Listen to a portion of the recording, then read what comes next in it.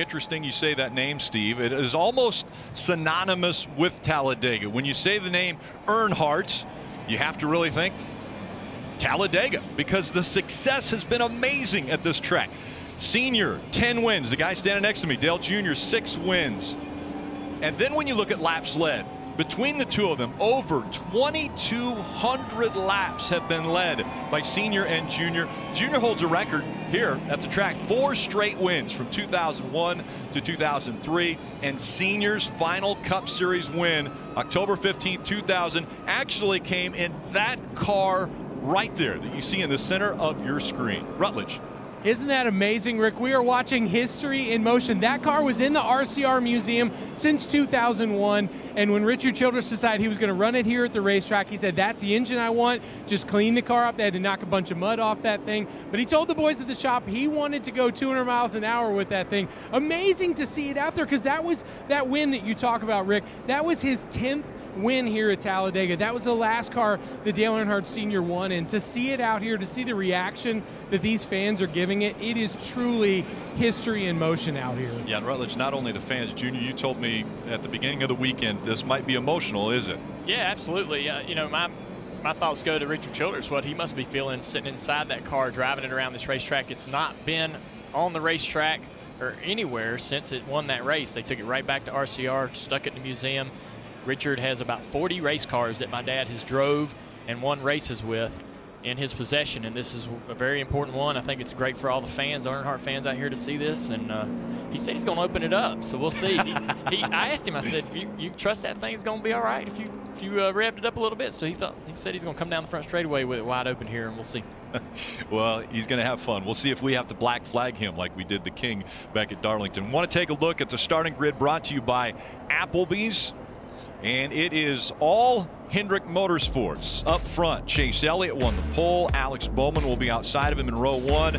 Then you have William Byron and Jimmy Johnson in row 2. Let's see if we can check in with the pole winner on the radio. Hold on 1 second. They're doing a little bit of talking. Let them. We don't want to interrupt them getting ready. Still chatting going on the radio. Right, let's see if we can jump in. Hey, Chase, it's the Booth Boys. You got us? Smart all day. All right, let's try again. Hey, Chase, it's the Booth Boys. You got us? Yep, got you.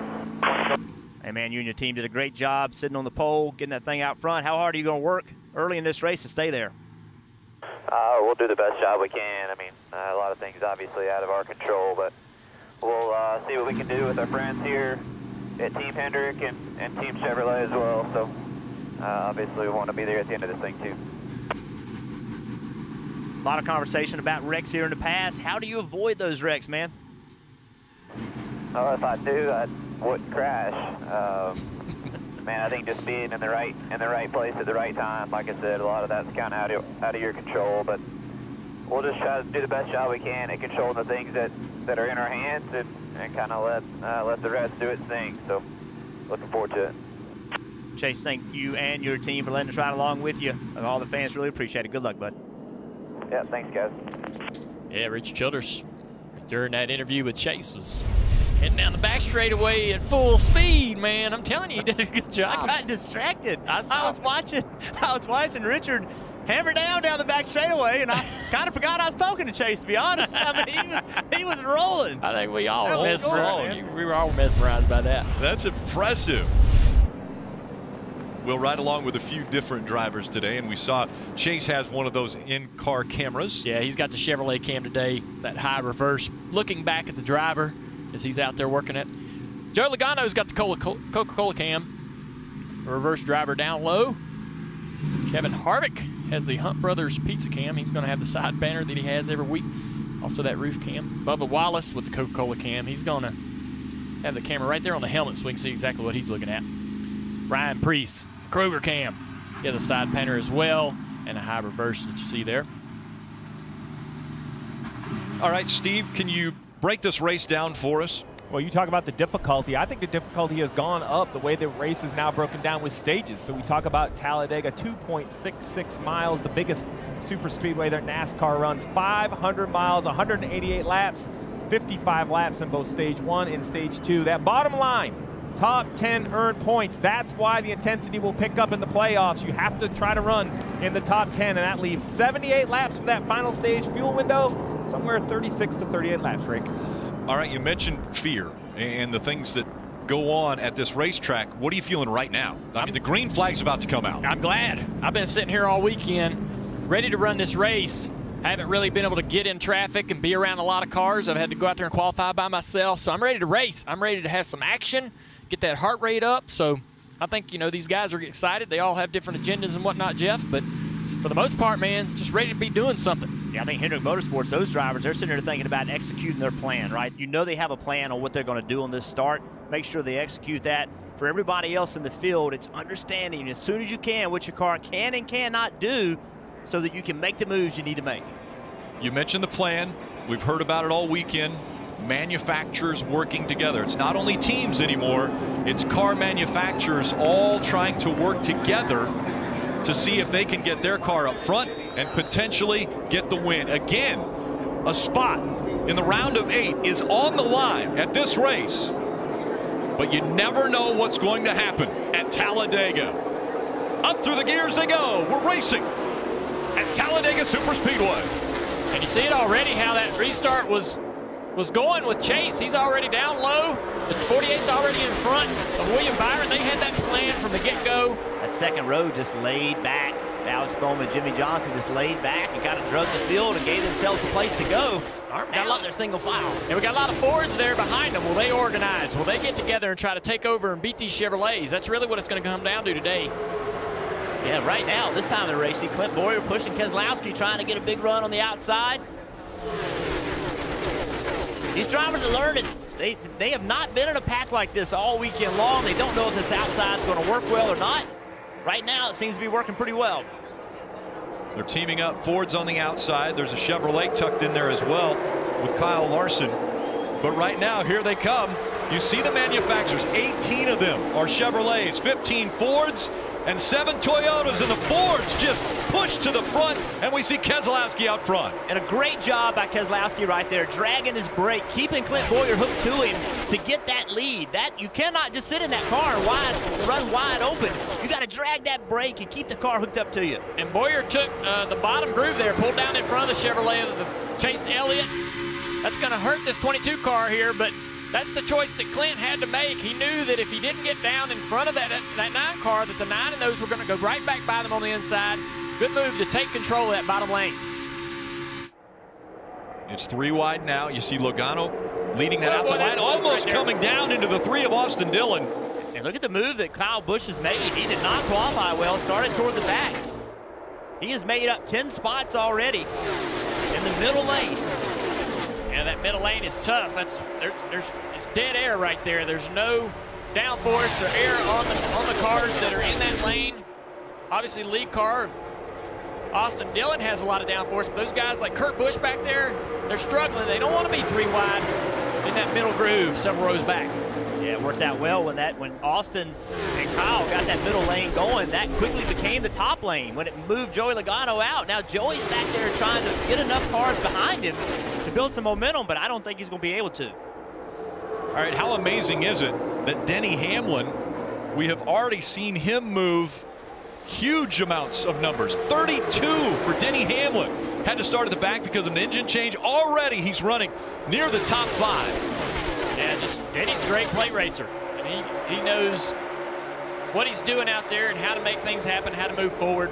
No surprise to me. I think he's one of the top 5 and not in the top 3 best out there right now. He's got a little company on that 1 car. Is that 1 car going to go to the middle? Looks like Kurt decides not to.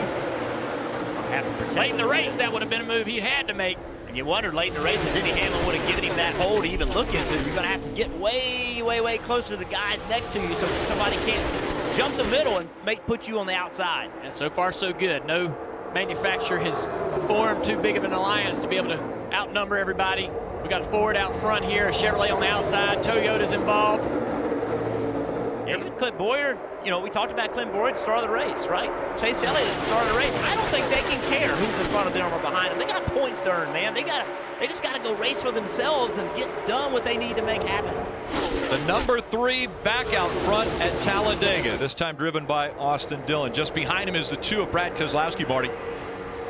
And interesting for Brad Keselowski in that 2 car, Rick. He was worried about starting on the outside, thought he could not get down to the inside. But 2 things to note. Now, that's twice, Jeff, we've seen the top line be able to work better than the bottom line. And the other thing to note is that when the 14 and 2 got together and kind of locked up, the bottom line wasn't organized. Those 2 working together were able to get around and put Keselowski in the lead a moment ago. But that top line seems to be dominant right now, not the bottom. There you go, Kurt Busch to the middle. Then he was busy pushing his teammate, chasing that 18 car around, and that left a hole for Kurt to go. And watch how bad this hurts the 11. Joey Logano is going to come pick him up. Look how fast he's coming, though. Man, he had to get on the brakes not to run into him. Absolutely, and that's tough for Joey to have to give up that momentum that he has and choose to push that 11 car. Now he's going to try to take this 11 car, try to go to the front. This is what we've been talking about, a Ford and Toyota working together. You know why? Because they have to. You can't worry right now what the manufacturer is. You got to go do what you got to do. But still, not enough cars in that outside lane to get it moving. What a run the 22 of Logano had. Take a look at this. Yeah, listen to the throttle. See what he does here. He's flying up on this 11 car. One backing up, not clear to the middle yet, still lined up there. Nothing in front of that 11 if you can get there. Help him, help him, help him, help him. Nothing in front of him. RPM's changed. Now, do you drag the brake there? Is that what you do? You don't let off the gas? You can drag the brake, but they don't run a really, very tough brake package here. So I always worried about dragging too much brake and tearing the brakes off the car. I've actually done that here before, where you mash the brake so much you actually rip the brake caliper off the car. So got to lift a little bit, maybe drag a little bit of brake, but not too much. All 3 manufacturers have been up front. Kyle Busch now leading at Talladega. Show your support for Eric Almirola, driver of the number 10 Smithfield Ford Mustang, by entering the Racing for Bacon sweepstakes, and you could win your share of 1 million slices of bacon if Eric takes home the trophy at Talladega today. Enter at racingforbacongiveaway.com.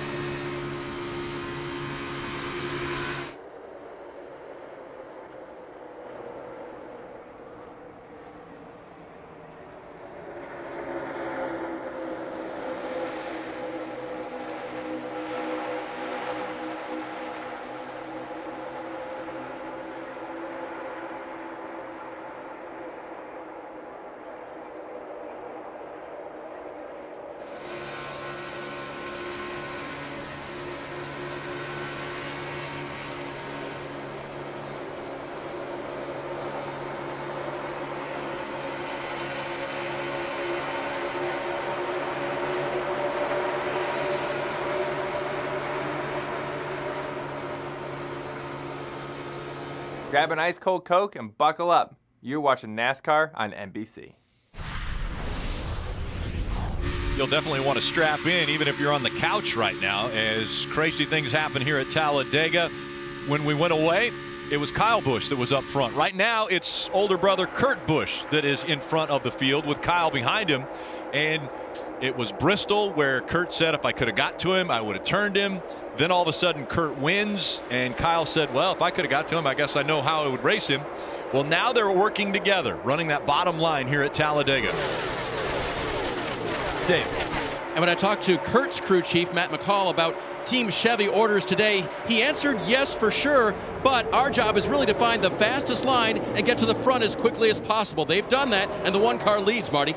Dave, in the last 3 laps, Kyle Busch has gone from the lead to 4th to back to 2nd. That's Superspeedway racing, right? When I asked Kyle earlier this week just his thoughts on how he manages this race, he said, listen, I've been wrecked in the front, I've been wrecked in the back, but I like being in the front now. And Jeff, you can certainly relate to this, because he said, I need to know the energy of the pack, how the pack moves. If I'm not running up front all day, I don't learn that for the end of the race. How key is that, Jeff? I think it's key. I think you need to learn. I think you need, if you can, try to lead to learn that. I think you need to run second to learn that. I think you need to put yourself in multiple situations to learn what your car can and cannot do. And by the way, your car will work better with other cars than others. You need to figure that out as well. Kurt Busch, Brad Keselowski, Kyle Busch, they've all been in front of the 1000bulbs.com 500 here at Talladega, as there are 12 laps complete, 43 still to go in stage 1. Kelly. Right now, Clint Bowyer in that number 14 car, running in the 5th position. I think if there's one word that everyone uses to describe this race, it's unpredictable. No one really knows what to expect until the race gets underway. Well, now that we've got a handful of laps under the belts, here's what Clint Bowyer had to say. So you heard that, tandem racing. I like it. Clint Bowyer, a 2-time race winner here at Talladega, trying to keep his playoff hopes alive. And one of the best tandem racers. Clint Bowyer was really, really good at that. Back when you would hook bumpers and the cars would just run around here. 2 cars by themselves run around a racetrack, and saw a little bit of that. That's how most cars have gotten the lead so far today. And Steve, down there on the Mobile One Peacock Pit Box, we're going to talk a little bit about strategy. But first, I know that you were listening in during the commercial break. How do you put up when 2 drivers argue about racing styles on the racetrack? Thankfully, in my career, I only was in control of 1 because they never seemed to agree. But you mentioned strategy, Rick. 55 laps in the first stage. If they can go 38 laps on fuel, that means the pit window opens in about 6 more laps. And if that happens, actually about 4 more laps, really, you can run this a little like a road course. If you pit with enough cars, come to pit road, have a clean stop, get back on the racetrack, you won't lose a lap. The risk, any sort of issue, you lose the draft, you will get lapped. I asked everybody in the garage here what the plan was, and they all basically shook their head and lied to me. None of the manufacturers are showing their hand yet, so we'll see which will come first.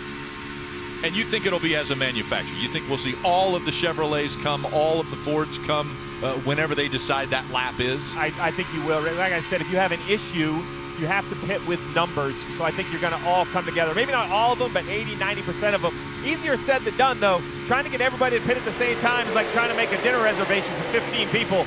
No one knows where they want to eat, what time they want to eat. It's the same way trying to organize 15 different race cars. Watching this 4-car Hunt Brothers pizza camera. Kevin Harvick trying to figure out how to get this 12-car Ryan Blaney a little bit higher up in the ranks here, trying to pass these guys on that inside line. The inside line's kind of organized and staying together, working together, pushing well. Blaney's moved toward, there he goes. He goes toward that inside line to side draft this 9-car a little bit. Doesn't want to get side drafted by the 88. That brings him back to the 4-car.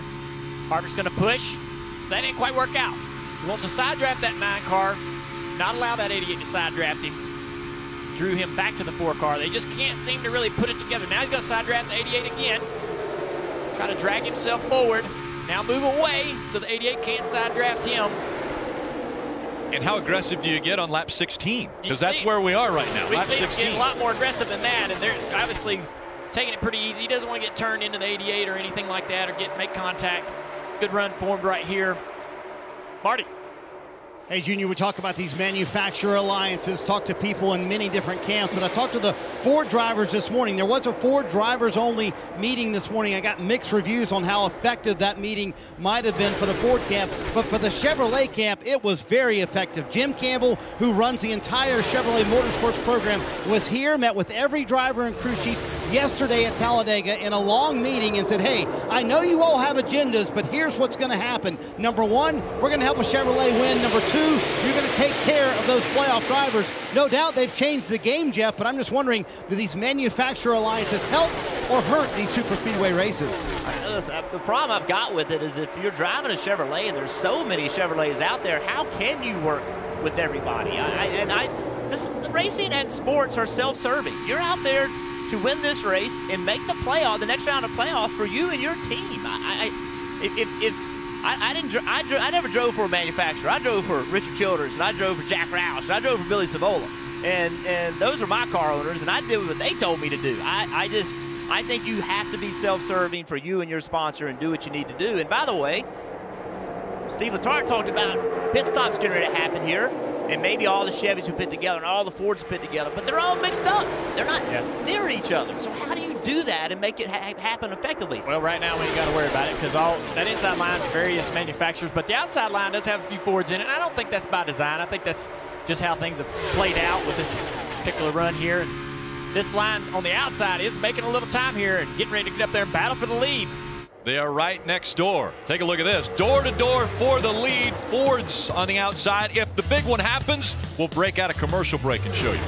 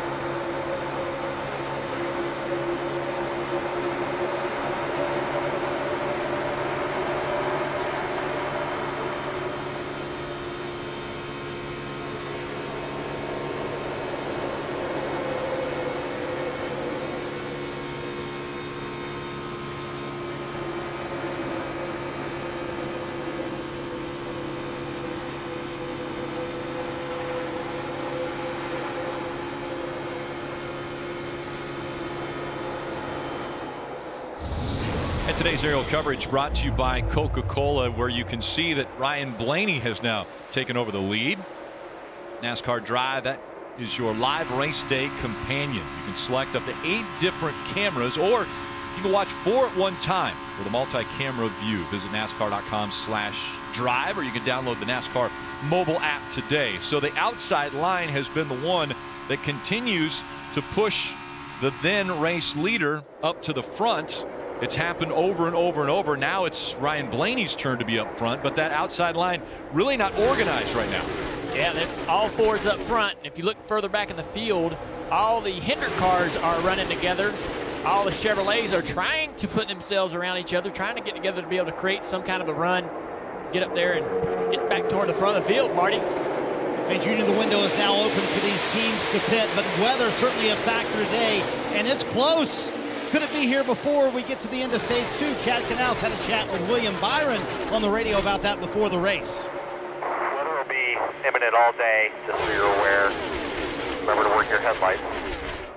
All right, so Steve, I have no idea what work your headlights means, but I'm wondering, though, if the weather implications is maybe having a factor on when they pit, because everybody talked about maybe pitting early, lap 18, lap 20, but you can see how close that weather is. Would that change your mind, Mr. Crew Chief? Well, it wouldn't change a whole lot because I would be racing to the end of each stage for the points anyway.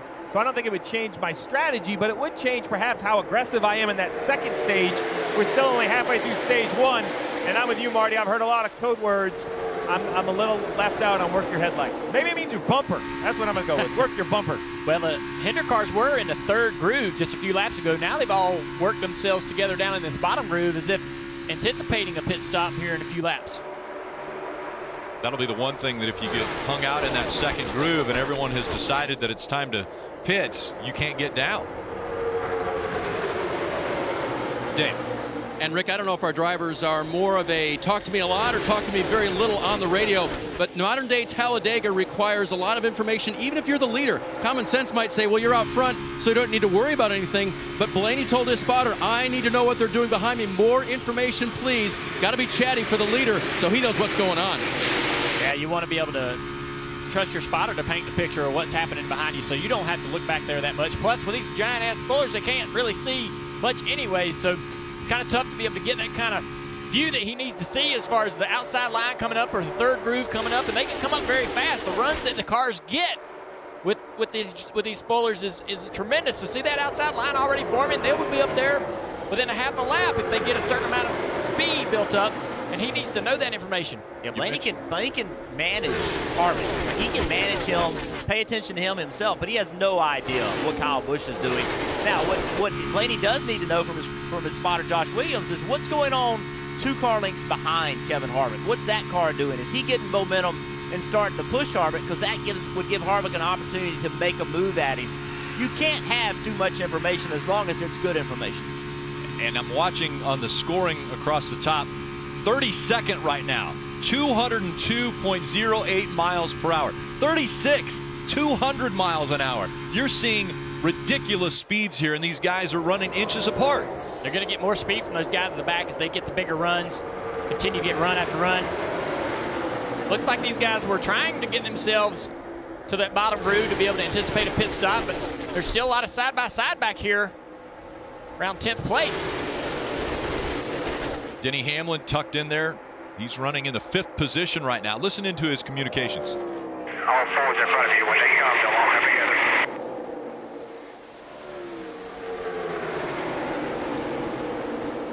So I like that, Rick. Basically, the crew chief of the 11th, the spotter of the 11th, telling their driver, listen, when you see those Fords come, they're going to have to stick a hand out the window down the backstretch so they don't get run over coming off turn 4. Come with them. We don't have to know what lap they're pitting. We're inside our window. I'm going to leave it up to you. Just give us a heads up so our pit crew is ready. Denny Hamlin's sitting in a great spot to drag the Toyotas down with the Fords. Toyotas are outnumbered. Right. Right? I mean, they just don't have the sheer number of cars that Fords and Chevrolets have. So they're going to have to just shove themselves in the middle of the manufacturer plan. They don't have a choice. They have, maybe they've kept close to the vest their plans. Most of the manufacturers have, except for Chevrolet. We know that they had a meeting. Maybe the Fords and the Toyotas are working together. Maybe this is those manufacturers joining together to outnumber Chevrolet. So now that's another question that we're about to find out what the answer to is. Will they pit together?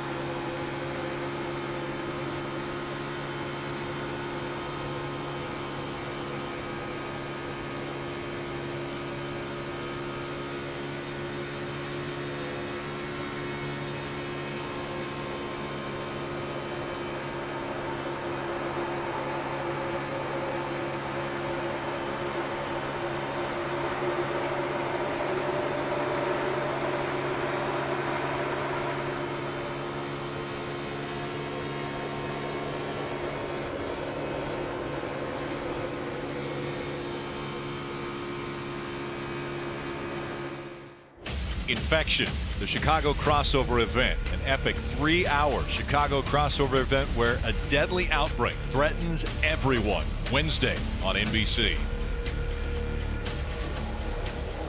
It's NASCAR Monster Energy Cup Series playoffs. This telecast presented by Applebee's. Out in front still, Ryan Blaney. The second lane started to get a little momentum. Denny Hamlin decided to jump out of the lower lane, get up into that second lane, and then the Chevrolets kind of fell off.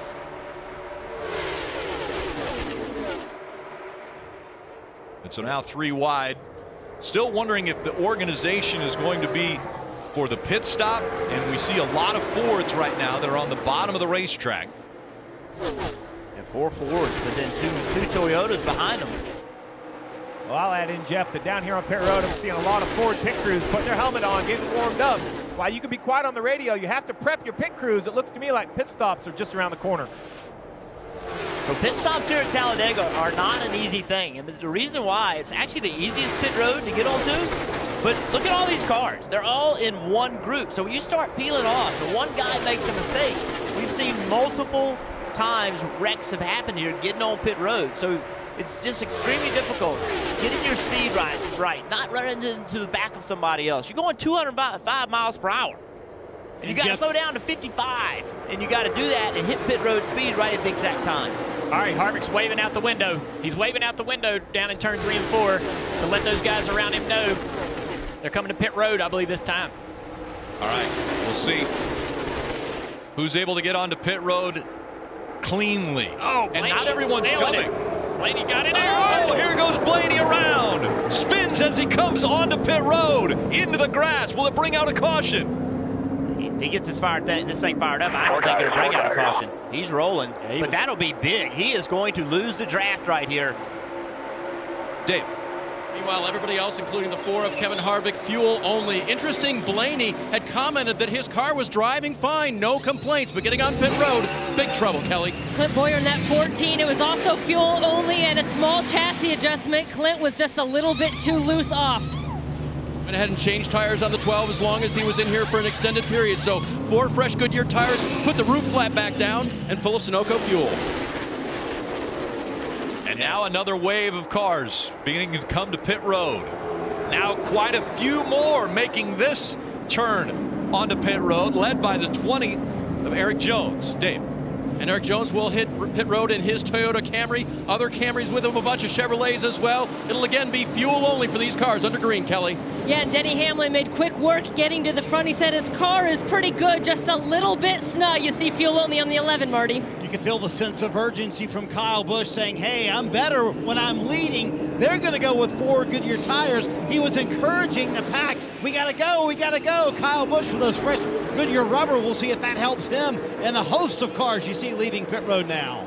Interesting there was fuel only stops, 4 tire stops. And here come Joey Logano, Kevin Harvick. Remember, they were the first ones on pit road. They came on with less cars. It's easier to come on pit road with less cars. I know aerodynamically you want to be with more cars leaving pit road, but look at the speed they have coming. Dave. And a much less chaotic group on pit road right now. Eric Almirola is on pit road in his Ford. The 41, another Ford of Daniel Suarez on and off of pit road with fuel only. And Dave, one correction, that was left side tires only for Kyle Busch a moment ago. For Brad Keselowski leaving pit road, that was 4 seconds of fuel. So a lot of fuel onlys here. Kyle Busch a moment ago, just to correct that, left side's only. And Ryan Blaney caught for speeding on entering. When he came in and spun, he was obviously going too fast. And so as everyone is starting to cycle through these green flag pit stops, right now it's Brad Keselowski who's up front. He has not been to pit road yet. There are about 9 cars that have yet to come to pit road. Yeah, the 20, they're going to go by Eric Jones real fast. Teammate, luckily. Oh, we got a caution here. The 52 car stopped on the racetrack. That is Spencer Boyd, who won the truck race yesterday, and now Spencer Boyd stopped on the apron. Huge break for Ryan Blaney. Ryan Blaney, I believe, will stay in the lead lap right here. We got to let it cycle around, but remember, Ryan Blaney was going to have to pit under green to serve the penalty, and he spun out coming on pit road. This could be a huge break for Ryan Blaney. Just how difficult it is at Talladega, even coming to pit road, it's hard. Ryan Blaney spins. Caution has come out for Spencer Boyd. That means we'll have a restart when we return.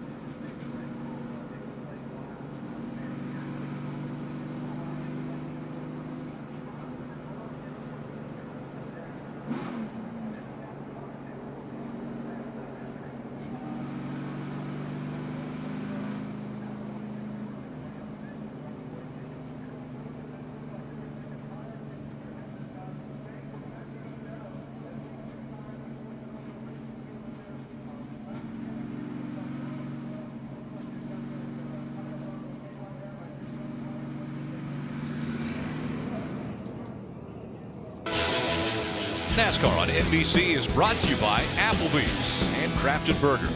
Now that's eating good in the neighborhood. Toyota, let's go places. Ally, do it right. And by Monster Energy, unleash the beast. Under the first caution, Monster Energy Cup Series playoffs from Talladega Superspeedway.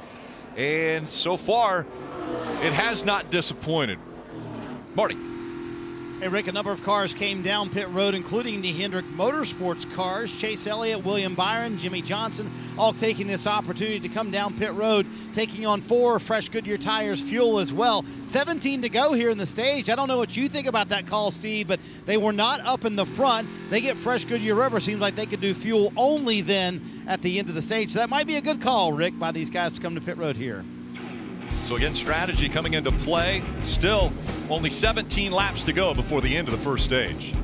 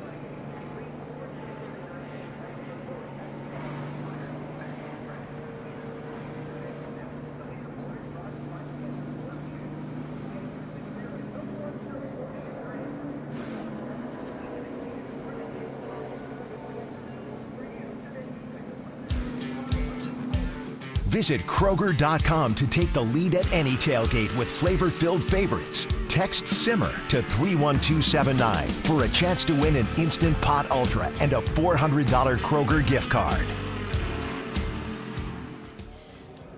And Paul Menard, you say out there in the 21 car, next opportunity, he has to come to pit road. There will actually be a driver change. You're looking at Matt Crafton, a NASCAR truck driver, taking his helmet off for now, but when the stage break comes, he will be taking over driving duties for Paul Menard, who is experiencing some neck issues. They're lingering neck issues. He didn't want to be involved in a wreck here at Talladega and decided not to fulfill the end of this race. Back up to speed they go. Keselowski up front, Almirola on the inside. Now Newman in the 6 coming up.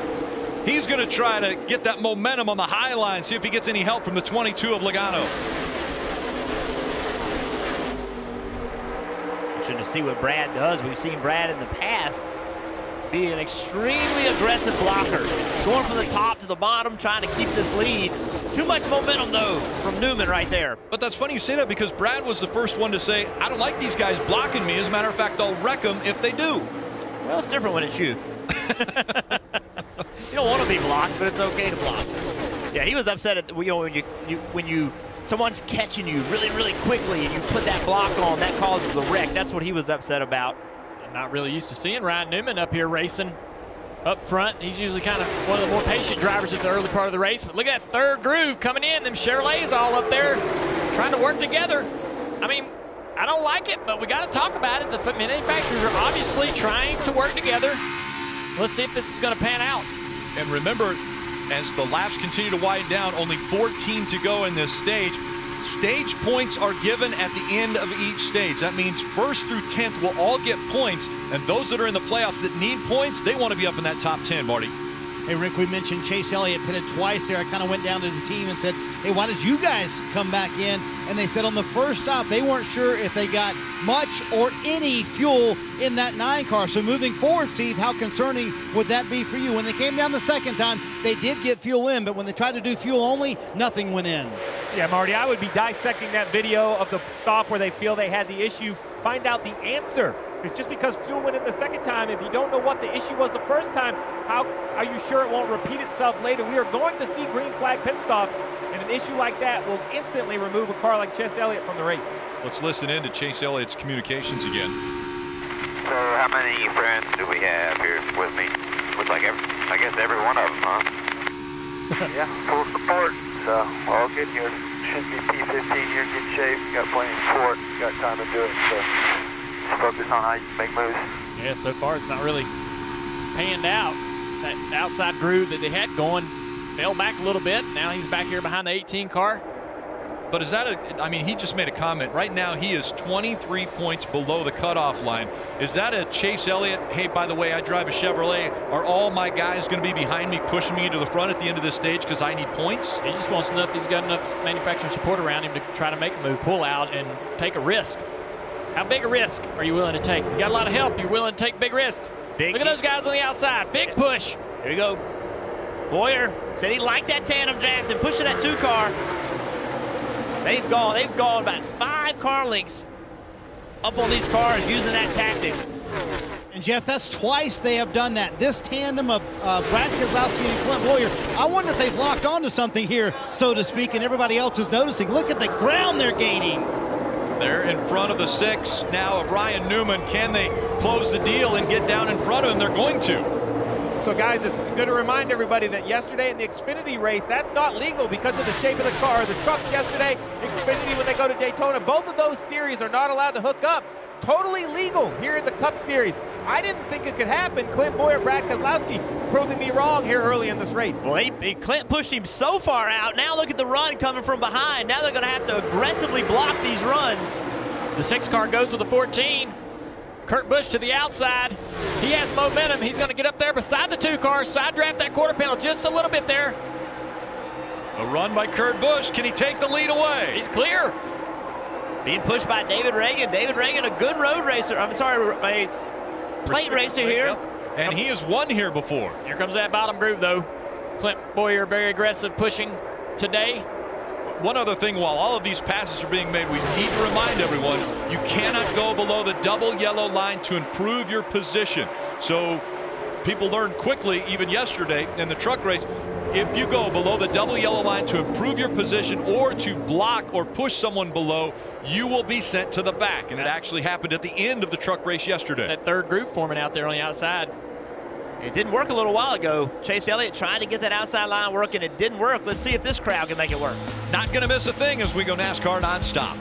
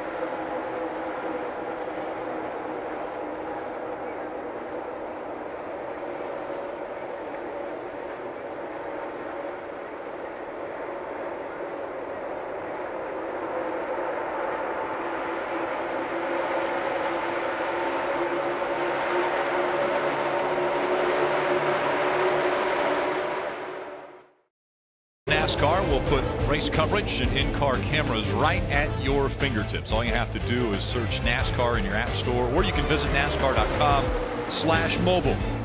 And this has been, as you have seen in NASCAR Nonstop, this has been the norm now. 3 wide for the lead. Here comes Daniel Hemrick on the outside. This is insane. I can't believe these guys are racing this hard. 3 wide in the first stage of the race. Daniel all the way to the bottom. Everybody that gets the lead on the outside tends to think, I need to go to the bottom. Why not just stay up there in the top groove? It keeps taking over this bottom lane. Here comes the 24. He's probably going to get pushed out into the lead eventually. The 42 as well, right in the middle. Oh, got a big shove from the 18. The 20 He's has got a flat tire or something. He's got a flat right rear tire possibly. Right. Suspension failure. Started sparking right there, getting into one. Maybe it's some kind of a suspension failure. Right side tires and fuel. Byron now out front as Eric Jones that right rear tire's about to come apart on that trying 20 to stay on the racetrack. Coming up on 4 laps to go. William Byron, the youngest playoff contender, now in front of Talladega. Now he stayed in that top lane. He has the lead. Look and see what he does. He stays in that top lane. Oh, almost contact. Kyle Busch tried to make the pass on the 42. He had to go to the double yellow line. Almost looked as though he was going to go below it. They both had to check up, lost momentum. I think Kyle Busch checked up big time right there to keep from causing a wreck Whoa, the 42 almost gets turned around on the nose of the 17 back here. He tried to get in line there, and that's allowed the 11 and Denny Hamlin to go the inside. Here comes Hemrick in the 8, now on the bottom of the racetrack again. That's where I'd be, up top. Once you take the lead up high, just stay up there and keep that momentum going. Everybody will follow you.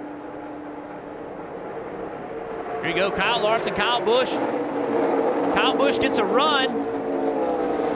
Goes to drive underneath him, and just not enough room for both of them.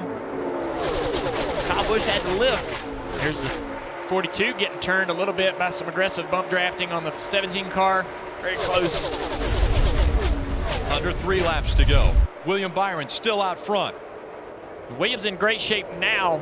He's got two teammates behind him. Marty.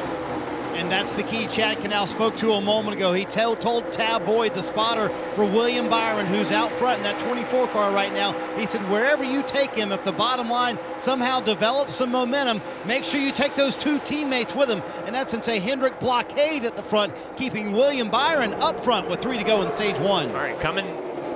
2 to go now. 2 to go, so Williams got the help. So he doesn't have to really watch his mirror. If that 42 drops down, he's down to pick him up. That's right. The only thing he needs to worry about is that inside line. Now I think I can go on down there. He needs to get down there if he wants to help his teammates be able to get in that inside line as well. I'd have to come on down. The 17's now on the inside of the 48. Now he's not going to be able to get all 3 of them now. Right, that was what they were trying to avoid, but now the 22 is pushing that 48. The 22 is going to go to the inside. He's going to take the 17 with him, I hope. See if that's what he's trying to accomplish.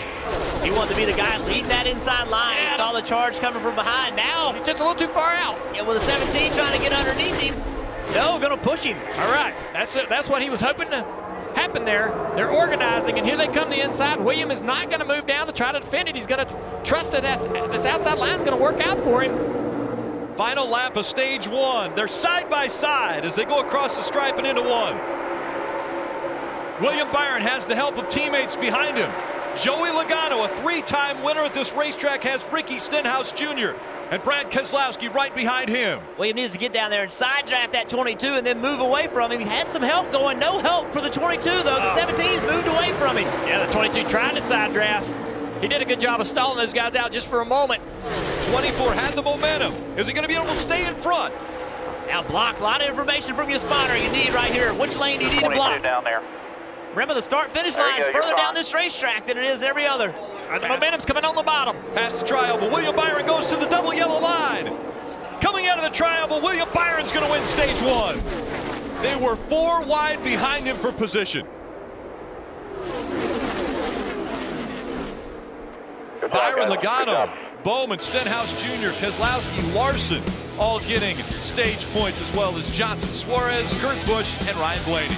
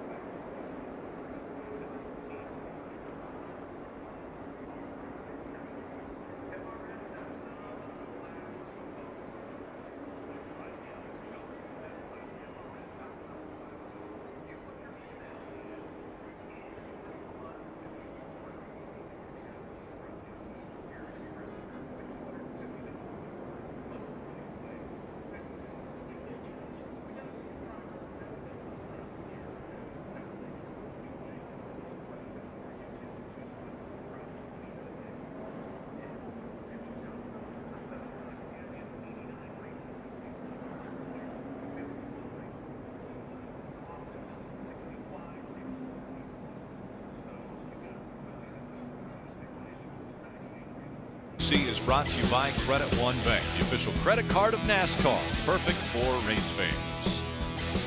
Coca-Cola, share a Coke this season.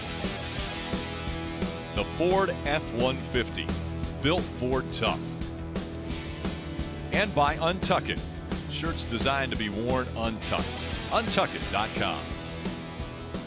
And we go down to the Mobil 1 Peacock pit box, seeing some sprinkles, Steve.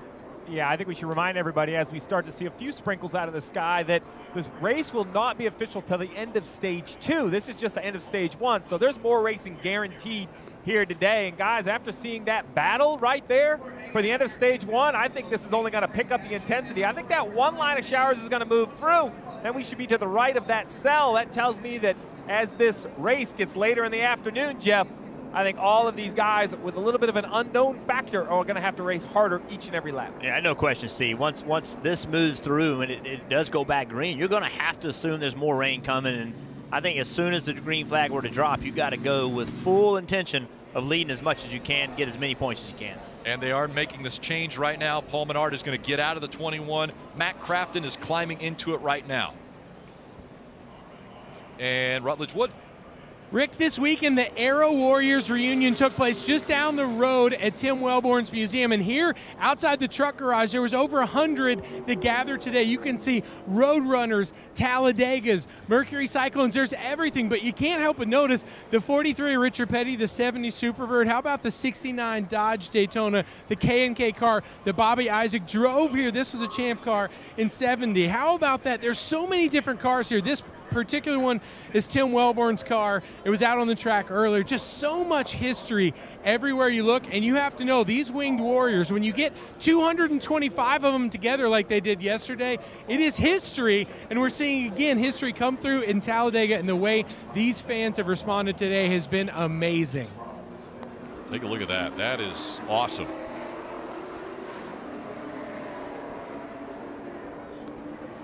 Check these names out. Harry Hyde, Robert G., Arlen Cox, Larry Reagan, Buddy Parrott. Buddy Parrott was my crew chief. Robert G's my granddad. Yeah, man, look at Ray Fox Jr. I mean, look at those names. That's some of the legendary names in this sport. So pit stops have not taken place yet at the end of stage 1, but they are going to bring the cars onto pit road, leave the drivers in them because of this precipitation that we're starting to feel here at the track. So they'll bring them onto pit road. The drivers will stay in their cars. This is not for them to pit, so they are just coming to pit road. It looks as though they're going to stop on pit road because of the rain and the precipitation.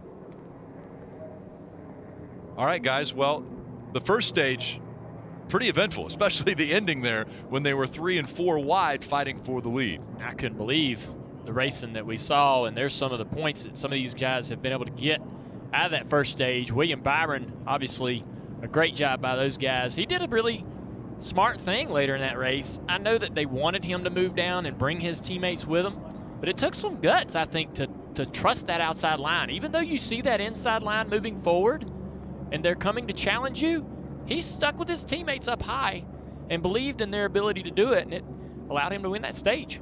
The one name that I saw that was missing there that was up front when we were talking about needing stage points was Chase Elliott. And he didn't get any because he got shuffled back out of the top 10. And Clem Boyer as well there for a few minutes. We saw him running second and third, but did not get a point in that stage. All right, we did see a little 3 wide, 3 and 4 wide actually. John Deere 3 wide for the lead. We mentioned when Chase Elliott was on the outside going to take the lead, it was 3 wide here at Talladega. He made that work, but in the end wasn't able to get any stage points at the end of stage 1.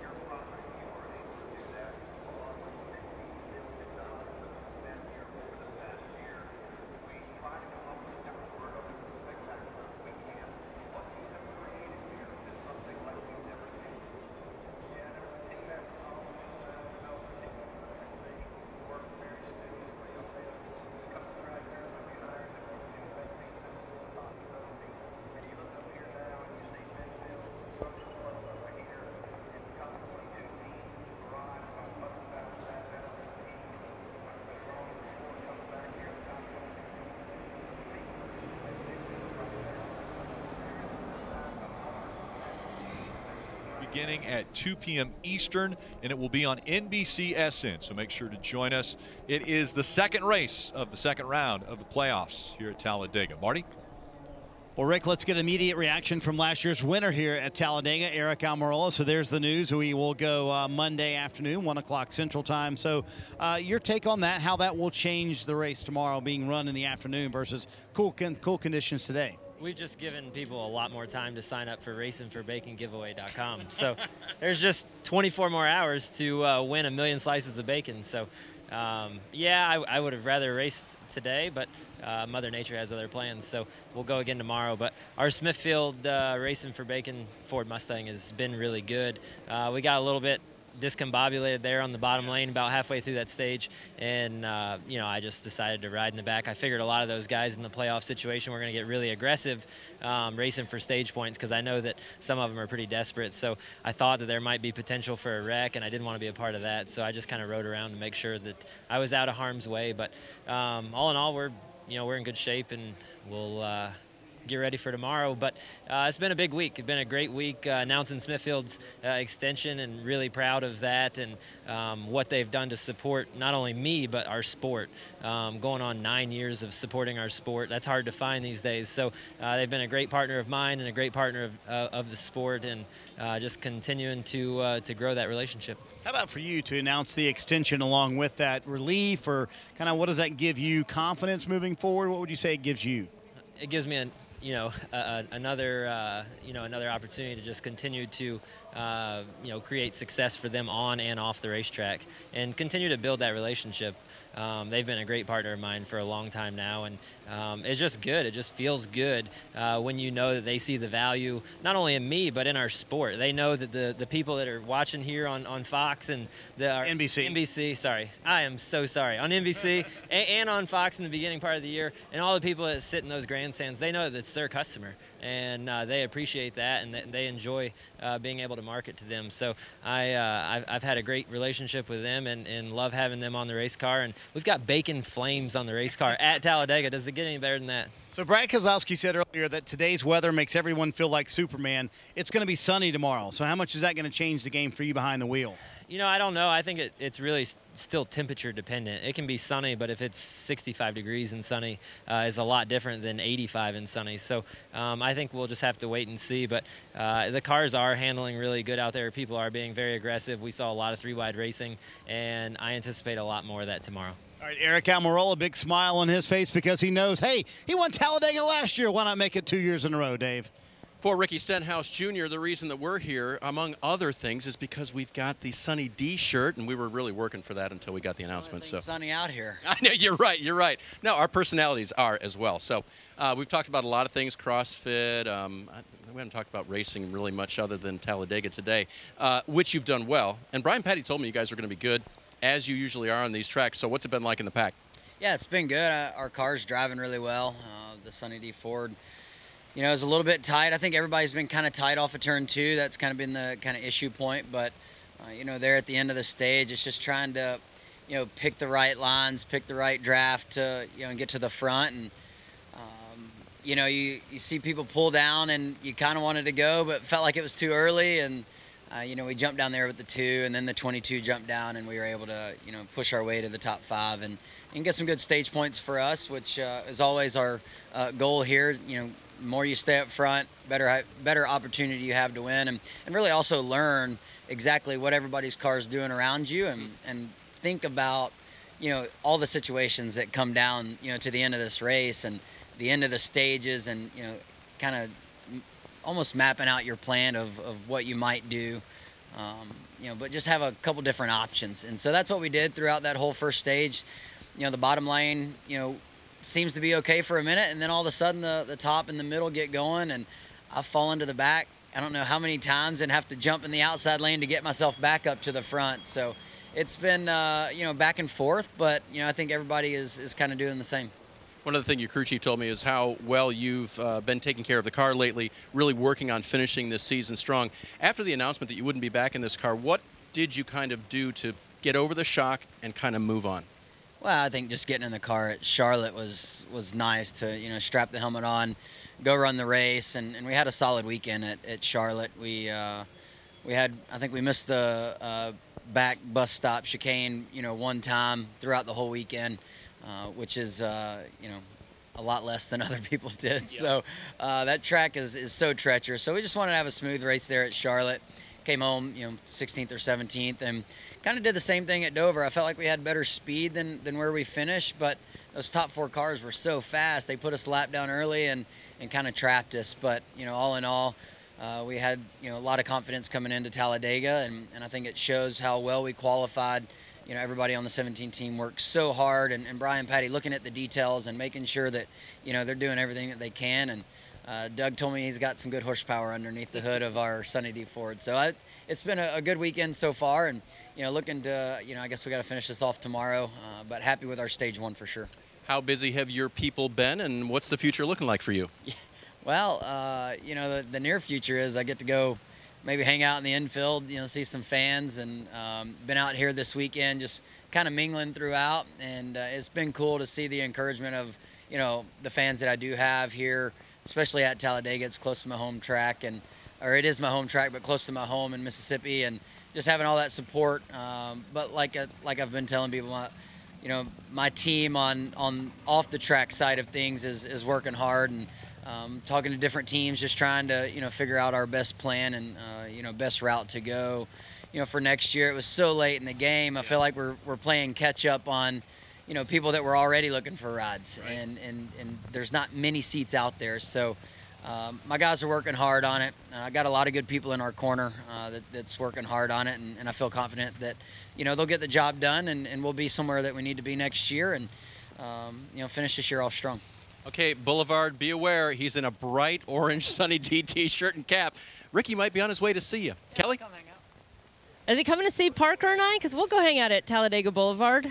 Came to find Parker Kligerman, not just because he's a 2-time Truck Series winner here at Talladega, but of course he's our good friend and colleague as well. So you can give us a good perspective of what the racing was like out there in Stage 1. Yeah, it was exciting. It was interesting. I felt like a lot of handling was involved there. It was really loose. I saw a lot of cars getting really sideways, and we got up into like the top 15, I'd say, even close to the top 10 at one point, and I was like in a good group of cars. Felt pretty good. Like things were starting to be handling-esque, and I got super loose into turn 3, and my heart rate hit like 185 probably, and I just decided, you know what, discretion's better part of valor at that time, so I sort of went back a little bit. But yeah, I think it's been interesting. I think you're getting big runs. That's been fun. It's obviously interesting trying to go up against that Corvette juggernaut, wherever they are. Were they sales guys or something? They're selling cars to us, I guess, now.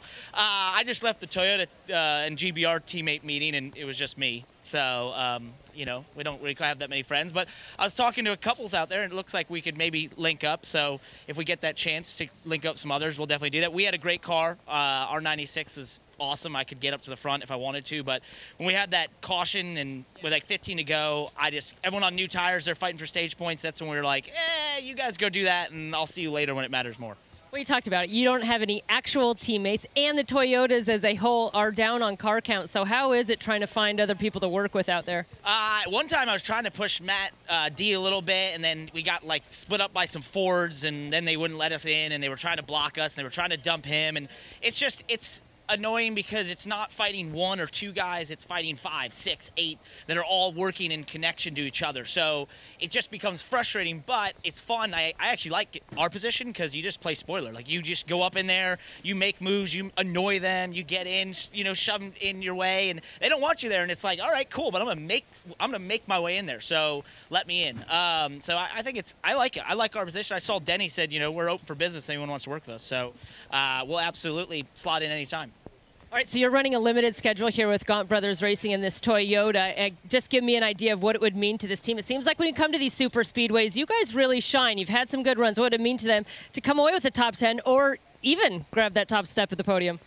It'd be huge. I mean, I entertained the thought here. Before the race, I told everyone, hey, look, opportunity on offer. Like, that's what these races are. For a smaller team like us, part-time team, we have the opportunity to have an incredible run or an incredible day. And you know, when you get into that first stage and you're sticking with the front pack and you find yourself comfortable enough to feel like you can run the top 15, top 10, that sort of opens your eyes to be like, okay, there's an opportunity here if we just play our cards right, if we're smart, we make the right moves. And part of that is sometimes, you know, sort of going towards the back like we did at the end of stage 1 and just riding it out till the end of that caution, because we're playing it smart. We're playing the long game to say we have a chance at an incredible day, and we've just got to play, you know, play conservatively, but at the same time, when there's that opportunity on offer, take the chance. And I think our best position is, for whatever reason, our Toyota Camry handles amazing. So when we get, you know, later in the run, 20 laps on tires, 25 laps on tires, we can really pick some cars off and get up there. It was the same thing at Daytona in July. So if we can just do that or have a nice long run tomorrow at the end, I think we could definitely be a factor. All right, Rick, you heard the words there from Parker. Opportunity on offer. He feels really optimistic about his Toyota, and how cool if we could go celebrate with our NBC Sports colleague in Victory Lane. I'm just going to go talk to my teammates real quick. I'll see you later. Yeah, which he'll go in there by himself. All right, how do you feel after sleeping on one stage? Are you ready to come out there and race right now? I feel lucky. No wrecks in the first stage, so that was a little surprising. I don't think it's going to stay that way, though, Jeff. Yeah, no, too chaotic, too much on the line, too much pressure. Too much pressure. It is on the line. It's the second race of the playoffs of the second round. It's time to fire the engines. Let's go trackside for the command. And now for the most famous words in motorsports, track chairman of Talladega Superspeedway, Grant Lynch.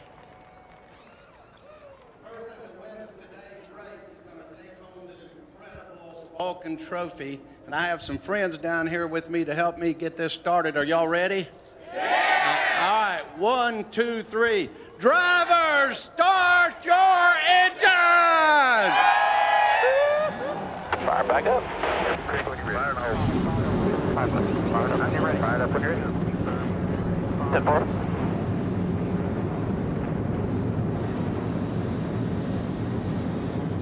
You heard on the communication, fire it back up. That's right. 57 laps of the 188 laps are complete. That means only 131 laps to go. So we will have the engines fired. They'll roll around the racetrack and come back on pit road just like it was the end of stage 1, and they can come in for their service. So no matter how they come off of pit road, that's the way they will line up when we get ready for the restart.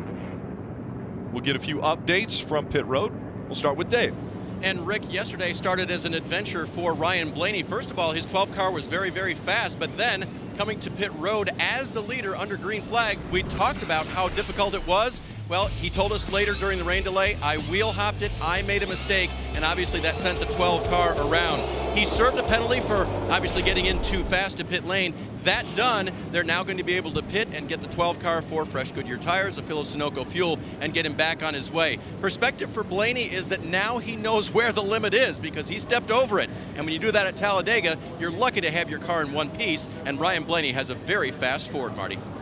Well, Dave, the winner of stage 1 was William Byron. Chatted with him a moment ago. He said, I'm honestly surprised we were able to win stage 1 because we were a much better pusher than we were out front. And it's interesting because these Chevrolets come to a point at the very front of the race car, and you can see a little crack in the front of the point for William Byron and that Chevrolet Camaro in the number 24 Exalta colors for him. He also said at the end of stage 1, we took on tires, and I feel like that was an advantage. It allowed the car to maneuver a lot easier, and we were able to get to front because of those tires that Chad Canals decided to put on. I said, will you take on tires again here when you come down pit road in a moment? He said, I believe we will. I think we've locked on to something there, Kelly Stavis. Marty, when this race started some 23 hours ago, Denny Hamlin had to start his 11 car from the back of the field because of an engine change following qualifying on Saturday. But it only took a handful of laps before he was able to work his way up well inside the top 10. And he had to do it without any real help from teammates. Remember, the Toyotas represent the smallest car count in the field. And as all these manufacturers have been mandated to work together, Denny made one thing very clear to me yesterday following stage 1.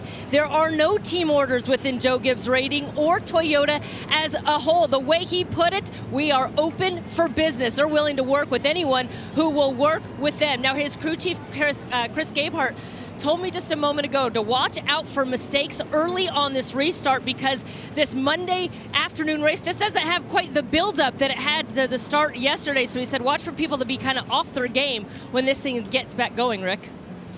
And we're seeing right now the two of Brad Keselowski did not fire up, so they're going to have to bring one of the vehicles over to push him started, and he'll blend back in where he blends in. So that's just unfortunate that the car wouldn't fire up. And we're seeing also this is early, an early pit stop, so probably a penalty here for the 6 of Ryan Newman. He went ahead and stopped on pit road before he is coming off. So they're going to push start Brad Keselowski. The 6 is going to be penalized for pitting too soon. But obviously something was wrong with that car that they needed to make that decision.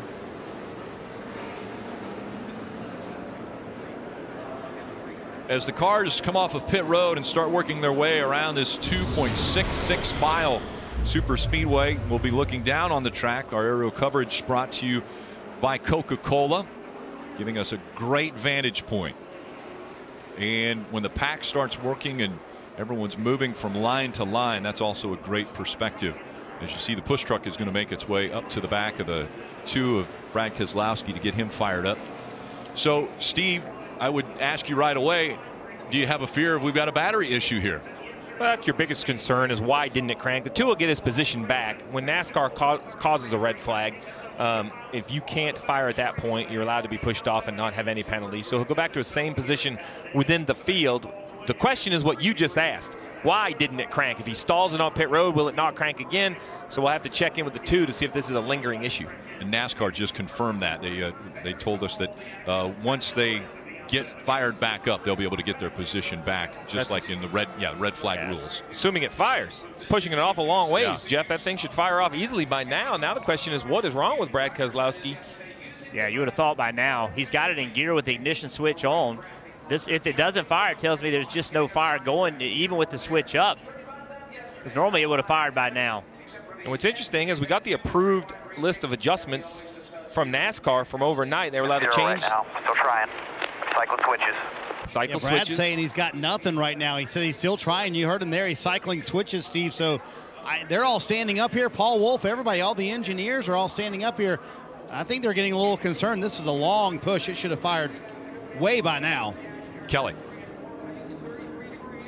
And now we see the 88 of Alex Bowman making his way to pit road. He started off this race just a little bit too loose, but an adjustment helped get the car better. He felt a vibration in the last set of tires, so they'll make a 4 Goodyear tire change, Sunoco fuel.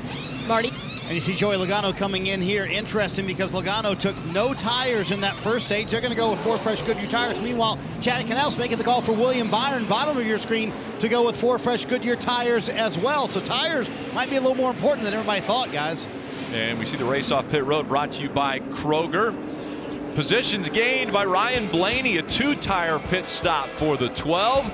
He comes off of pit road first, and still issues for the 2 of Keselowski.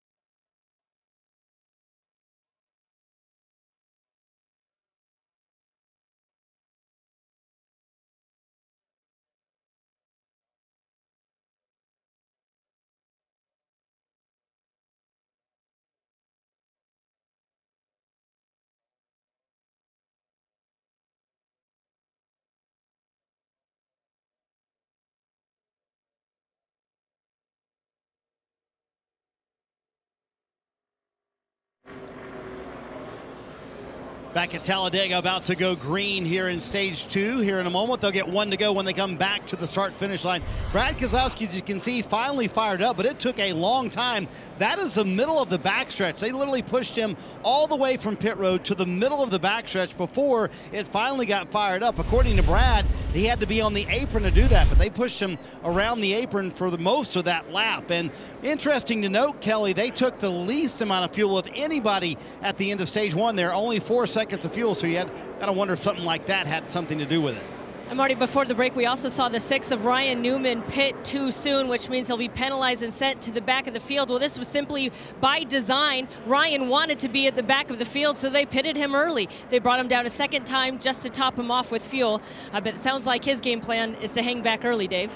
And Kelly, they may come back in again. I just heard the 19 of Truex say they're going to come in and top off. The 20, his teammate, Eric Jones, remember he had the flat right rear tire early in stage 1 and did some damage back there. They came down pit road, cut away about a 14-inch fender brace from the right rear fender. We'll have to keep an eye on that, see if it has any effect. The team didn't think it would, and now he'll rejoin at the back and maybe come back and top off as well. Fuel, very important here, Rick. Yes, it is. But the fuel window, 38 laps, so they can't go all the way. There's still 50 to go in stage 2.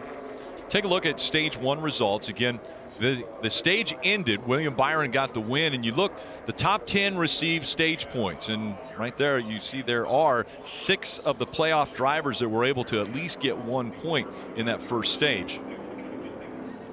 Yeah, so what that did, we're going to look at points, and these points are after those points were awarded at the end of stage 1. This is not projecting it all the way through the end of the race, but this is after stage 1 points were paid. Ryan Blaney came in 22 points back. Now he's 31. Chase Elliott, a guy we thought, hey, could win this race, he came in 7 points back. Now he's 17 back. So not getting stage points to put these guys in a difficult spot, Dave. Martin Truex Jr. on pit road for that top off. And remember, Truex is one of the drivers who had chosen to kind of ride around near the back of the field. So this is their, that doesn't hurt them in terms of track position here. Does put them a little bit further down in the fuel window. Talked to Martin just before he got in his race car today. Everything's working well for him. Just have to pick the right time and some friends to go with. All this conversation of fuel, Rick, is really about time on pit road under green. I mean, the idea is that you want to spend the least amount of time in your pit stall, especially if we have green flag pit stops. So you just try to make sure you have as much fuel on board as possible. And the 47, we're hearing an uncontrolled tire for that team during this pit stop. Yeah, so this rule has changed. Basically, it's no longer an arm's length. It's a safety issue, or perhaps if you get in the other way of a pit stop, that right there would be a safety issue rolling back towards the live side of pit road. No harm, no foul. I mean, at this point, you've seen how many guys have pitted out of turn, pitted twice. If you aren't on the front 2 or 3 rows, I'm not sure track position matters. If you are on the front 2 or 3 rows, you do not want to give that up. Well, and you say that, Denny Hamlin yesterday started at the back of the field and was already up into the 4th or 5th position after about 4 laps. Want to listen in to Ryan Blaney's radio just moments ago. What's it looking like as far as manufacturers? What spot? Who's behind me? So 24.88, and then it's 17.22.42. So the main thing you'd want to break up is 24 and 48 behind you. So you see he's chose that bottom groove to be able to do that, even though there's a Ford on the outside. Ricky Stenhouse. We talked about breaking up the field. Manufacturers, they have been working together, the Fords with Fords, the Chevys with Chevys, and then Toyota says they'll jump in wherever they can. Field approaching the Geico restart zone, about ready to get underway with stage 2 from Talladega.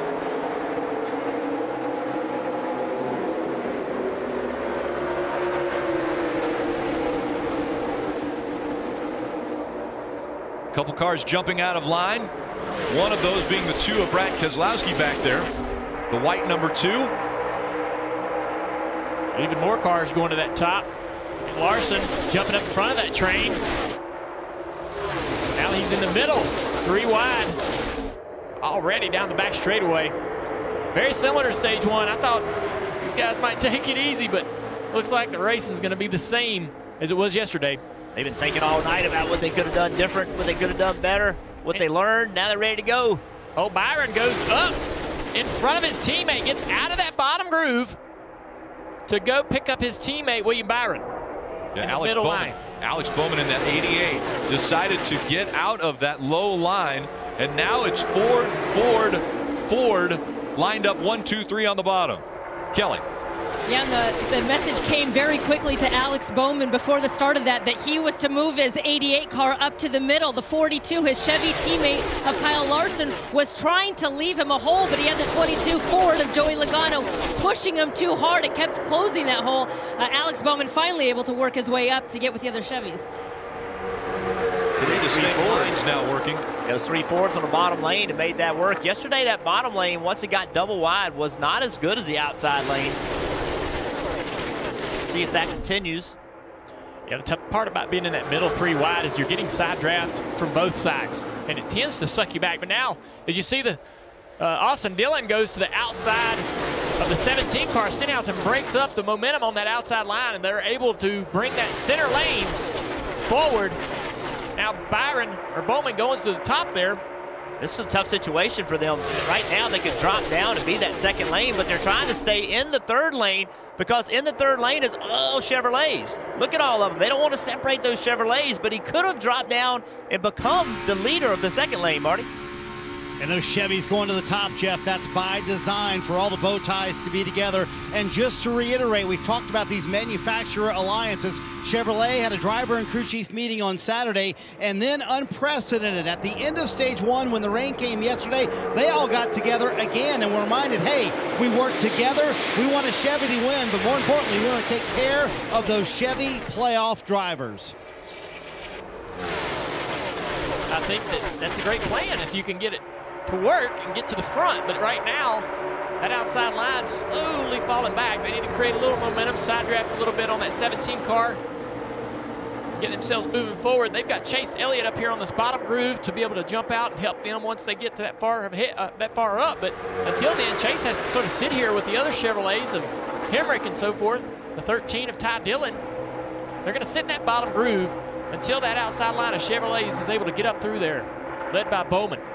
As we continue to talk about manufacturers, the one manufacturer that has the least cars on the track are Toyota. They only have 7 Toyotas in the field compared to 18 Chevys and 15 Fords. And where they're running right now, as we look at the Toyota driver update, the highest running one is Denny Hamlin running in the 4th position. Here's what he had to say about that. The number of Toyotas against the field. This was yesterday.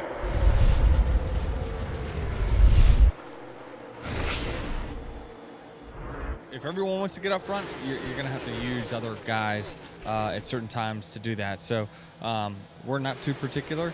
There are no team orders over on the Toyota side. So if you want to work with us, we are open for business. Open for business. And right now, Denny Hamlin on that bottom line behind 3 Fords, Kelly. Running in the 4th position, but Denny Hamlin talking about things breaking on his race car. First he said there's something wrong with the brace under the cowl. Now he says the roof flap is broken. Now you can see it there, the hood flap rather, flapped up on the windshield. They were waiting for pictures, but then it completely blew up into the windshield there of the 11. So we'll wait and see how this, you can see the hood actually coming up a bit, can't you?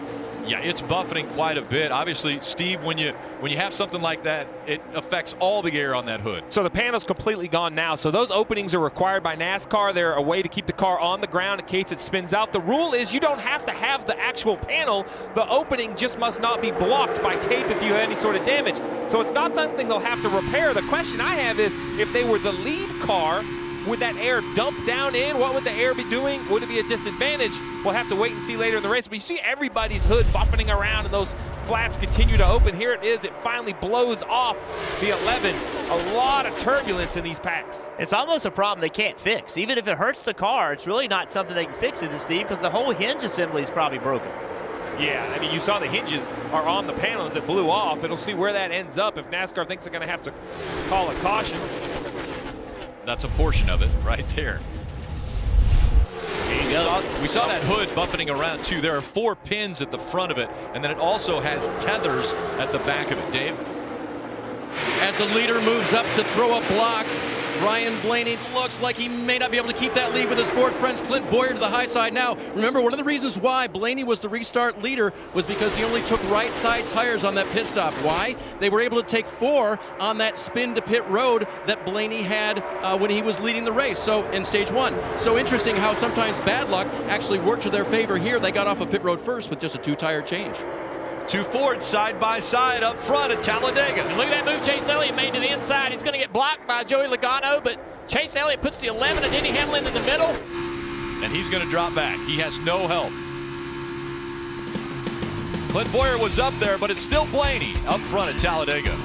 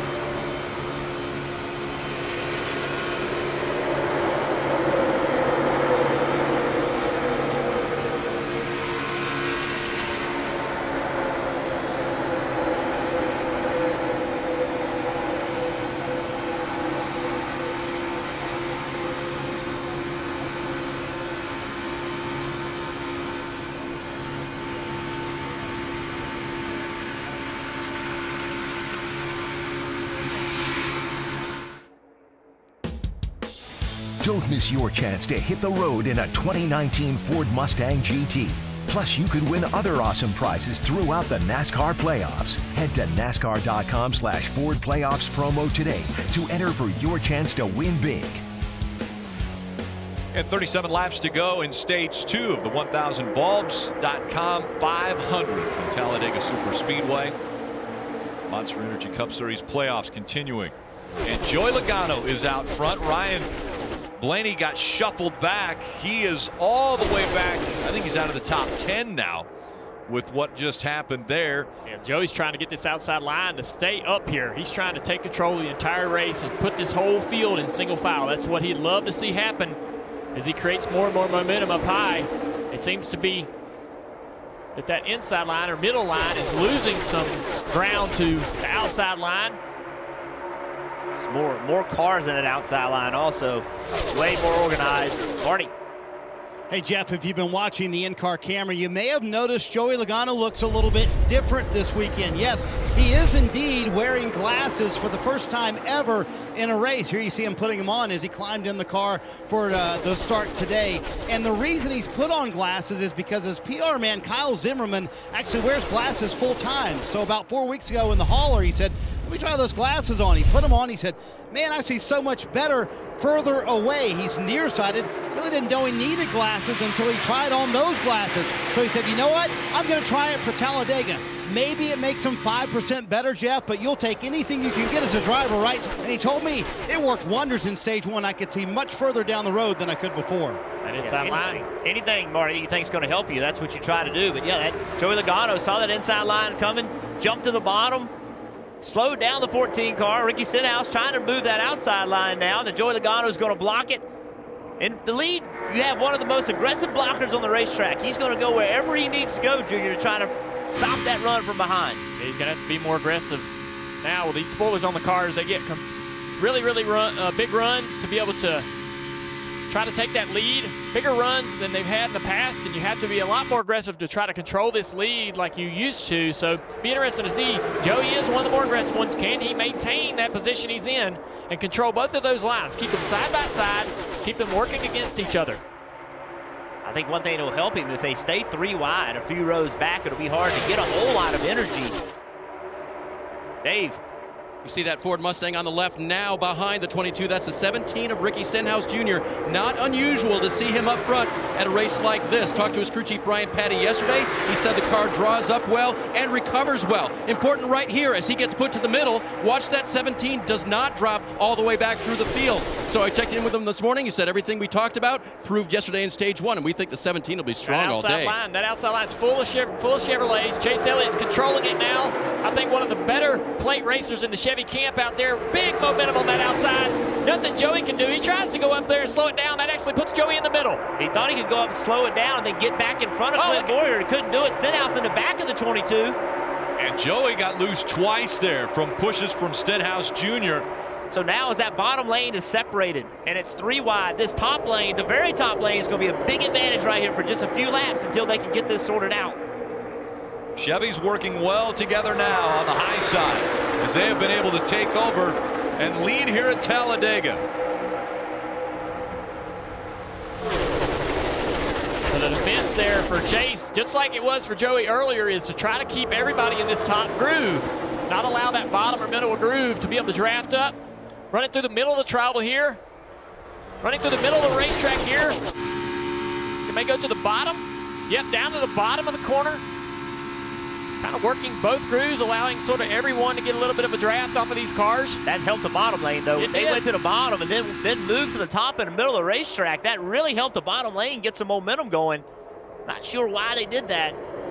That 17, very aggressive on pushing of Joe Logano. Oh, watch this right here. These guys are hooked up right now. See if the 22, oh, they got separated.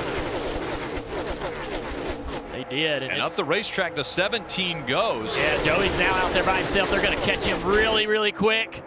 17's going to have a choice here to continue to push him or make a move. He's going to push him here. It's a situation where Joey would be better off just dragging the brake a little bit. Keep this 17 hooked up to him. There you go. Stay locked up. No rules against being locked up in this series. Now they're separated.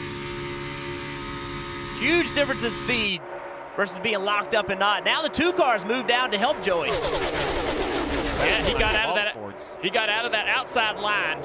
Brad Keselowski down in front of his teammate, lining up all the Fords on the inside. So now it's Brad Keselowski being chased and pushed by the 22 of Joey Logano, but again, moments ago, it was a handful for Logano when he was getting pushed by the 17.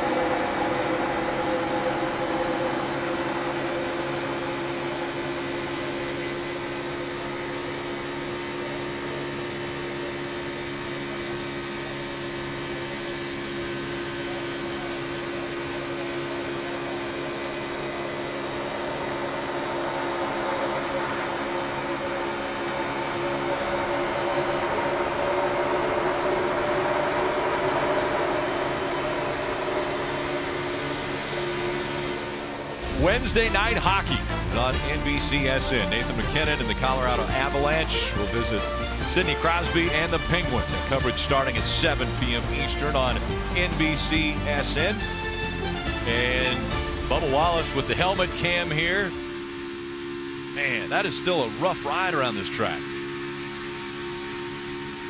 Kelly, what's going on with Denny Hamlin now? Yeah, last time we checked in with him, Rick, he was up inside the top 5. He's dropped back to 30th position. Well, at one point he got kind of shuffled out, and he said this car just doesn't have any speed in it unless I'm right on someone's rear. He eventually got to the lower lane, but then did not like what was happening around him. He said, we've got to get out of this. So he intentionally drops to the back of the pack. And remember the issues with that hood flap? Well, he has said, I'm very concerned about this hood making it through the race. So we'll keep an eye on the 11. Keep an eye on those guys up front. The 22 and the 2. Brad Keselowski, Joey Logano. Great statistics here at Talladega. Great plate racers working together out front. I think you put those two guys together, they're going to be hard to beat today. And you see why. Working that tandem drafting. I think tandem drafting is when you continue to push through the corner. They feel comfortable to do that. Haven't seen the Chevys or the Toyotas try it yet with consistency. They don't figure out how to do that. I think that 22 and 2 could use that to win this race. Incredible drive on that bottom groove. And Junior, to be honest, Joey Logano wasn't very happy yesterday when his teammate Brad Keselowski kind of ditched him and a lot of other Fords and went to work with Clint Boyer to tandem draft. So they made it very clear, hey, let's work together today. Clearly they have been able to do that up front right here, and using the tandem when they need to. They've shown speed. You wonder if they'll use it later in the race as well. Junior, you mentioned the fact that the Penske guys have so much success.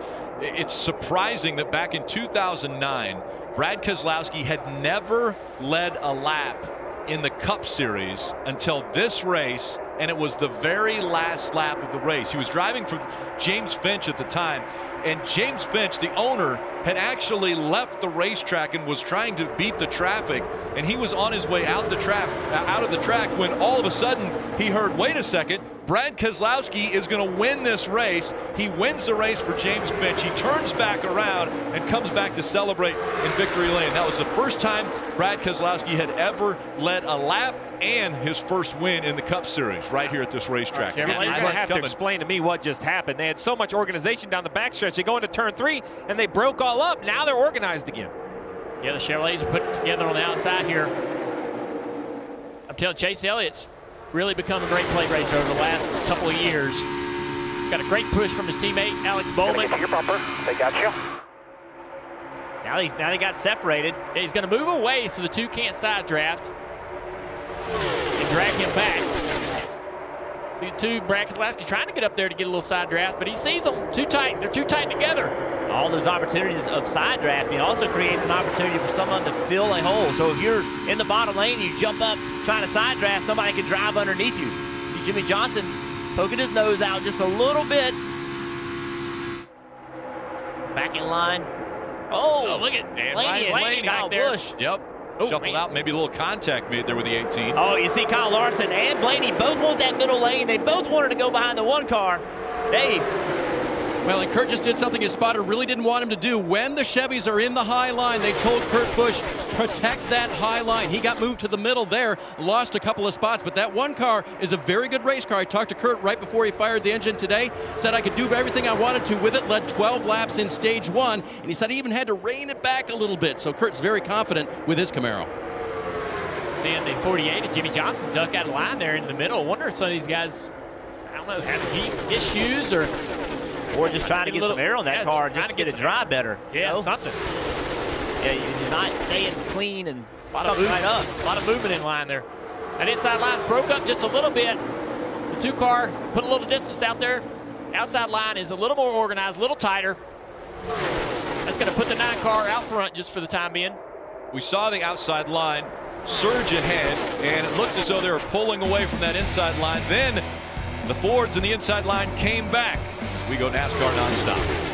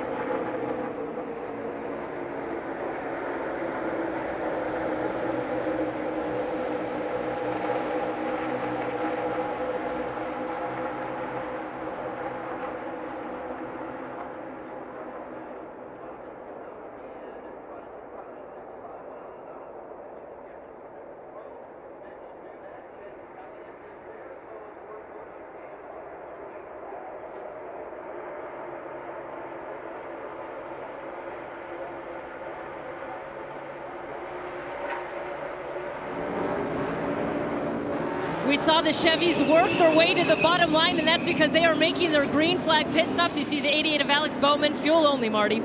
All these Chevys and Hendrick Motorsports cars going fuel only. Interesting because in stage 1, they went with 4 Goodyear tires at this point and won the stage. This time they go fuel only. We'll see how it plays out. The Fords should be coming this lap.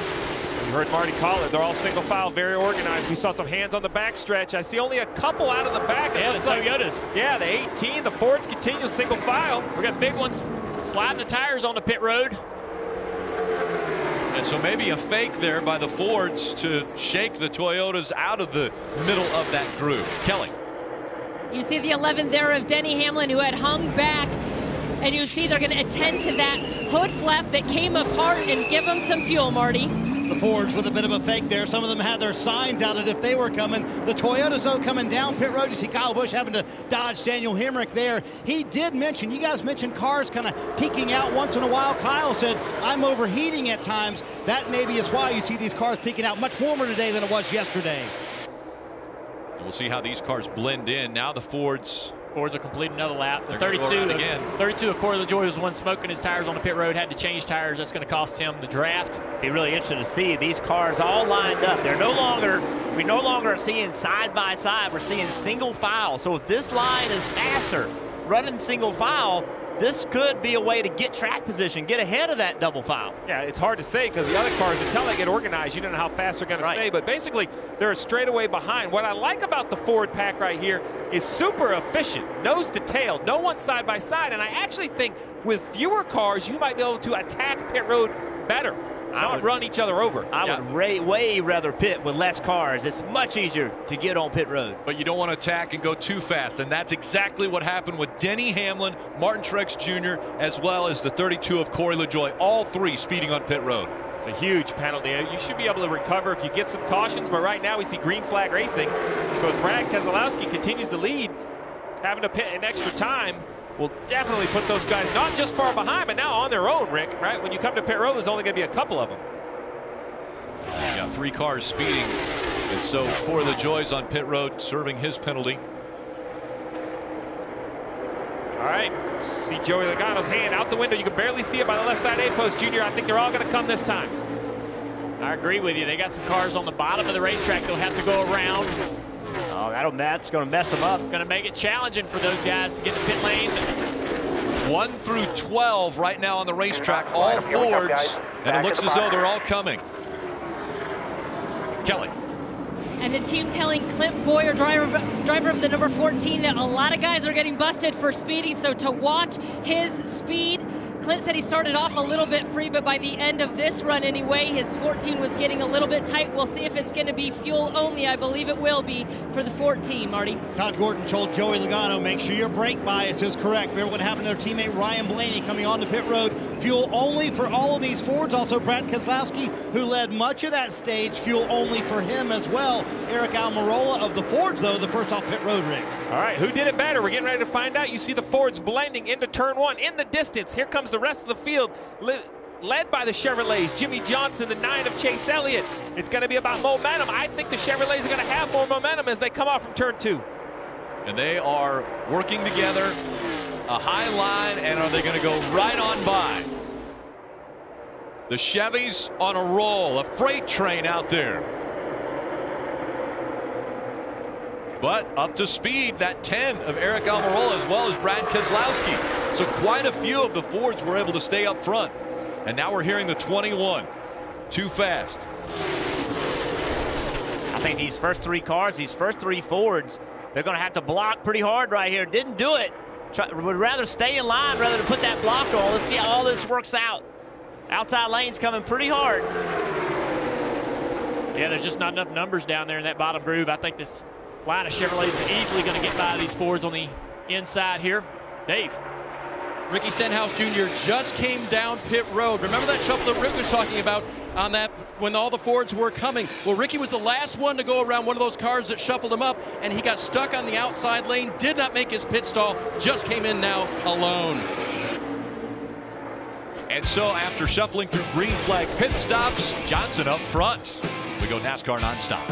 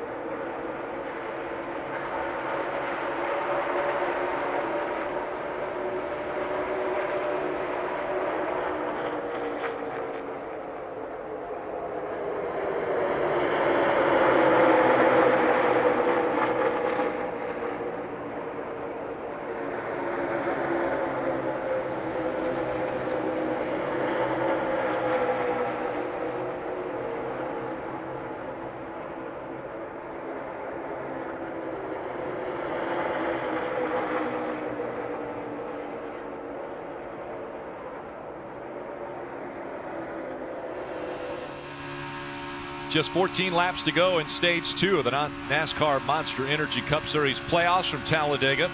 This telecast presented by Applebee's. And NASCAR Drive can be your live race day companion. You can select up to 8 different cameras, or you can watch 4 at one time with a multi-camera view. Visit NASCAR.com/drive. And things getting, I think the word was chaotic.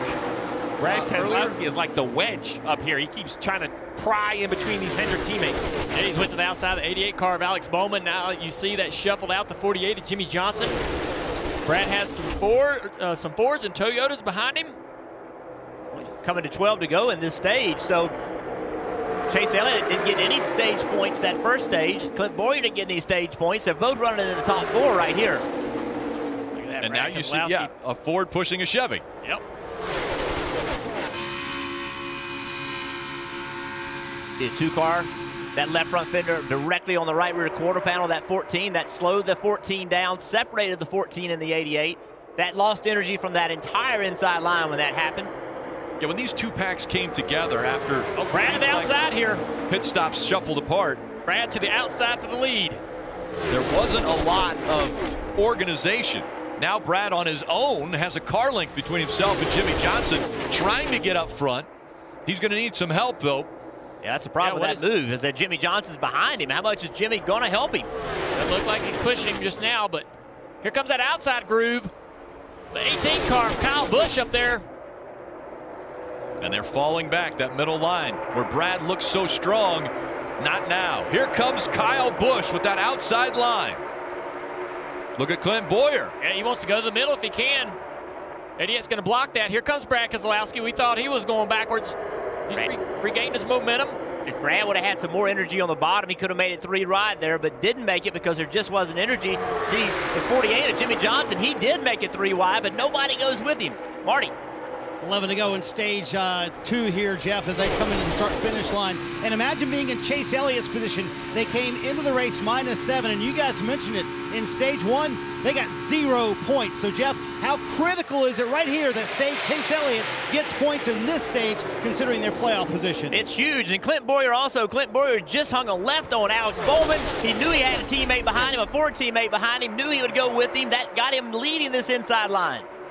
And now it's a Chevrolet of Chase Elliott up front, still leading at Talladega.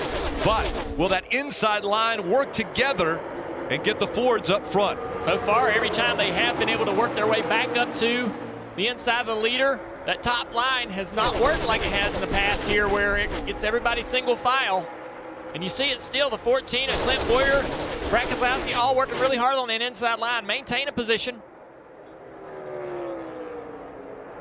There's only 4 cars, though, that are really close together. Alex Bowman, Joey Jimmy Logano, Johnson, they're just back there. They're not close enough pushing. Yeah, well, Logano dived down here. That's what I thought he would do. He was going to go to the bottom and get in front of the other Fords. Jumps out of line. Oh, man. We're going to invite you to share a Coke as we go nonstop, brought to you by Coca-Cola. Now, where will the 9 go? That inside line has already started the momentum. Joey Logano leading the inside line.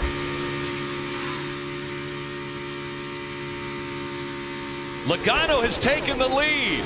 That inside line has worked. Logano out front. He's got Clint Boyer behind him, shoving him. And Clint Boyer is a good one to have. Clint Boyer, we saw yesterday, he knew how to get that tandem working. Now the 2 car pushing the 14. This is going to be a great 8 laps right here. 8 to go in stage 2. And listen to the... And watch the hands of Logano. You listen to the RPMs and his hands moving. He's got his hands full with that 14 car pushing him through the corner like that. I'm telling you, Clint Boyer's the guy you want pushing you. He knows how to do it, man. I'm telling you, he pushed me here for 3.5 hours one day. The guy is so good at pushing. Fully attached. The only issue, dragging everybody apart back there. Drug the 9 clear. The only issue they have right here is how long can he do it without overheating? That's the thing we don't know. Clint Boyer is getting ready to learn. Right now, he's paying attention 100% to exactly that. What is my water temp? That's why he's offset to the right. You got to offset the car to the right so that the air goes into the grill to cool that engine off. How long can he do it? We're about to find out. So this Junior, we're calling this tandem, right? Right, this is definitely tandem. So this is what everybody's watching right now in the field. They know that this is what's going to happen at the end of the race. This is how this race is going to get won, more than likely. So what I find interesting is if I don't think Clint Boyer would have started doing it this early if he thought he could do it, right? Like, he almost did it too early because if it starts overheating, now here comes the pack. Now they're separated. Look what's going to happen. Now they're getting eaten up by all these cars. Well, that said, maybe it was a test for him. Yes. But that's a bad time to test. You got to get some points, man. Like, you know what I'm saying? For Clint Boyer, you got to have, you know where you are in points. It's not a great time to test that. Oh, big push from the 2 car behind Clint. Clint now to the back of the 22 again. Has he allowed that Ford to cool off to be able to tandem again? 6 to go, rather. Well, there's chaos at the front of the pack, but Rick, way up in front, it looks like a long distance, but catching him 2 seconds a lap is the 11 and the 19. The 11 and 19 had to make an extra trip down pit road. They're basically by themselves 2 seconds in front of the pack. They'll go a lap down, and it'll stir up the pack completely when they get caught. Yeah, they're definitely going to get caught. Oh, yeah.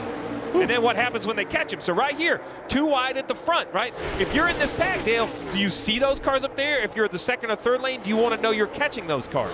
Yeah, absolutely. I mean, you can see it, and you know what opportunity is. Those guys are going to probably stay on the bottom. They don't want to go to the top and allow they block the run? Yeah, well, they go to the bottom, and that potentially is going to put someone behind them and force that person to have to push them. They go to the top, the whole pack goes by. That middle lane got some serious energy right there. That has separated the 14 and the 22. That was a duo we thought could push and make a way to win this stage, but now they've gotten separated. Now, Clint Boyer in that 14 car, he is not in the position he needs to be. Look at Joey Logano making it happen in the middle. Yeah, we look here at the Coca-Cola driver update where they are running as we're coming down now to the final 4 laps. Joey to the outside of the 88. Man, he is taking those runs and using every opportunity he can to make a move. It's awesome to see. He's got Jimmy Johnson behind him. That's the problem. There's just not a lot of help that's going to come from there. Here comes Clint Boyer and Brad Keselowski on the outside. And the 22's going up there to block. That's a big block. They keep spreading out. They keep separating and spreading out. Line. 4 to go and a handful for the 9 of Chase Elliott. Yes, Chase tried to block the 22 and the run by the Fords. Everybody did a great job there using the brakes and their heads to keep themselves out of trouble. That was a really late block from Chase Elliott. I think fortunate to get away with that. How about Alex Bowman in the 88? He gets a shove. He's going to go sideways right in front of the pack. The 48 caught up and the 9 is caught up. The caution has come out. He got a big shove right into the front of the pack. The 42 of Kyle Larson, he is there. The 11 is caught up. And flames coming out from underneath the 48 of Jimmy Johnson. Alex Bowman up front, blocking, trying to stay up front, got a huge shove, and it sent him down low and then right up in front of the pack. Martin Truex Jr. also caught up. Martin Truex Jr. has been riding around all day trying to avoid this wreck. Ended up getting in it. We saw, obviously, Alex Bowman talking about all the guys that need points. Huge playoff implications. We knew it was going to happen at Talladega. It was going to stir up the playoffs. We didn't know when. We didn't know how, but we were all sure there was going to be a moment. Yeah, look at how much damage to the 19. Let's look again what happened. There's the 42. Man, destroyed. Yeah, the 88's just way out front here. Huge run coming by the 22 car. 2 is clear. And he goes low. The 88 goes low as well. Make the 2 come on. Big wreck in your mirror. Caution's out. Caution's out. Here you go right here. 22 being pushed. Goes to the inside. Alex tries to block. They make contact. Around Alex goes. That's what we're talking about with blocking. You know, blocking is one of the things you have to do. You also have to know when you can't do it. But if you don't block, you're not going to win this race. Yeah. It's just a difficult decision to make. Yeah, you have to be aggressive and block, but you also have to realize, I guess, when the run is so massive behind you, you're just not going to win. How much damage Chase Elliott get right here? Car goes around. Not sure he ever hit anything. They're coming to the line with 2 to go. Yeah, the stage won't restart. But pit road. Oh yeah, the 9 did get hit. Pit road closed when caution came out.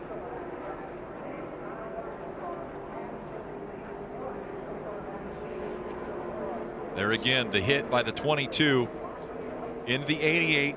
He goes down low, and then he's along for the ride. And what a horrible feeling. You know, when you're Blaney, you're Chase Elliott, you see him coming right at the racetrack, and see Chase at the 48 of Jimmy Johnson just couldn't get slowed down, nor could Kurt Busch, and they just all pile into each other. Kyle Larson, fortunate to get that win last week. There's Chase's view. Now what do you do? What do you do? Oh. He's still driving it.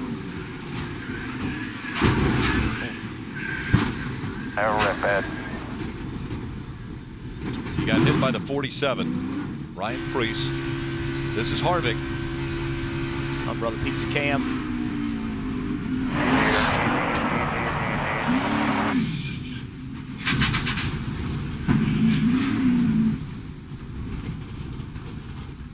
Came through not bad, I don't think. Yeah, just harmlessly slid into the grass there. Ryan Blaney sneaked through right here. The 88 crosses right in front of the 12 as the 12 goes to the apron. Oh, look at Kyle Larson. Nothing to do. That's the blocks that Brad Keselowski was talking about at Daytona. That, you know, drivers are heavy blocking, and that's just one of those difficult decisions drivers have to make. I'm not going to fault Alex Bowman. I've been in that situation. It's really hard to judge how fast that run is coming from behind. You know you got to try to do something to keep him getting by you, Marty. Man, Chase Elliott looked like he was clear of that until that contact from Martin Truex Jr., and it really hit the right rear hard. This is a team in a desperate situation right now. They finished last at Dover last week because of a mechanical issue, and today in a wreck here at Talladega. They could go to Kansas in a must-win situation. They're trying to get that fixed. They have stayed on the lead lap thus far, but you can see that right rear, a lot of damage on the 9 car. You heard Marty say stay on the lead lap. That is a goal of the 9 car. The other goal is to continue in the race. Remember, a few years back, NASCAR put in a damaged vehicle policy. Basically, when you're in an accident, you then go on a clock, 6 total minutes on pit road. It can be in multiple stops, 6 total minutes. If that time expires, you are out of the race. You're going to have to repair everything NASCAR says you have to have, deck lids, tails. You can't add anything else, any fenders or anything like that. And then once you get back on the track and run a lap at minimum speed, none of that matters anymore. You're treated like everyone else in the field, and you're fine. Steve, how is this going to work, though, in the situation right now where he won't be able to find out if he's up to minimum speed until the final stage starts? So will he be able to come back on pit road once they have all the 6 minutes stuff done? He only has 6 minutes. 6 minutes until he goes at minimum speed. So to your point, with this extended yellow, be very careful. If you pit every time around, it could easily be a minute, minute and a half, 2 minutes. Yeah. So you could easily run out of time because you have so many opportunities to come down pit road. Yeah, and again, that only resets after he has reached minimum speed. You look at the cars that were involved, 10 of them in total, Kurt Busch, but look at all of the yellow, the names in yellow. Those were the playoff drivers. So that's how many playoff drivers are involved in this, the big one that has taken place here on lap 108 of 188 laps from Talladega. So the winners in that, Rick, there's always winners and losers, right? Clint Boyer, he's going to win this stage. That's going to be 10 points for him. Joey Logano going to finish 2nd. That's good for him. Blaney, 6th. Byron, 9th. All those guys getting the points they needed. Yeah, and you can see where they put the speedy dry down.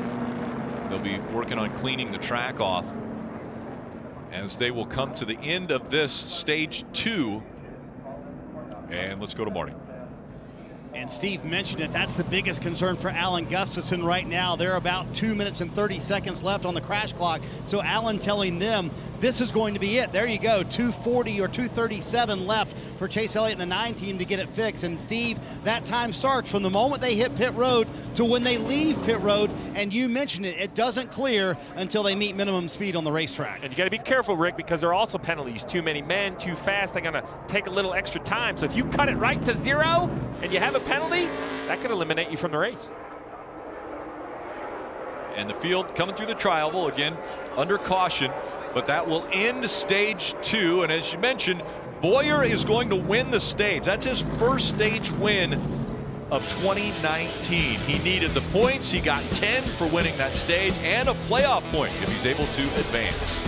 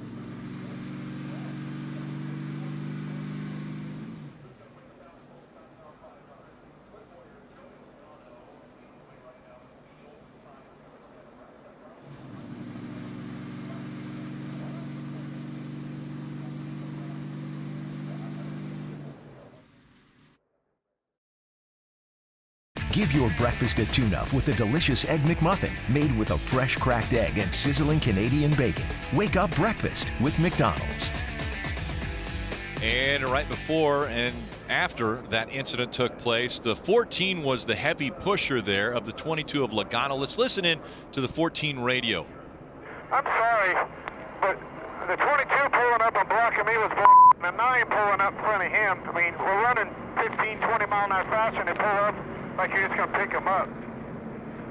Yeah, let's take a look at just how much faster the 22 car was when he was catching the 88 down the back straightaway. It's going to be roughly about the same speed, and then all of a sudden the 22 gets that momentum from the 14 of Clint Boyer, and it increases while Bowman stays the same, and right around the time they make the contact, it's almost 8 miles an hour faster.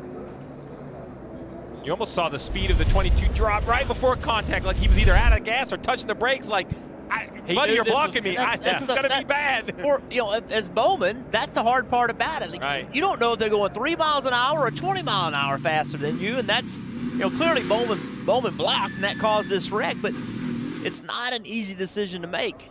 Logano had the best view, and he knew it was going to be bad. He was Chase Elliott did the same thing here on the front straightaway and got by with it, right? Pit road is open, and here comes race leader Clint Boyer leading the field. Kelly? So he wins that stage and picks up 10 valuable points, but Clint Boyer sustained a little bit of damage there in that big wreck. They are going to take their time and look at that damage on the 14. Meanwhile, he said he was just way too tight. His front tires just couldn't keep up with him when they're in the draft. 4 tires for the 14, Marty. Joey Logano said, man, Clint Boyer's an amazing pusher. I'm wondering if we have rear bumper damage. He's been pushing me so hard, but it's working. Car was loose. Very good on that run. No changes here for him. His teammate Brad Keselowski, same story, 4 fresh Goodyear tires. No changes on that 2 car who has looked dominant at times himself.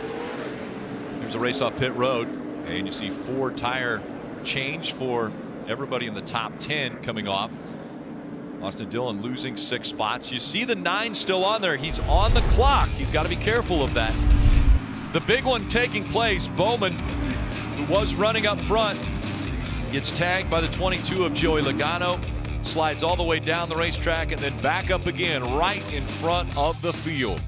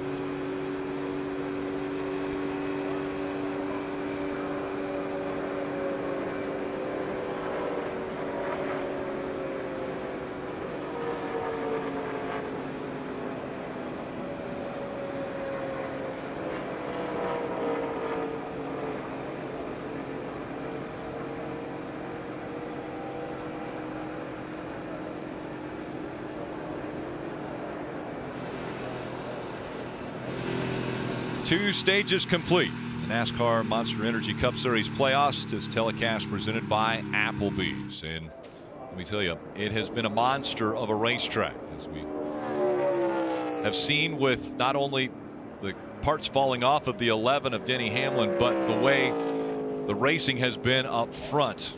Kelly. And Rick, Kyle Larson and Alex Bowman have now both been released from the infield care center. And I'll start with Kyle Larson because he has the benefit of the win last week that has already guaranteed your spot into the round of 8. So what was your viewpoint of the big one? Yeah, I'd gotten up to the 3rd lane there some point down the backstretch and saw a little bit of smoke at the end of the straightaway and was, knowing a wreck was coming and was just trying to hope that a lane opened up at the 88. I just seen his door numbers and clobbered him there. So, yeah, that hit hurt, but thankfully I'm all right, and thankfully we got the win last week and don't really gotta worry about points racing. But our McDonald's Chevy was good. The Chevys did a really good job working well together. Running up front and things like that. So hopefully they can pull off the win. All right, Kyle, thank you so much. And Alex, I'll turn to you now because this was much more consequential for you in your playoff hopes. You were at the lead of all that. So what do you think happened? Yeah, I mean, it's hard to say. I haven't completely seen it, but my guess is just I threw a block that I shouldn't have blocked. I got shoved way out there and knew the 22 was coming and just tried to move down just a little bit. And as soon as he touched me, it just turned us sideways and kind of went from there. So they just had a bigger run than I realized, and I should have let him go instead of block that. So apologize to all the cars that got torn up. That's on me. Talladega happened. So hate it for Amazon, Echo, Auto, nationwide team. We had a really good car and had a good points day going. Obviously, stage points meant a lot, so just trying to be aggressive, but didn't need to go and do that. Yeah, give me a sense of how difficult that is to judge those speeds as a line really gets moving. Yeah, I mean, the spoilers are so big now. Even though they're clear, the cars shake so much, you really can't see. So, or at least I couldn't. I mean, my mirror's super shaky, and trying to look through a thing of Lexan's tough. So, just didn't do a very good job of judging it right there. That's on me. All right, Alex, thank you for your time. Alex, we'll move on to Kansas, where he was the runner-up finish in the spring race. Rick? Yeah, impressive 26-year-old Alex Bowman saying that one's on me. Sorry, guys.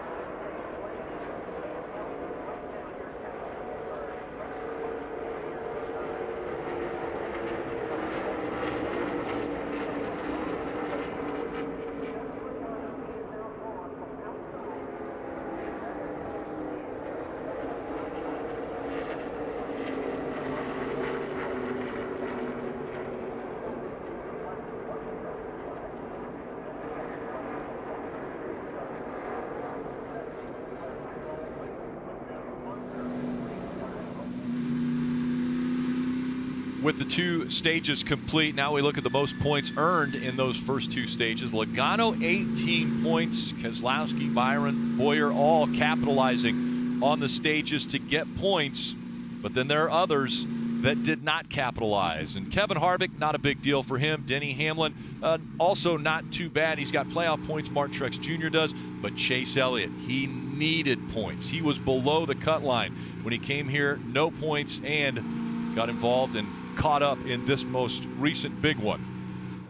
And he worked really hard on this car. You wonder how much speed's left in that car.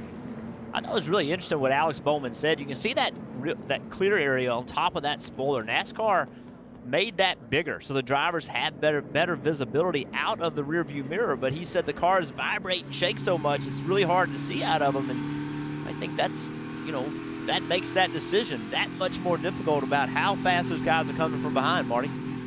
Officially, Jeff, on the crash clock, only 46 seconds left for Chase Elliott and Alan Gustafson, so they're going to leave him on the racetrack here. You also saw him kind of drop to the back of the pack there. He was in 14th, actually, but they made a decision to drop to the back here. Alan telling him after Chase said, "Is this all I've got left?" He said, "Yep, for right now. Nothing to gain here. Let's just finish it off in this stage. We'll go hard later if we have that opportunity." And look at that car. Dog tracking. Skewed there. Yeah, I mean, it's obviously got some rear suspension damage. It's going to be interesting to see if he can even maintain any reasonable speed in the draft if they do get to work on that car more. Field approaching the Geico restart zone. It's Keselowski and Boyer 1 and 2. They made up the front row, and Blaney behind the 2. So teammates working together on that high line.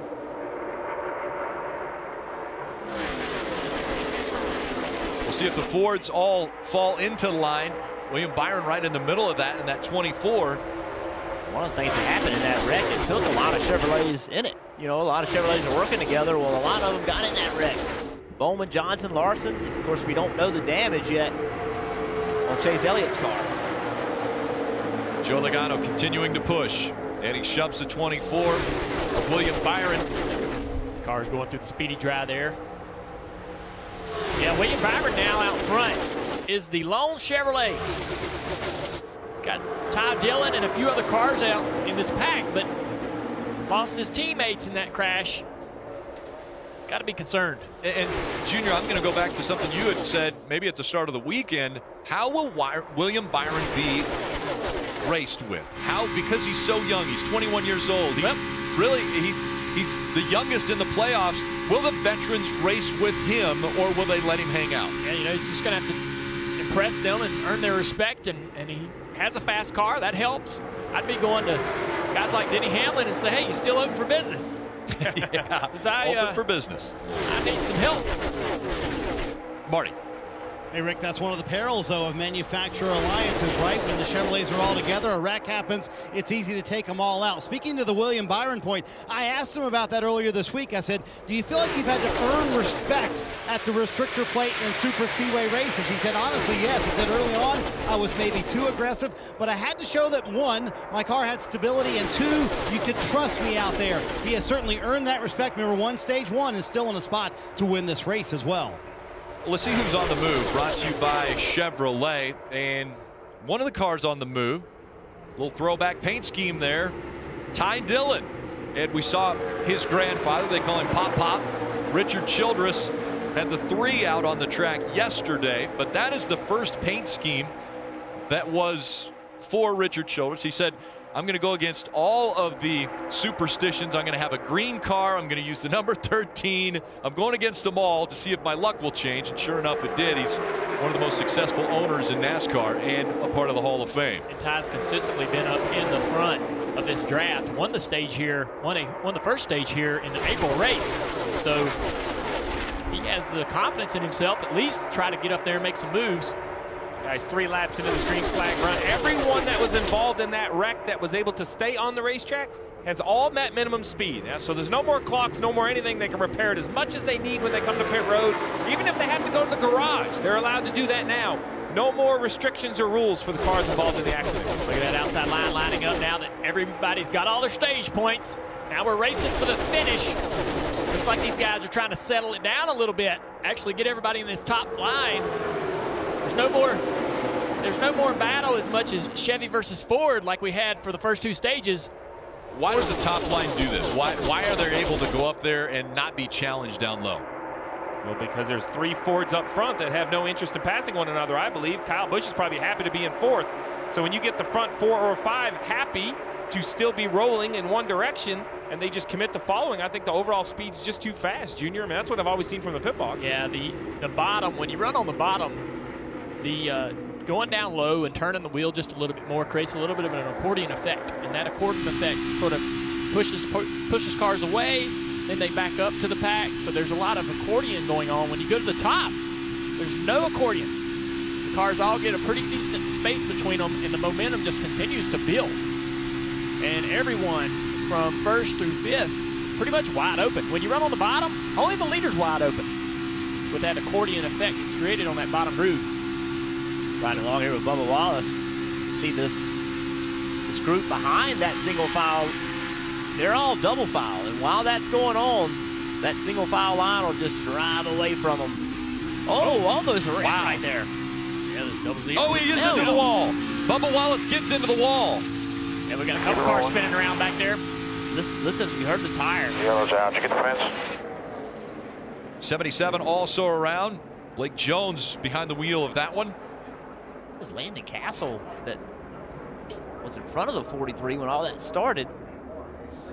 It seemed as though somebody either got into the back of the 43 and he got into the wall. Yeah, take a look at it in this replay. Landon down low. The 43 comes up the racetrack and 77's not clear. there. Yeah, just not clear.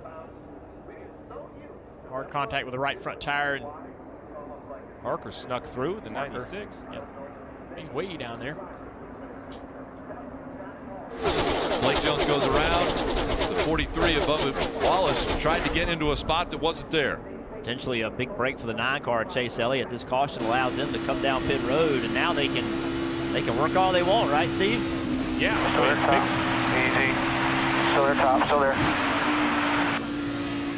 To me, like, never knew. Never knew he was on the outside of him. Yeah, when you're in the back, I mean, that obviously sort of shook Bubba up when he seen the double zero and threw him off a little bit. But when you're in the back, riding around just trying to get to the end of the race, sometimes you don't quite pay attention as much about who's around you, where cars are, because you feel like everybody's back there just sort of taking care of each other. And it just takes one little instance like that to throw things off. So now the 43 is actually on the damaged vehicle policy. He hit the wall pretty hard for that right front. All the others that were involved in the big one, that clock is now off. Yeah, so, you know, Jeff mentioned it. Alan Gustafson, this is a beautiful opportunity for the 9 to come repair his car. Tip-top shape, sit there as long as you want, just don't lose a lap. The 19 as well of Truex, who's currently a lap down, try to stay only 1 lap down. I expect most of the leaders, it was only a 6-lap run, they're going to stay on the racetrack right here as they pass the entrance to pit road. Somewhere in the middle of the pack, they'll probably come for fuel and handling. You see right here, looks like William Byron might be the first guy. Yeah, he's going to take a left-hand turn, bring a few cars with him, so the field's about split.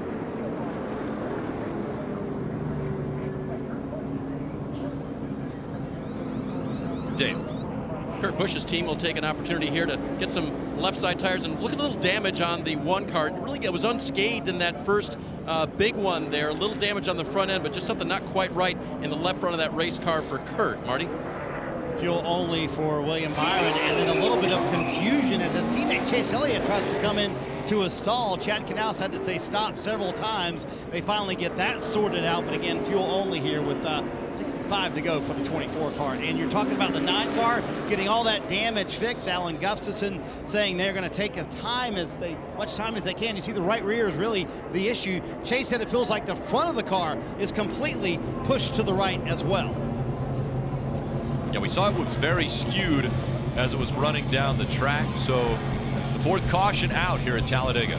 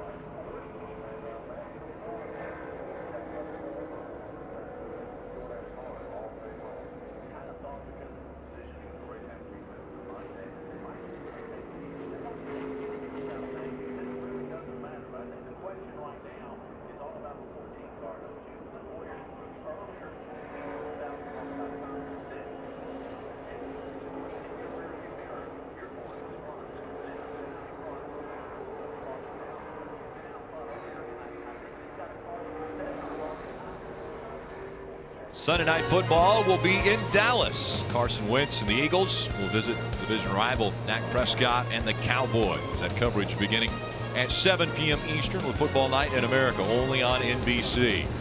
And after the big one took place, Dave caught up with Jimmy Johnson. So with Jimmy Johnson, did you see it? As I was looking at it, it looked like you were slowing down, or everyone was just way speeding up heading into 3.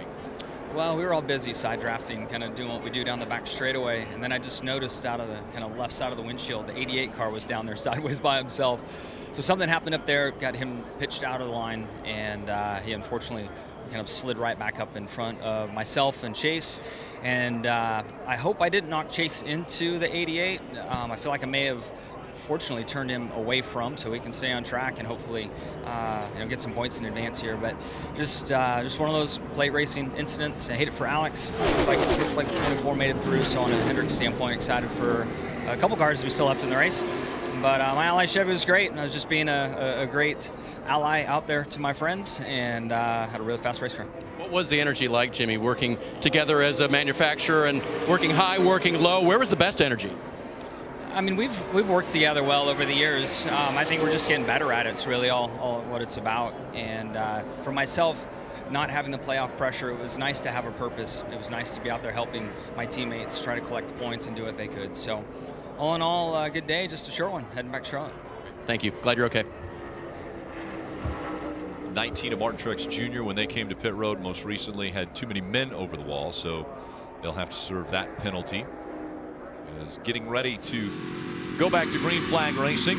It's Boyer and Keselowski. They're 1 and 2. Then it's Blaney, Kyle Busch, Austin Dillon, Eric Jones, Kevin Harvick, Joey Logano, Matt DiBenedetto, Daniel Suarez, all a part of the top 10 right now. Working their way through the restart zone. And Boyer back into the gas first, pulling a little bit away from the 18. Kyle Busch, but he's able to get in front of the 2 of Brad Keselowski. Those Fords will work together. Yeah, that's by design there to allow them guys to stay together. It's been productive so far. But on the outside, the Toyotas teamed up. Joe Gibbs Racing, Kyle Busch, and Eric Jones on that outside, making it work. So they're pushing. They're outnumbered, but they're pushing. Yeah, it looks like that the 20's able to push pretty comfortably down the back straightaway. Wondered if the Toyotas could push as well, if they could tandem. Wonder what Joe Logano's going to do back there behind that 20.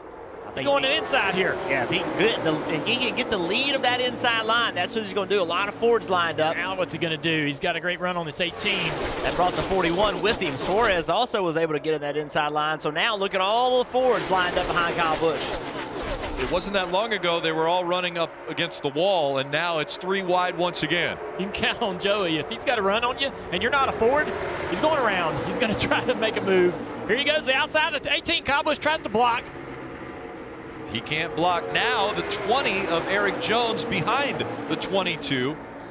So Joe Gibbs Racing leading the lower line and running second in the higher line. Now what does Joey do? He almost cleared the 18. Didn't quite clear him. Joey Logano is so much fun to watch on these plate races. He's so aggressive. I just like drivers that take every run they get and do something with it. I bet the 3 wide on the outside. Third line is forming. William Byron in the front of it. Remember that 21 car, that's Matt Crafton now. Paul Menard is out with some neck pain. Crafton caught earlier for speeding when he came onto pit road, but you can't fault him. He probably didn't know. He didn't know exactly what light to look at. What's Logano do right here? He's got this outside lane clear. He does. He's got the outside lane clear. He's going to go down stay in the middle actually, kind of straddle the lines. Not really helping either one, being ready to take either choice that he wants to make, low or high. He's got the 20 car clear behind him. He knows that. His spotter's telling him the 20's clear. Now his spotter's telling him the 10's about to clear, that they're organized up high. And behind him, Ty Dillon in that 13 car about 4 or 5 rows back. He decided to jump up and make it 3 wide. Now he's going back to the bottom. He's looking at that third lane, just trying to gauge it. If that third lane gets going, he wants to be leading that third lane. Now it's lost all of its energy. Oh, the 10 with a great run. Eric Almirola What's he going to do? Will he stay behind the 22? You bet he is. He's going to. Gives him a little shove. That inside line lost its energy. The 41 of Suarez had trouble off turn 2. Had to lift. That backed everybody up on that second lane, that inside lane. Listening to the 22 spotter here. After clear that second lane, still rolling. Your 4 is still pulling the second lane. That's going to be it. It's TJ Majors. 10's getting to the 4 now. They're tight. Second lane behind you. 10, 4, 17. All lined up with you. Tight. Oh, Kyle Busch dumped his teammate right second there. Lane, man. That's your help. Kyle Busch went to the 10, middle. 4, 17. Clear. See an opportunity to get with his other teammate, Denny Hamlin. 10, 4, 17, 18. Now clear up top. The 11's behind the 18. And then 14 and 2 are in line up there. 12's a couple behind them. Got a lot of good help here. I drag around the top here. Kyle Busch to the 18, top of the 17 to the outside here. of the 17. For 4th back there. Still got the 10 and the 4 with you. Got to be defensive of the outside here. Middle's getting hugged bad. TJ Majors pretty smart, isn't he, D? I'll let you know if something forms in the middle. Or bottom lane, I'll let you know if something forms in the... Pushing the 4. I'll let you know if he tries anything. He's got the 11 with him if he does try anything. He gives Joey a lot of information, and Joey's asked for that. TJ's told me that Joey wants more information than even I wanted. I told TJ just to keep talking. You weren't ever going to say too much. The more I knew about what was happening behind me, the better. And he says Joey asked for even more information than that. Even at all the racetracks. With this new rules, they need that information. Logano has drugged the field up against the wall. And so we'll go NASCAR nonstop.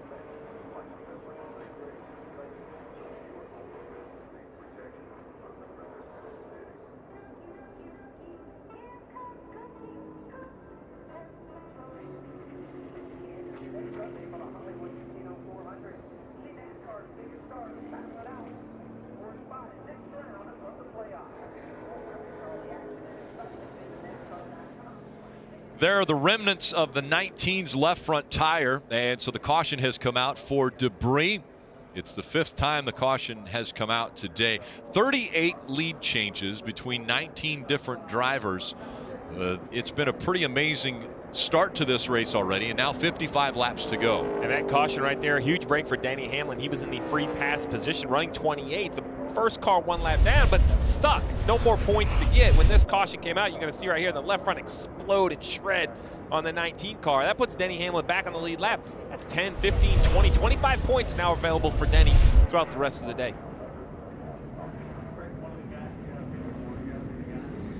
So good news for Denny Hamlin, and the Monster Energy Cup Series is going to head to Kansas next week, where that is an elimination race. So the playoffs definitely heating up, getting ready for the 3rd round. 4 more drivers are going to be eliminated. You can visit NASCAR.com/tickets and get tickets to that race today. And so now another restart. Logano had grabbed the field and was trying to pull it up against the wall, but now this restart will put it side by side again. Well, the first thing we need to do is get pit road open. We're going to get these leaders right here to come to pit road, and you know, you're looking at 55 laps to go. They said they could go 38 laps on fuel. Last year, guys tried to run 52 laps. They were right on the edge. I expect everybody to pit here and fill their fuel tanks up. You don't know if you're going to have a quick yellow. How many yellows can you save? You got to always be rolling the dice. Dave? And Steve, one of the reasons that the Ford team is going to put 4 fresh Goodyear tires on Kevin Harvick's car is because there was so much debris on the backstretch. Kevin says that's a good idea. Plus, the next time, Marty, they can make just a quick splash for fuel and not have to change the tires. Adam Stevens told Kyle Busch on the radio, I have a feeling the entire field is going to come here, and I'm not sure that's the right move. You see left side tires only for the 18 car and fuel as well, and Joey Logano right side tires only for him. So a lot of strategy being played out here on pit road, and Dave, Kevin Harvick backing into a stall once again. Something with the left front. They'll get it fixed now. See the race off pit road. Stenhouse Jr. no tires. Didn't change for fresh tires. 5 spots gained.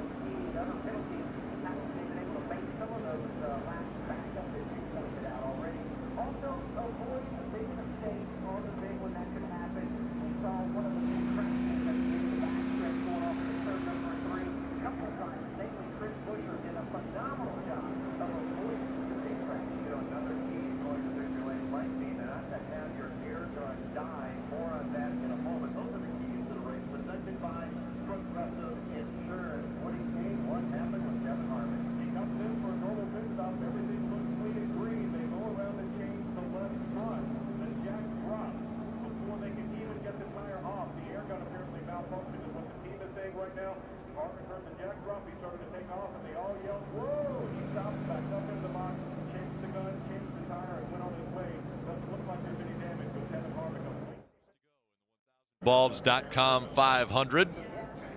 See the aerial coverage brought to you by Coca-Cola.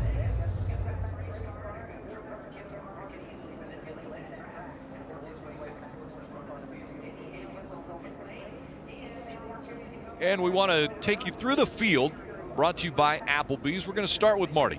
Yeah, the best way to do that here at Talladega, Rick, is to do it under caution because things change quickly here. Kyle Busch, kind of like this call by Adam Stevens, going left side tires here only on this stop, thinking they'll have to stop one more time. And if they do, they can put on right side tires, which is a little bit quicker. Joey Logano and his team going with right side tires on this stop. Logano saying the car was really good. He wanted no adjustments to it, Dave.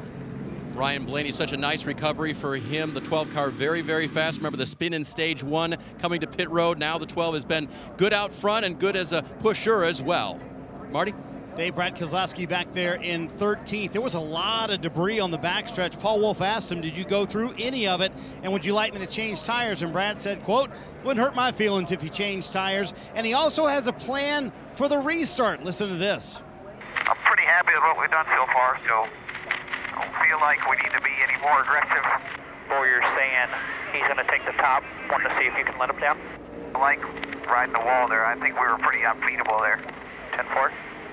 So Brad thinking the Fords are unbeatable when they're up in that high groove. We'll see if that plays out. Chase Elliott, meanwhile, is in 15th. Yes, the damaged race car is sitting in 15th. Alan Gustafson happy with what they've been able to do, and you see that right rear damage sort of limping around. Boy, if they can get out of here with a top 15, Kelly, that would be big for the 9. Well, after Clint Boyer picked up his first stage win of the year, he said he thought about just heading out to the back and hiding out, I should say, and taking things easy. Still, he was in the thick of it. You see him topping him off with fuel because now he wants to do just that. Go to the back of the field and play it safe for a while, Marty. William Byron among those, Kelly, that took 4 fresh Goodyear tires on this most recent stop, sitting in the 16th position. Chad Knaus told me yesterday before the race started, he said, you know what's made me most proud of William is how he's grown and learned to run up front. It's a much different discipline than what he had been used to in the past, Dave. Marty, last time you spoke with me, we were watching the 4 have issues on pit road, and it was for front tire changer Shane Pippola right in the middle of his pattern. That's what the call going around the lug nuts on the wheel. The gun switched directions. You're supposed to do that for taking it off and taking it on. He waves. He says, whoa, whoa, whoa, we never got the tire changed. They backed the 4 car up and into the pit box and changed that left front tire. Kevin radioed the team and said that was exactly the right move. Got it taken care of there. No problem. Kelly? Denny Hamlin had just gone a lap down when the big one happened. They had a little bit of damage. You see they've been able to take the time on pit road to repair it. Now this caution helps Denny Hamlin because it has put him back on the lead lap. So if he can get back with the pack, he'll actually be able to make some moves and make up some points, Dave. Ryan, Martin Truex involved in the big one, and they've been working on that car ever since he got back to minimum speed and turned off, if you will, the penalty clock, and so they'll work on it now to try to get him back out there. Remember that last caution was caused when the left front tire on the 19 came apart and left debris on the backstretch. Rick? Thank you, guys. Well, Rick, we're going to see the green flag with 51 laps to go. Clint Boyer just reported came down pit road and topped off. Between that and if he does cruise around in the back part throttle, maybe a little strategy here. You can make it to the end without coming to pit road again. Guys not in the playoffs that are running up front. Well, running at the #1 position is Ricky Stenhouse Jr. He's been good at these super speedways. Can he stay up there? Matt Crafton subbing right now for Paul Menard is 4th. Michael McDowell running 6th. Eric Jones is 7th. David Reagan 8th. Matt DiBenedetto 9th. Matt Tifft is 10th. Coming back to the restart zone and back up through the gears they go.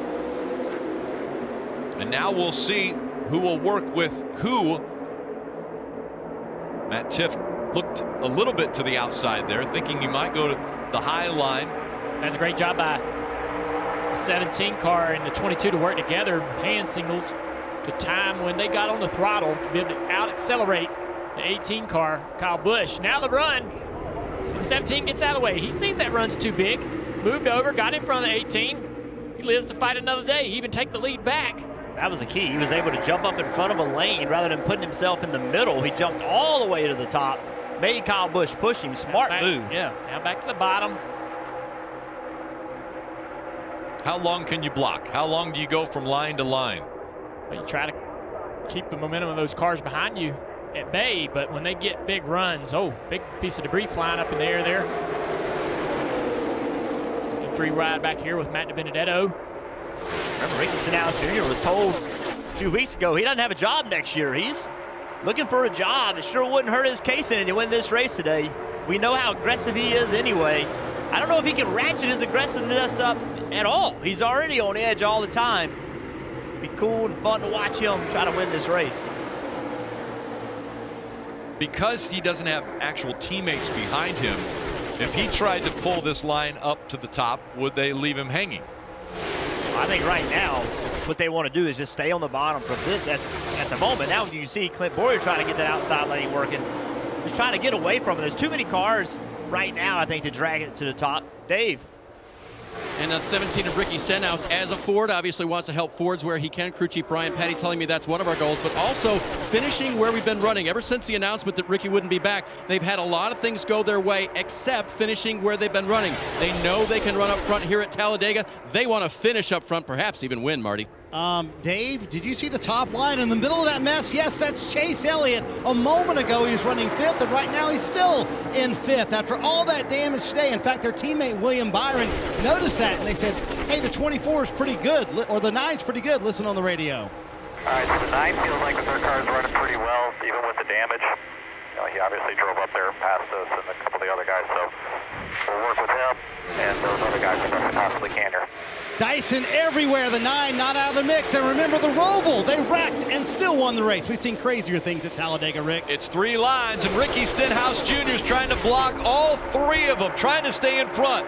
Each one having its own momentum. Joey Logano now with Ryan Blaney behind him, trying to make that high line work. Yeah, they're aggressive. It's awesome to see. Look at the 9 car, Chase Elliott. He jumps out into the inside line. Look how much that car is skewed out, how much the left rear tire is closer to the inside of the racetrack than the right rear tire. That's going to help that car go fast down the straightaways. Just don't know how well it's going to drive. Yeah, seems to be driving good enough, comfortable enough for him to mix it up right here in the middle of the draft. Got new tires on it, though. What's going to happen later on when the tires start wearing out? 18 of Kyle Busch left his teammate to go down there and get in the front of that inside line. Seeing an opportunity there that he wanted to take. I think as a Toyota, without the numbers, you have to take every opportunity you can. Chevrolets are sort of similar in that regard, as they have to work with whoever they can to try to stay up front as the Fords have the numbers now. Watch Ricky Stenhouse right here. Let's see if that 18 car can get a run. Doesn't seem to be able to, but I can promise you Ricky Stenhouse Jr. is looking at that left side mirror trying to gauge that run on the inside. He is not afraid to block. Big push from Logano. Yeah, Logano's usually not patient enough to stay behind. If he gets a run, especially a big one, he shows him out here. If he gets a run big enough, it's hard for Joey to be patient and not take it. But he's got a teammate right behind him. Those two are able to work together. Yeah, that gives him more confidence to move. If he wants to go the inside or take the lead, he knows somebody's going to go with him, that car behind him. But that inside line staying there, we've seen this all day long. There goes Ricky. He's going to block. He's so good at that. Look how that just slowed that inside line down when he did that. It also packed them up, though, so they're going to have a great run down this back straightaway. He's got to go down there again to try to stop them. Gets down in front of him, and now he's on the inside, and here comes the 22 and the 12. Logano and Blaney making that outside line work, trying to get the lead away. How about Daniel Hemrick in that blue number 8 car? He also was told a few weeks ago he doesn't have a ride for next year. Suarez trying to make it 3 wide. Yeah, Daniel gave him the opportunity to put him on the high side, and Daniel took it. Still side by side for the lead. Logano on the outside, Stenhouse on the inside. Here comes some help from the 12 of Blaney. Look at that outside line. Got the great pusher behind him. Clint Boyer is going to give him a push. Watch this third lane get rolling. 12-8's really loose right there. I don't think he wants to push. Ricky Stenhouse Jr. staying right in front of the 18. Down by that double yellow line. That inside line once again is coming back up front. You're not going to miss a thing. We'll go NASCAR nonstop. You see it all.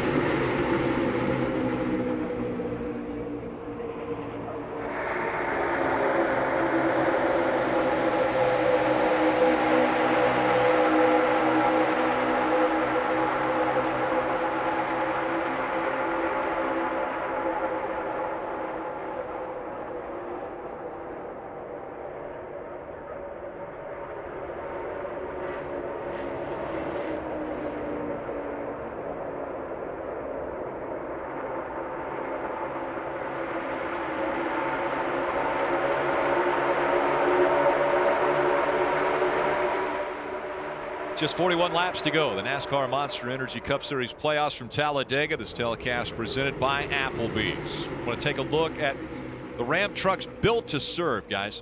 Who's going to be your friend when you make a move like we just saw right there with Eric Almirola jumped in the middle? Who's going to be your friend and go with you? Avoid the next big one. The way they're racing today, we're probably going to have one. You don't want to be in it.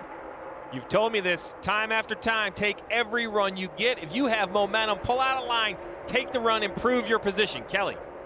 You see Clint Boyer in that 14 car right in the thick of things, and he's been animated on the radio. He got into the wall a minute ago. Have a listen.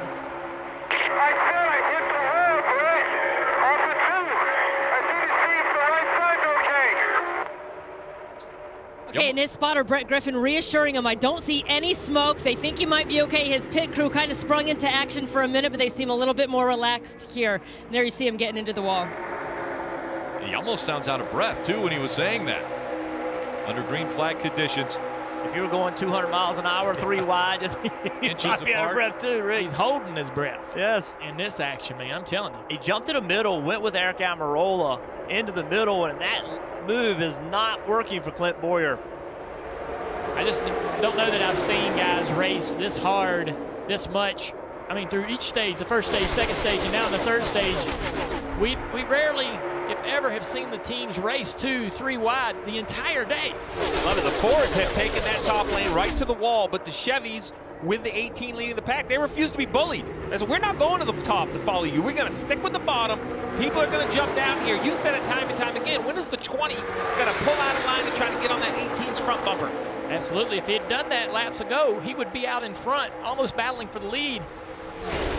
Here it comes, though. That inside line has momentum now. And it's something, I don't know what it is about the rule package, but it's something about it that is allowing that inside line not to be dominated by the top. I love it. Typically, when the cars get to that high side, we thin out, go single file. Not happening today. Into the lead, Kyle Busch.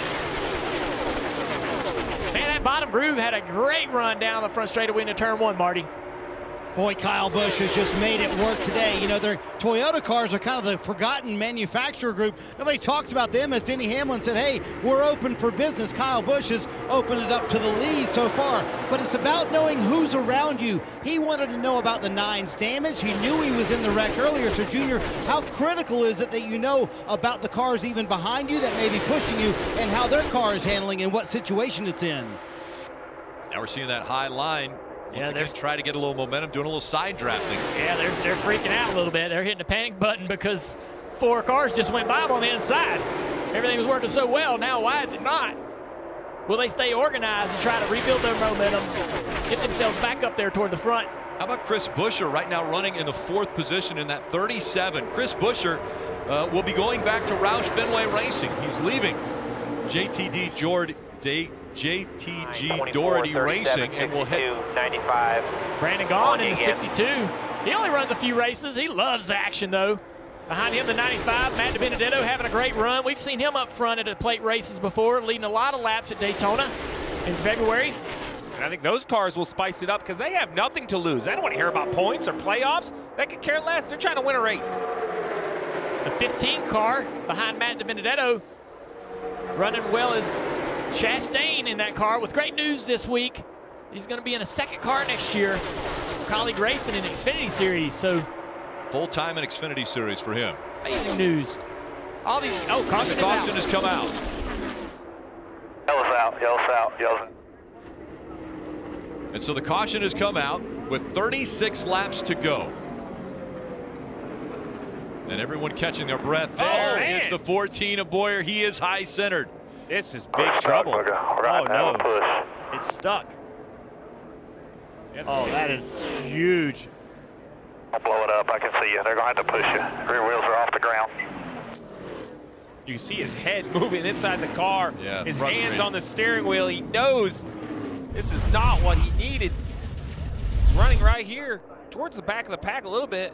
I think he had a loose or a he thought he had tire. A wheel going down. Yeah, he thought he had a tire going down. Must have been, but he was complaining about the right front. It couldn't have been the right front. It had to be one of the rear tires that failed. I think it's left rear, and that's why he's high-sided it. Flat left rear. And what an unfortunate situation. Now he's allowed to get assistance to get pushed off from here. You're going to have to use a truck, boys. He's stuck. To use a vehicle, that ain't going to do it. I concur. Just push him. Use that. Wrecker. They ready? It's not over. They just need to try to get him. Yeah, they got to get him moving now before he loses more additional laps. We're humans, is what I'm saying. Now they're bringing the truck right here. Yeah, they're bringing the truck around. It looks like. No, don't hook up to it. They're going to hook up to him. Oh no! If they hook up, doesn't he have to go to the garage? You don't want to push it. Yeah, this is Steve, isn't it the rule if they hook up to him, he has to go to the garage? Well, you're supposed to be given assistance if you are stuck in the mud. They're going to hook it to the wheel. Oh boy. Yeah, they need to hurry. The field's coming down the back straightaway to put him 2 laps down. If he could have stayed just 1 lap down, get this car to the pit road, get it repaired. Yeah, well, that's not going to happen. Where I see the field is right now with a safety worker, now he's going to have to get strap off the right front. So the 14 is definitely going to lose a lap. Yeah, you heard him. Don't let him pull on the suspension. Out front, it's Kyle Busch, Chase Elliott, William Byron, again, Chris Buescher up there, Brendan Gaughan, Matt DiBenedetto, Ricky Stenhouse Jr., Hamlin, Logano, Kurt Busch all in the top 10. Daniel Hemrick right behind them in 11th. Ty Dillon is 12th. There, he's not high-centered anymore. Say, don't back up and get yourself in that situation. I wasn't going to say it, but I was thinking it was. He's trying to get unstuck. Here comes everyone on pit road. Inside the final fuel window, everyone will be topping off those tanks, Marty. Yeah, just the safest play, and you're going to see a lot of people take fuel only here. I believe Kyle Busch will do that as well. But Chase Elliott with some very interesting comments. He said the car is so tight right now, if we were at any other racetrack, I would say this right front would not make it to the end of the race. But Kyle Busch going right side tires here. William Byron, you're going to go fuel only here, and you're going to see Chase Elliott and his team go with 4 fresh Goodyear tires. Chase said, I know it's a conservative call, but I don't want to chance it with that right front. Fuel only for the top 4 coming off of pit road, gaining some spots as we see the 9 of Chase Elliott get up to speed.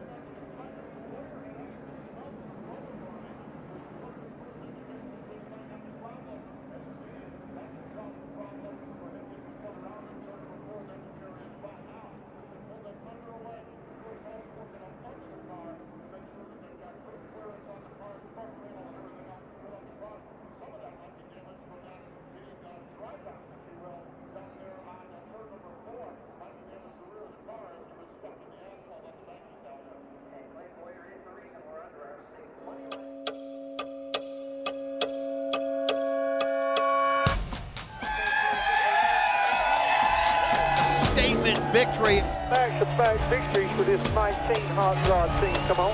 He will get redemption on the roll. Yeah, buddy. Kyle Larson gets the win in dominating fashion. Hell yeah, buddy. Congrats. Awesome job. And Sunday on NBC, it's an elimination race. Yeah, that means that the drama and the action will get even higher for the NASCAR Monster Energy Cup Series as the playoffs continue from Kansas Speedway. And that race coverage will begin at 2:30 p.m. Eastern. Guys, what can we expect when we head to the 1.5 miles? Well, we've raced there before, but never under the stress and intensity that these guys will be under. Several of these drivers, especially the 88 of Alex Bowman, a few other guys that are going to have to go in there and make something happen, win a race. They're going to have to go win the race, take big risks with their strategy, Steve. That's the biggest thing I see is the guys that are in trouble currently on the points here, I think can win at Kansas. That makes it even more stressful for everyone else. Takes an automatic berth. So I think that it's going to be pack racing. I think there's going to be a ton of grip. The cars are going to have a ton of downforce, a lot of wide open throttle. That's what was holding the 14 up on the track, Kelly. Yeah, you can see this is the second time for Clint Boyer on pit road since he wrecked, and they repaired all the damage. They put 4 fresh Goodyear tires on it. I shouldn't say they repaired all of it because obviously they brought him back down to continue to work on the right side of that car. Clint was able to catch up to the field at one point, which is why they've made that second pit stop. We'll see what he can do after this. So this is a NASCAR requirement, not the upper bumper, but the lower area. If you look all the way at the bottom, that shiny area, that is a tail extension that NASCAR requires every car to run. It affects the aerodynamics negatively. You wouldn't want that. You'd like to cut that off if you're a race team. You're not allowed. That's why when they see a car like the 14 that's damaged it because of the banking, they're requiring the team to make sure that area is reinforced. And Steve, he's on the clock, right? I mean, he brought out the caution. Yeah, he was on the clock, but 6 minutes, he should be fine. A couple times down pit road, you don't lose a lap. I think he should be all right. So Clint Boyer will take the 14 back out onto the track. He has been one of the best pushers and draft partners here at Talladega today. The problem right now is he's 2 laps down. So how does he get out of that situation? And after the race today, a special NASCAR America. It'll be Motor Mouths. DJ, Kyle, and Nate will be taking calls. So you can call in 1-844-NASCAR-NBC. They'll be with you until 6 Eastern. So that should be a lot of fun. Fans will be able to call in and talk about the race today. Marty. Rick, a couple things to clean up from pit road. Brad Keselowski came down topped off with fuel. Most everybody who pitted there was 1 lap to the good. He's riding on board with Chase Elliott right here. They took 4 tires, and Chase is very confident that they can get the group organized once again on the bottom. They will be strong. How strong? Listen. The power of that group right there will not be beat on the bottom. I don't know if it's worth letting these guys know, but we had some good stuff going on there. So spotter Eddie DeHaan busy on the roof trying to say, hey, let's get reorganized on the bottom once again. We'll see if those 4 fresh tires allow Chase Elliott, who's restarting 14th, to get back up there and contend for the win. Interesting, a 23-year-old, and Chase Elliott is saying that as forcefully as he did there, almost sounding like a longtime veteran. He looks around and everyone he's racing with trying to take control, trying to be the guy, right? Say, hey, follow me. I can do this. This is what we need to do. I mean, someone has to be the voice. Remember the Roval. He drove that thing into turn 1, nose first. I thought his day was over. He drove that thing back through the line, through the whole field, and won that race. So no need for this team to quit now, Dave. 4 team not quitting as well. Kevin Harvick with a whole race car at this point, the number 4, and 4 fresh Goodyear tires. Rodney Childers saying to his driver, you know, if we don't do something different than them, then how are we going to beat them? Steve, how often do we talk about that? Somebody just do something different. The 4 lost some track position, but has 4 fresh tires. Yeah, tires, a little bit more fuel. How about Chris Buescher up here in the front row? Chris Buescher in the 37. William Byron in the 24 on the outside. As they come back through the restart zone. Green flag back in the air.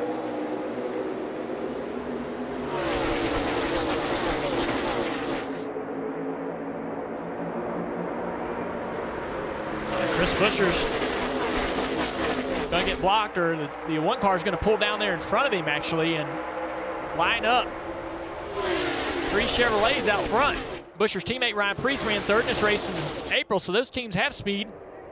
And what an aggressive move by Ricky Stenhouse Jr. moving in front of the 10 of Eric Almirola. He's driving a Ford. He drove up into a line with 4 other Fords. Now he jumped back to the bottom. He's just trying to get momentum. He has not got the momentum from this restart. Just trying to get his car up to speed. Get any kind of push he can get right there. So now William Byron in front. He has Kurt Busch behind him, as well as Buescher, Almirola, Stenhouse Jr. And Stenhouse car looks good. Really didn't see him up toward the front much earlier in the race, but now more and more aggressive as this race gets going. And that's Suarez on that outside lane. Trying to get some guys to go with him out there. On an island, though, dropping back. Yeah, he got up to the high side, and nobody went with him. That's the risk you take. Looks like the 17 sees that outside line. He's going to jump to the outside of Kyle Busch. Here comes the momentum. Eric Almirola in the 10 is going to push Stenhouse Jr. I think that's a good decision. Push that 17 up toward the front here. See what the 24 does of Byron. Will he try to block the momentum of that line or stay down there and trust that inside line to stay organized and help him? Little side drafting out of Stenhouse Jr. trying to take the lead back. And he does. He's back to side drafting in 24. Gets away from him. Gets clear into the lead. The 17 of Stenhouse. He'll go in full block mode now. Now that inside line is all packed together. They're going to get a big run on him. There he goes. He's not going to let that happen. He's going to fall down in there. Man. Now he feels like the outside lane's getting momentum. Went up there. Now back to the bottom. Another name we don't normally mention, but a lot of times on super speedways, David Reagan right here in the pack as well in the 38. Look at Stenhouse. He's changed lanes probably 6 times in the last half lap. How risky that is. We saw that wreck earlier. Alex Bowman tried to put that block and it didn't work. Caused a big wreck on the back straightaway. Pretty good little run there Almirola had. Stenhouse Jr. will stay in front of him. Yep. One car not quite to the back of the 24 yet. Now getting closer, getting closer. Now he should start to push that 24. They should start to build a little bit of speed. Here they come. 17 down to block that. Not a huge run. Logano shoving David Reagan. Yeah, David's going to stay behind this 10 and help that 10 car. Eric Almirola. The inside line, though, with the 17 in front of it, has the advantage. Ooh, the 37 gets a little tight there on the bottom. Yeah, has to lift. The bottom of that tri-oval, he kind of split that seam in a tri-oval, and there's a banking change right there. You saw he got loose. Yeah, awful transition right there in the middle of the tri-oval for that bottom groove. A great job by Stenhouse. He was able to slow that momentum down, and now it's kind of calm. Now it's gotten double wide. Now it's going to get wild again. There he goes. David Reagan. Shuffled out. Eric Almirola. Now Reagan in front. And David Reagan made contact with 10. The 10 had to correct and got out of line. But David's run was so big, getting pushed by the 22, he had to continue that forward momentum to the middle. You guys have mentioned the drivers that have lost their rides. David Reagan stepped out. He said this is going to be his last year. He didn't lose it. He just said he's going to be all done racing. What would it mean to him to get a win in his final season? He's about to take the lead. This 22. Oh, it got pushing tight. Hard. Oh. 17 goes up there to block it. Yeah, Ricky Stenhouse Jr. saw that the 38 had some momentum with the 22 pushing. He jumps up in front of that outside line. Now the inside line falls back. 3 forwards and outside line organized to push and help each other. Oh, and around goes the 22. A hard hit by Joey Logano. We're in it, guys. The 41. Logano was running in the 2nd position up there on that outside line. Left rear tire blew out on the 22 car.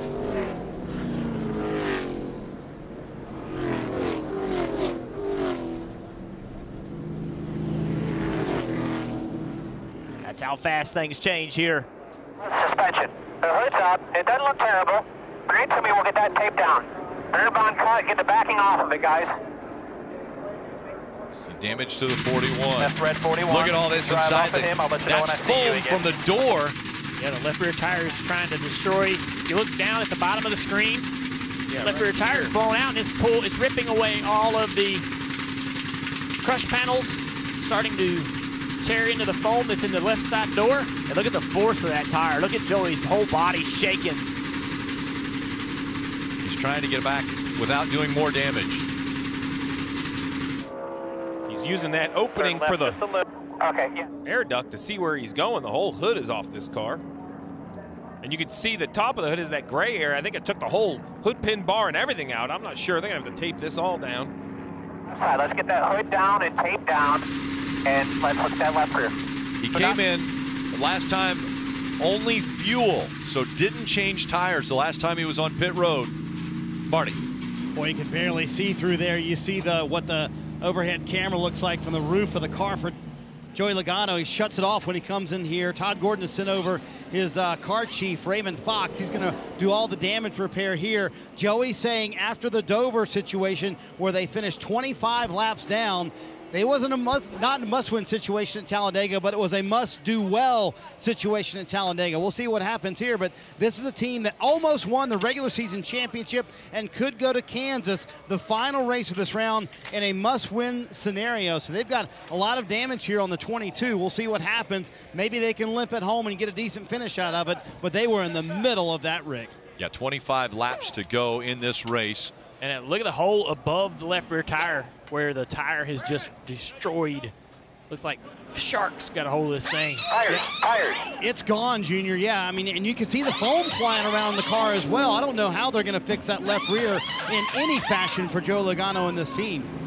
I think you just got to cut that away, Steve. If I'm the driver, please cut that off. Yeah, I think you're going to have to start cutting items away. You cannot add another quarter panel. You can't add pieces and parts unless they're required, like this hood flap right here.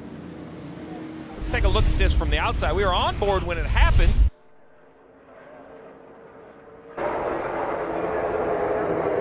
He's pushing the 38 around. Oh, no. One got in the back of the 24. Yeah. It wasn't a flat tire at all. It was the 24 spinning, catching the left rear of the 22. You guys talked about it yesterday, the point of these Chevrolet noses. It looks like a pretty straight push from the one, square into the back of the 24, but look at instantly, oh, it comes from like 3 cars back. Yeah, they all bounced off each other. Nothing Kurt could do about that. He was getting pushed from behind. Byron had no idea that was coming. Boom, boom. 3 or 4 of them all together. Right in the lookout. Wow. 22 almost went over. Yeah, that's a moment that all the safety of the roof flaps and the hood flaps definitely saved that 22 car from going over. Years ago, I'm confident to say that car may have went airborne for sure. Sure, yeah. Brad and so with that Blaney kind of just sneaking by. That was big for Blaney. Even though the 22 is back in the pits, opportunity to get tuned up. Has a hard hit to that left rear tire and the suspension there. Let's look at the roof of the 47 car. Can't see nothing. Then all of a sudden you can see something.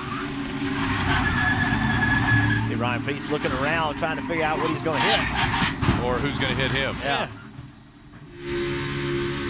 This is just crazy. We're riding along with this happening. Oh, right there. Going up to him. Keep coming. Keep coming. Helpless.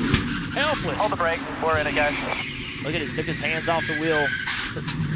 That's Talladega in a nutshell right there. And think about that. He's essentially racing for the lead. It gets in a wreck, doing nothing wrong. So they've cut off the fender on the left rear. He's on the damage vehicle policy clock. He did a good job. He does. It looks better than I thought it was going to look. The hood for sure. So the second big one has happened at Talladega. This time it was an aggressive push on the lower line. Around goes Byron and he collects numerous cars.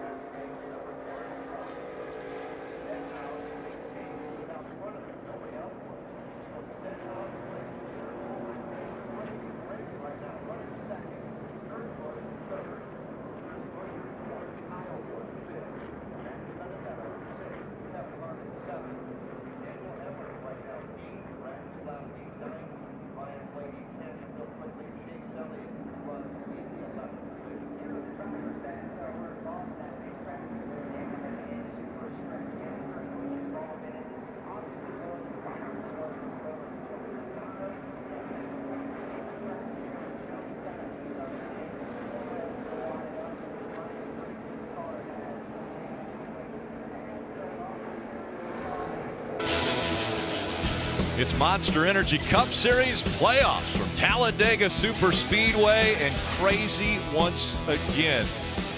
The cars that were involved in the wreck, 9 of them, some with a little bit of damage and some with a lot of damage, to the point where they are no longer going to be able to continue in this race. So 23 laps still remain as we see the 22 make another stop, and almost a completely silver hood on the 22 as he comes back out onto the racetrack, and he has a minute 41 still to go on that DVP clock. All right, guys, well, Junior, you said it. You don't think you've ever seen anything like this as far as aggressive racing, but right there, we're seeing everyone either having to block or get that momentum from whatever line they're in. Well, plus when they drop the green flag, it's going to be about 20 to go in this race, and we always know what late race restarts happen on plate races. It only gets wilder. The finish is coming soon, and what we've seen so far, I would expect to see more. Yeah, the teams have tried. Joe Logano's tried to get that high line working, to single file the entire field out like we've done here in the past. It's the safest thing to do to be able to get to the end, and if you're leading that line, it feels great. Yep. But they haven't been able to do it. Something about this rule package, these spoilers, allows that inside line to remain competitive and continue to battle back and keep this field 2 and 3 wide all day long. I'm loving it.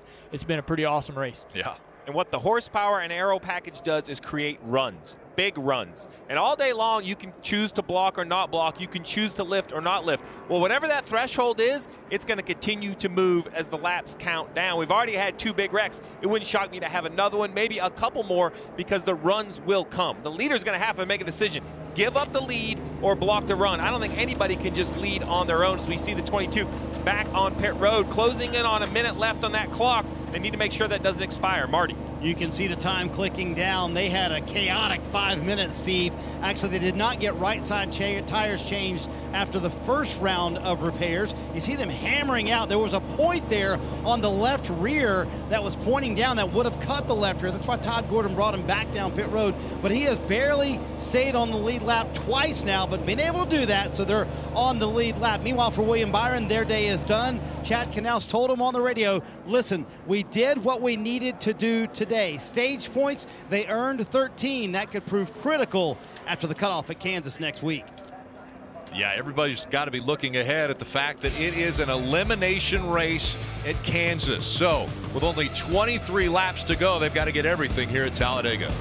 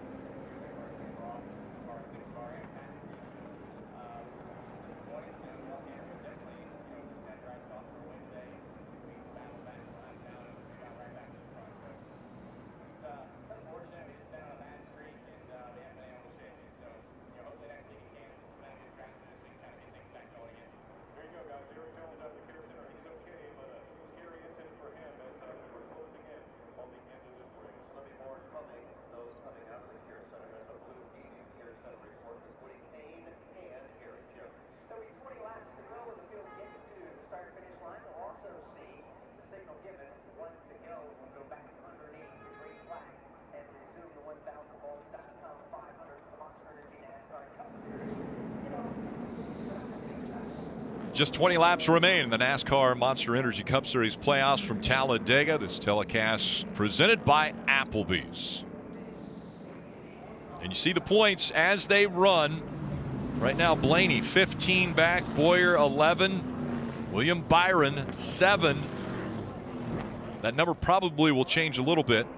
If it stays like that, though, imagine the 6-car battle that we're going to have at Kansas. Dave. William Byron walked from the care center under his own power. Why didn't that push from Kurt work? I don't really know. You know, obviously our noses are pointed and it just jacked me right up and around. I got to look at it a little bit. Yeah, it turned me to the inside first and then hooked me. I don't know. I don't know what to do different there to get the push better. Just unfortunate for us. I mean, we had a good run going. Felt like we were gonna, you know, at least finish pretty solid, and our car was good. Just trying to kind of bide our time, and just kind of unfortunate for sure. All right, glad he's okay. Again, Marty mentioned the 13 stage points earned. That's a big deal, Kelly. Dave, Denny Hamlin started this race with a 48-point cushion, but a lot can happen here at Talladega. He's been very interested in his point situation now. Have a listen. Do you see any reason why we should go up there and race the rest of this race? I mean, other than like the last lap where you just make a mad dash, try to gain 5-6 spots from the slow cars. Because I still don't think it's all done. You know what I mean? I think when they throw the checker, there's going to be about 8 or 9 good running cars. So Denny Hamlin's been asking where all the other playoff competitors are running right now. He is showing 45 points above the cut. Interesting to note, before that last crash happened, Alex Bowman and the 88 team were showing 20 points below the cut line. Look where he is now, 7 points above.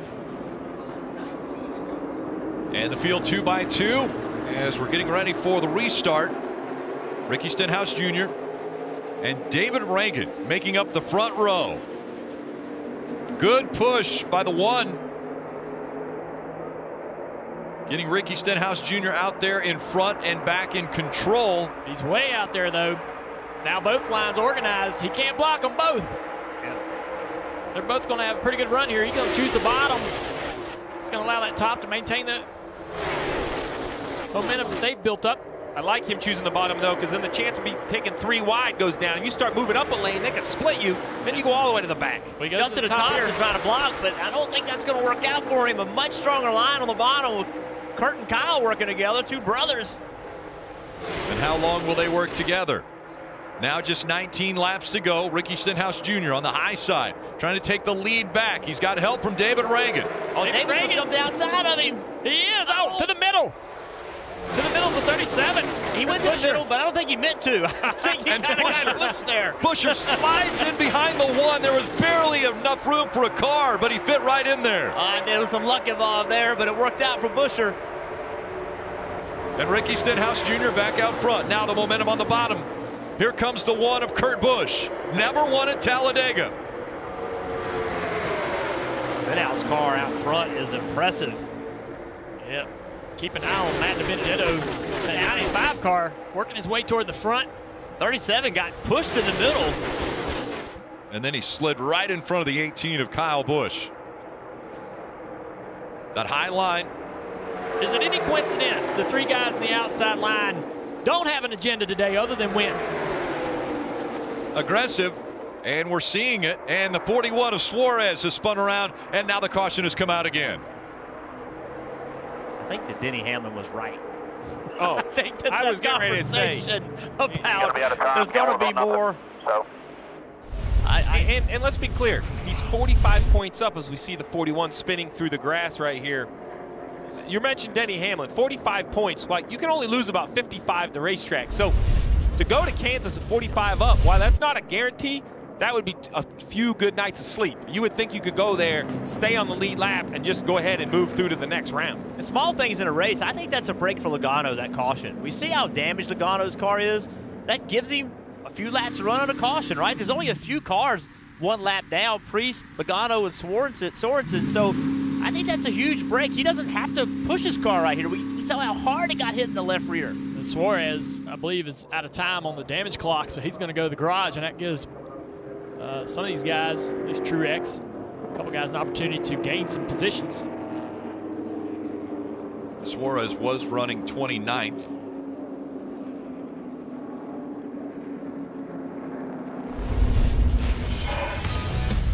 There were a lot of issues today, guys, starting with the 11 of Denny Hamlin. See how much his hood flaps are moving around. Ended up breaking the hinges, ripped it right off the car. And then down back straight away, the 22. It's the back of the 18, creating a massive crash into turn 3, taking out a lot of the Chevrolet cars that were working so well together throughout the day. Normal chain reaction, nowhere to go to for Kyle Larson. The 88 of Bowman, he was the one that got turned around. That allowed Denny, he got a little bit of that damage. He came in and repaired it. The 19 of Truex, he continued on until here the left front tire goes flat with more damage. Clint Boyer in the wall off of turn 2. Cut a tire and get loose, spin out. Down here in 3 and then high side the car on the apron. Need a little help to get it pushed. Now 2 laps down. And this big one. See right there, the 1 and the 24 just got misaligned. Big impact for a lot of cars. Look at the 24 right in the left rear of the 22 Logano. That's what I'm thinking, is that this caution allows Logano to ride around. We know that car's got to be hurt. Dale, you mentioned the 41 that went to the garage and the clock. He was never able to make minimum speed. He went out there and tried. Car was so damaged he ended up spinning out again, so it absolutely forced him to go to the garage. Unlike the 22, he got minimum speed, so he can keep working on his car under this yellow. Yeah, I mean, it allows Boyer a position. He might not be able to get any of those laps back to be able to advance himself through the field, Clint Boyer. So he may be stuck 2 laps down at the end of this race if he can't get a wave around. Marty. Yeah, Junior, needed caution for Joey Logano and his team, as you guys have mentioned, but maybe came a lap earlier than they would have liked. Todd Gordon asked Joey to go out there, feel out the car for a couple of laps, which he said is extremely loose, and then they were going to race for the free pass. Well, guess what happened? The caution came right as they were about to start racing Ryan Preece and did not get the free pass. So now they're still 1 lap down. That happened on the last set of pit stops. They're going to come in here and make sure that left rear is fixed up, Kelly. Chris Buescher in the 37 car, who's had a great race going, thought he might have a tire going down. They brought him to pit road. They wanted to check for a rub potentially on the left rear, but it sounds like that was okay. I think they gave him 4 fresh Goodyear tires nonetheless. Talladega is always hectic, but we knew that the playoffs were going to amp everything up. They seem to have done it every year. Remember, we started with 16 drivers, the round of 16. Martin Truex Jr. went back-to-back. We in Vegas and Richmond. Then we went to the Roval. Chase Elliott wins after having an accident. Then we cut to 12 drivers. We head to the monster Dover, where Kyle Larson won. He's advanced to the round 8. We're here at Talladega, then the cut race next week at Kansas. And after Kansas, we will be down to 8 drivers, 3 tracks. The short track at Martinsville, high speeds at Texas, the 1 mile at Phoenix. That will cut us to 4 drivers with a chance to win the championship down in Miami on November 17th, NBC. It is going to be a blast. No points when we get to Miami. Right. If you win or outrun the other 3, which has basically been a win every year, you are the champion. It has required a win every single year to win the championship, but ultimately it is just finishing in front of the other 3 competitors that you're racing for that title. For a few of the non-playoff driver updates, let's start with Marty. Yeah, with 15 to go, let's give some credit to Daniel Hemrick. The first set of stops today, they got some right rear damage with all the cars coming to pit road at the same time. They really had to fix that damage. They have clawed their way back up into the top 10. And remember yesterday before the rain came, they led some laps, led 1 lap yesterday. So a nice run here for the 8 car in 7th, Dave. Marty, Brendan Gaughan doing what Brendan Gaughan does in that pink, black, and white, number 62. Only runs at Talladega and Daytona for a small team that only runs at Daytona and Talladega. He's had good finishes before, currently running 10th, Kelly. How about our NBC Sports colleague, Parker Kligerman, running in the 14th position. This team had one of their best runs of the year at Daytona in July before getting caught up in the big one. So they brought back that car, but with some updates on it. Parker was really optimistic, told me he even gave himself the opportunity to dream about what it would be like to win here in the Cup Series. Of course, Parker, a 2-time Talladega winner, and the NASCAR Truck Series. Guys, he's doing a great job. I was going to say, you know, we always talk about pick on Clint Boyer, like his victory parties would be the biggest. Brendan Gaughan might beat it. Yeah. Just, you know, the Las Vegas native. If Brendan could win here, I think it would be a full country, East Coast to West Coast type party. See the career Cup Series wins of those in the top 10 right now. 3 that have never won. Benedetto so close, Hemrick as well. I'd have to imagine that if Matt DiBenedetto won today, that'd be a big story because of how close he came at Bristol earlier this year. Remember, he led Daytona 500, led all those laps. Real strong car. There's only going to be 13 laps to go in this race. The intensity we have already seen, I thought, was at a peak. Can it get even more intense?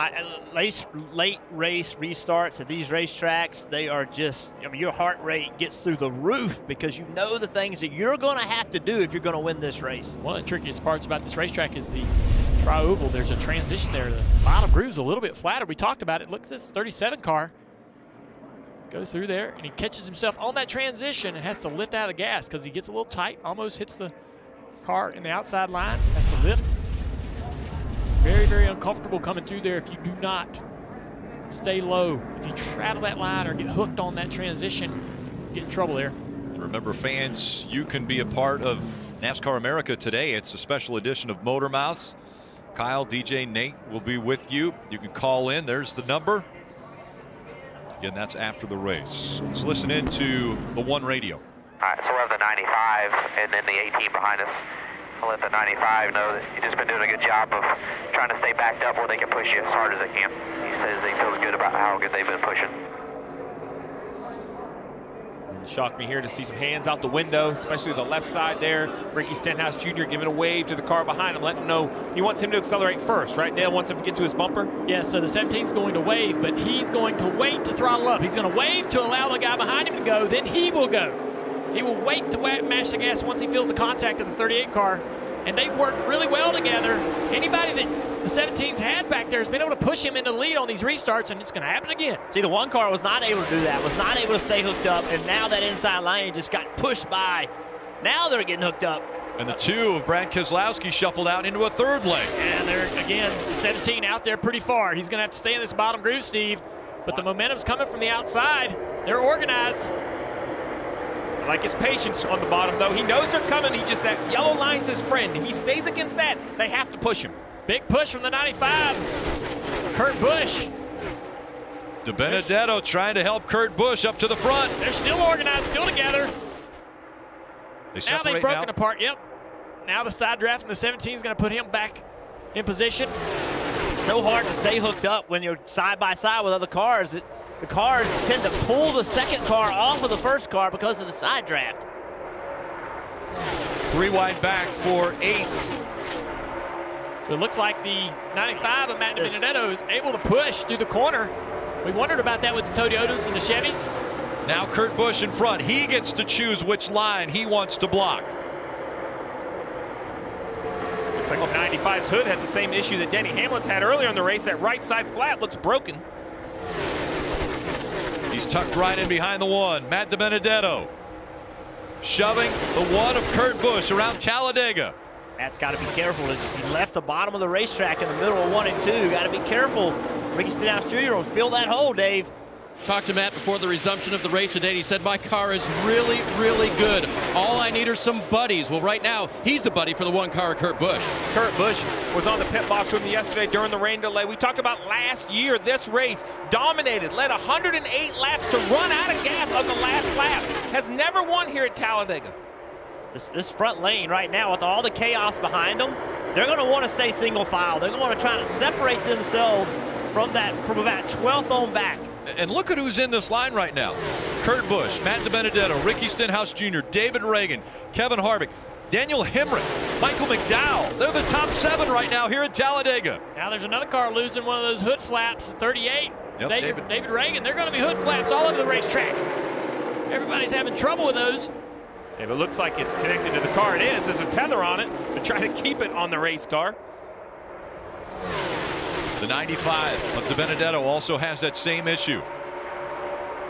Don't give up on Brad Keselowski either. He's back about 8 or 10 cars, but continues to work the top with the 10 of Almirola behind him. You see him back there. Yeah, that's Blaney in the 12 car.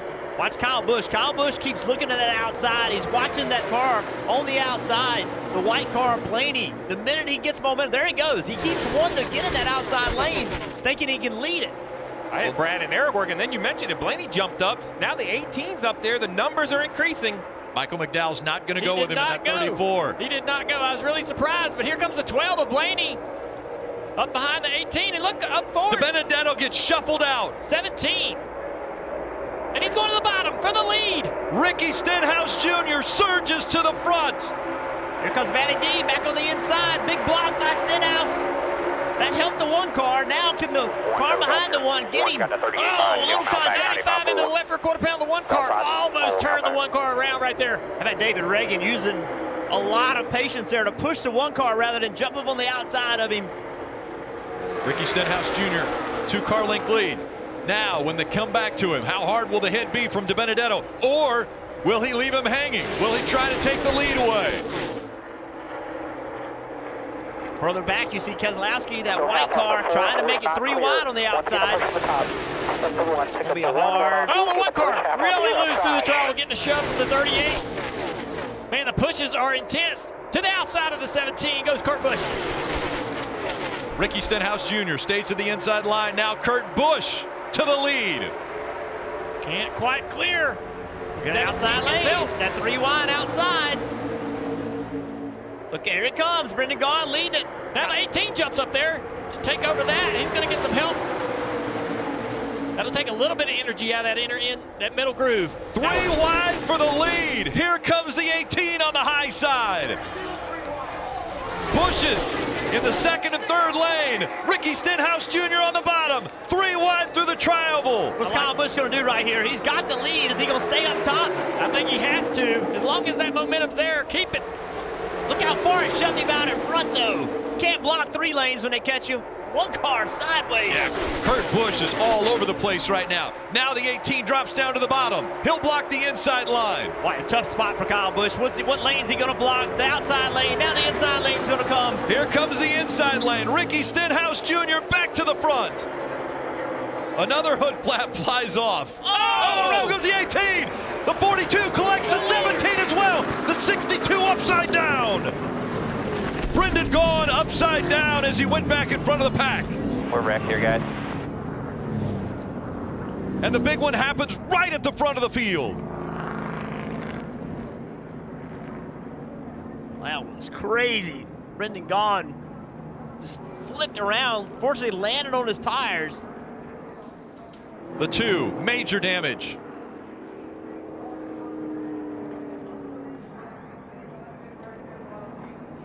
That is why drivers' heart rates are through the roof on these late race restarts, these racetracks. Yeah, the bumpers just don't line up as well as they used to with the old COT, but the pushing is just as aggressive as it's ever been and creates those type of situations. Rick, you were calling the action 2 and 3 wide. The runs were so big, and 3 wide, you can't move. If you want to avoid the run, you're just going to get hit. Marty.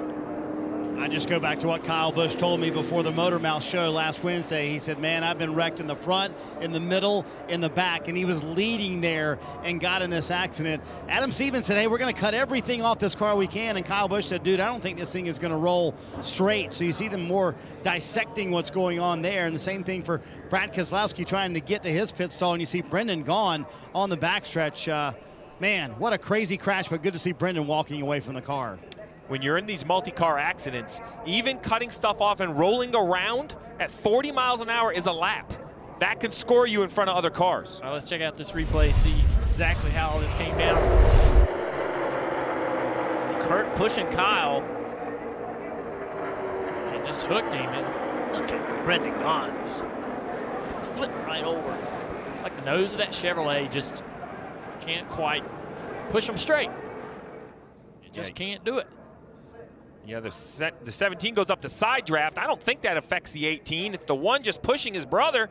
It peels the 18 off to the right. It looks a lot like the 24 accident. Look at the 62, a full flip back on its wheels. Thank goodness. Instantly stopped the flipping, put the car back in position. But a huge, huge accident. You wonder, though, if the side force, like right here, if the side force didn't help push the car and roll it off the front bumper, right? Just the air moved it Because he's trying to pull him back. Yes, yes, and just moved it, and then that helped with that pointed nose of the Chevrolet, the combination of the two. Oh, this shot right here. Yeah. Coming right at you. Look at this 62. It looks like a toy car. It doesn't look real. 3,400 pounds. Remember that. These things are almost 2 tons. Well, you know, we take off. All you got here, pushing right up to 17. Kevin.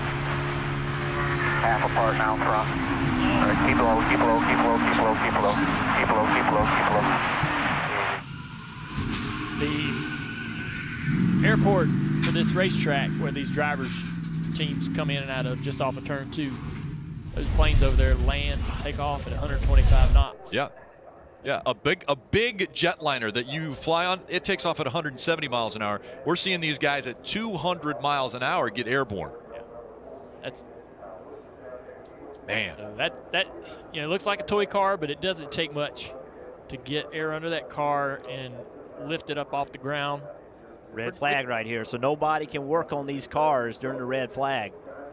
We could put all the safety innovation we can into the cars to try to keep them on the ground, but in that situation, you're just not going to be able to do it. Well, that's the problem. It's one thing for a car to be sliding at that speed, but you saw it wasn't a slide. Once that other car makes impact, it changes all the dynamic forces on the car, puts a little bit of lift once that angle changes, but you saw one flip right back down. You never want to see a car airborne, but you like for them to get back on the ground as soon as possible. Aggressive blocking up front. And a wild ride for Brendan Gaughan in the 62, upside down at Talladega.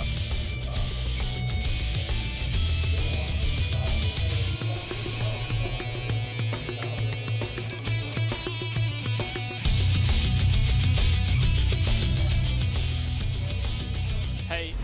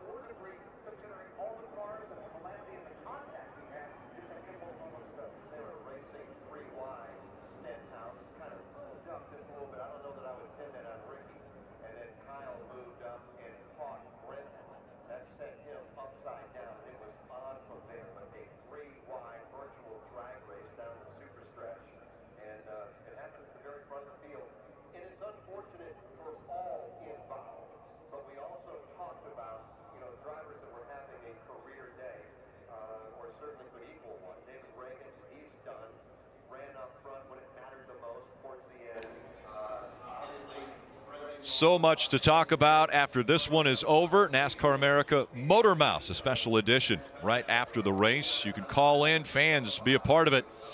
What an incredible accident that just took place. These are the cars that were involved in the most recent big one. And now all of the playoff drivers have been involved in an incident today. You see the 62 of Brendan Gaughan back on the rollback. So, Rick, we just saw this huge accident down the backstretch. We've looked at it from a few angles, but look right here. Look at the gap between the 18 and the 17, right? So there's at least a car width gap. As we roll it forward, watch the 17 as he moves up. I asked you, Dale Jr., does that air get squeezed between the two cars? Do you think that can affect the 18? Yeah, I think the air's so compressed coming off the noses of these cars that getting next to that 18 car sort of shoved it to the right, upsetting that car just enough. Or maybe, just maybe, the 18 saw that 17 coming. Oh, yeah. Turned the steering wheel just ever so slightly. And you can't turn the wheel while you're being pushed. You see the 4 of Kevin Harvick right there. We rode along with him, and you thought he was good, right? He's kind of below the campers right there, and as it rolls forward, thinks he's going to get through it at the last minute, gets connected in the right rear. You cannot discount the shape of that Chevrolet nose and to have an effect, you know, with that air pushing on the side of the car, being pushed off of a pointed nose, the combination of those two things, you just can't separate them. I think that they are connected. We talked about Kevin Harvick. I watched a little while ago, heard Denny Hamlin say, hey, we're in pretty good shape, let's miss this wreck. I wondered if Kevin Harvick should have played that game too, right? Like, they were really good in points. Still should be pretty good, but, you know, as good as he were in points, maybe just lay back and watch this wreck happen. Tough call. Well, Denny Hamlin's strategy perhaps is going to lock him in leaving Talladega. He's currently plus 53. We're going to have to see how these last few laps pan out, but it could take the Denny Hamlin's focus completely off Kansas and let him look forward to, say, Martinsville, a track where he could go win. Marty.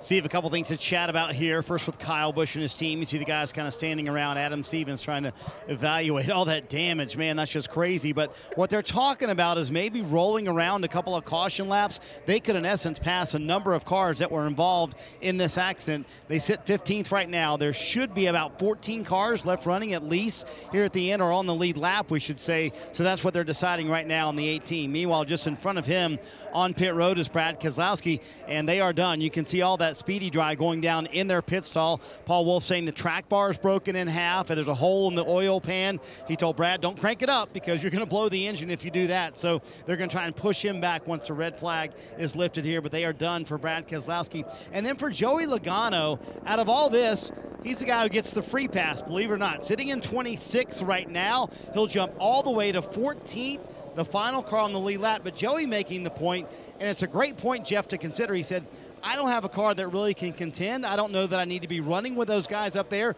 So what do you do if you have that damage of a race car if you're Joey Logano and all you're trying to do in these final 6 laps is finish on the lead lap? Well, you get back on the lead lap for sure. You go ahead and get that, and then you just have to do what your car will allow you, right? If he doesn't feel safe, doesn't feel like he can be in the middle of it, he's better off to just get behind it. You know, get back in the lead lap and get behind it and kind of use Denny Hamlin's logic and wait for other people to wreck. Look at this opportunity that Michael McDowell, Almirola, Hemrick, Austin Dillon, Parker Kligerman, Ty Dillon, Newman. I look at the opportunity. Corey LaJoie. This is a huge opportunity for one of these guys to get a win here, go away a cup winner. Well, and Blaney, while he has won, he came in at the bottom of the playoff grid. He said, hey, I don't need to win at Talladega. I have to have a good day. Well, even running where he is, he's still 7 points out, right? He's trying to make up points.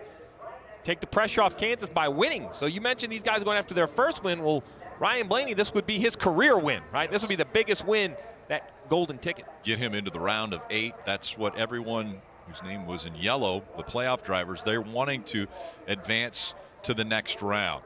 Dave. Kurt Busch has made his way from the infield care center. Kurt, what were you working on there with your brother, and what do you think happened? I was trying to make the middle lane work, and all hell broke loose. We're having a lot of fun today. Just trying to play it steady, gain some points. I don't even know who's left, man. It's pretty wild. The cars are so unstable when we're in that big draft pushing hard. It just takes the smallest little slip up. Kurt, how good was your race car? I know it was good out front and as a pusher as well. Yeah, it was a great Monster Energy Chevy. Thanks to Ganassi and all my guys for preparing a good car. We just didn't get the finish we wanted today. Kurt was in the middle of it all day. Kelly finishes early, unfortunately. Yeah, and Matt DiBenedetto was in the middle of all that carnage, and it looked like it was actually the nose of your car that helped the 62 of Brendan Gaughan flip around. What was your vantage point? Yeah, I saw a car go up in the air and over. It's just crazy. I don't know. Car was fast, pushed great, obviously, and I really wanted to get these guys. The one-bite pizza car, I mean, I was a bright red pizza. You couldn't miss me out there, that's for sure. I wanted to get this car to victory lane so bad for Toyota and LFR. It just stinks being that close so much. But, man, that's insane. I was pushing Kurt earlier before that all happened, and just focused on pushing ahead of me because my car did it so well. You can lock on the guys in front of me. But I don't know. It seems like a dang routine, man. Run a super speedway race, and then I meet you guys here for an interview after the care center. It's just, these races are crazy. Yeah, how did you even bide your time to be in a position there at the end relatively unscathed at that point? Yeah, we we did it right up until then. We were just racing smart, and at the end of stage 2, I was like, man, they are getting racy, and I felt like a wreck was going to happen, and I backed off. Boom, big wreck. I'm like, all right, we're doing good, and then here we go.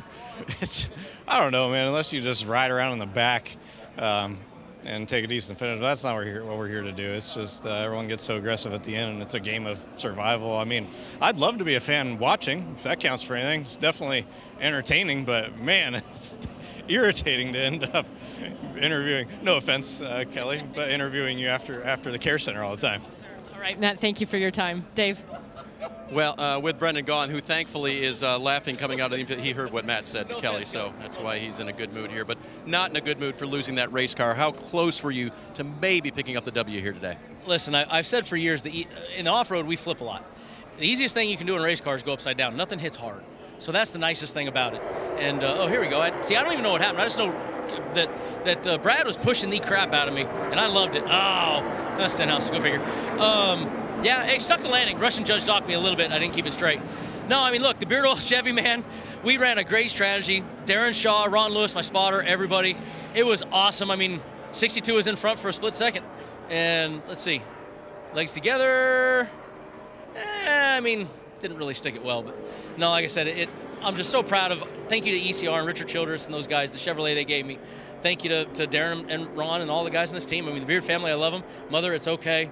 It's just a flip. It didn't hurt, I promise. And I have nothing upstairs to hurt anyway, so they all laugh at me in there. I did want to verify that, because when these cars come down at funny angles for race cars, like flat like that, the back's okay and everything? Yeah, no, because you're still going 200 mile an hour that way. So it never like just drops out of the sky. So it was okay. It was just one easy quick flip and put it down. The only thing you're worried about then is somebody hitting you. You know, that's what you don't want. That's where the fear comes in. But other than that, I'm fine. And like I said, some people would argue if I have anything up there to hurt. But thank you to Chevrolet. Thank you to the Beard family. I love you guys. And yes, I will see you in the Daytona 500, Mom. Sorry. February, it's coming. Kelly? Well, a really good opportunity for David Reagan gone awry there. And man, it looked like you were almost ahead of that crash. What happened?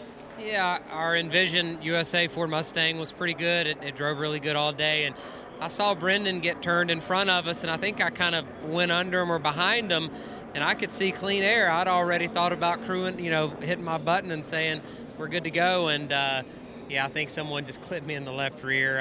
We had a great day. We played our cards right. Mike Kelly and our front row motorsports team made good adjustments all day, and that's just Talladega racing. Everyone races extremely hard, and that's guys being really aggressive toward the end of the race. So hopefully all the fans that stuck around enjoyed it, tuned in on TV, had fun. I'm sure it's going to be some more excitement these last few laps. So I'll get back and pull for my two teammates up there. All right, David Reagan, a former winner here at Talladega, but it's not going to happen today, Marty. If you want to know how important 1 point is, Kelly, Brad Keselowski tried to crank up his car and make it around on the apron for one lap. Didn't get very far, and that's as far as they got. They were trying, though, Steve, just to gain 2 more spots. And in essence, by doing that, by leaving pit road, they passed Brendan Gaughan and Kurt Busch. And here he is at the end of pit road. By doing that, they gained 2 spots, 2 points. Isn't that amazing? Well, you never know next week what 2 points is going to matter. 2 points, right. And so we're seeing Brad Keselowski is climbing out of his car. One playoff driver, the driver of the 12, Ryan Blaney, he had a spin at the front of the field when he came to pit road. He now is leading. All right, let's see if we can dial up the driver of the 10, Eric Almirola, running second. Hey, Eric's Booth Boys, you got us? Yeah, I got you, boys. Man, you have a little 2-lap shootout coming. What you playing? Try and win. Give away some more free bacon. So how do you do that, bud? What you're going to try to work with the guy behind you to get a good push? What's the communication like in there right now? Honestly, you just got to see how it develops. I mean, I always equate these speedway races like walking up to the line of scrimmage as the quarterback, and you're just constantly calling an audible because everything around you is changing, and you got to adapt. So I don't know. I got a few things in my head that I feel like if I execute and it goes to plan, it could get us to victory lane. But there's a lot of varying strategies, and you can't control everybody else. So that's the hard thing. Well, we all love baking up here, so we'll pull them for you, man. Have fun. All right, thanks, guys. Bacon and Hopefully we can Flames. do it again, put this Smithfield Ford Mustang in victory lane. So we'll see. He's done it before. We'll see if he can do it again. All right, let's flash back. Yeah, you mentioned it, Rick. He did it again. It was a year ago. His teammate at the time, 41 of Kurt Busch, led 108 laps and run short on fuel in that last lap. This race was dominated by Stewart-Haas Racing, and in the end, a Stewart-Haas Racing Ford, namely the 10 of Eric Almirola, in that beautiful Smithfield paint scheme, went to victory lane. You see the excitement with the family, and here we are a year later with the same opportunity. I think. Guys, this is amazing. Look at the top 10 right now. Look at the 10 that are going to start this race with 2 laps to go. Ryan Blaney, Eric Almirola, Ty Dillon, Ryan Newman, Michael McDowell, Austin Dillon, Denny Hamlin, Ross Chastain, Ricky Stenhouse Jr., Matt Crafton filling in right now for Paul Menard. I think that makes this decision of what Blaney's going to pick, what lane you're going to pick, I think that makes it more difficult. Like, which car do you want behind you? I don't think you've raced with these guys enough to really know which car can push you very well. I think you have to pull into that inside line. If you're using hand signals like most of these drivers are doing, and you're in the outside line, you're signaling to the inside line as well. They can see when you're going to go. So you have to be on the inside line. Well, he chooses the outside. So I was with you. I like the inside line because I have that double yellow line to force the guy behind me to stay on my bumper. In the outside, that guy has a lane. If he gets a better start than you, gets to your quarter panel, it's game over. Marty.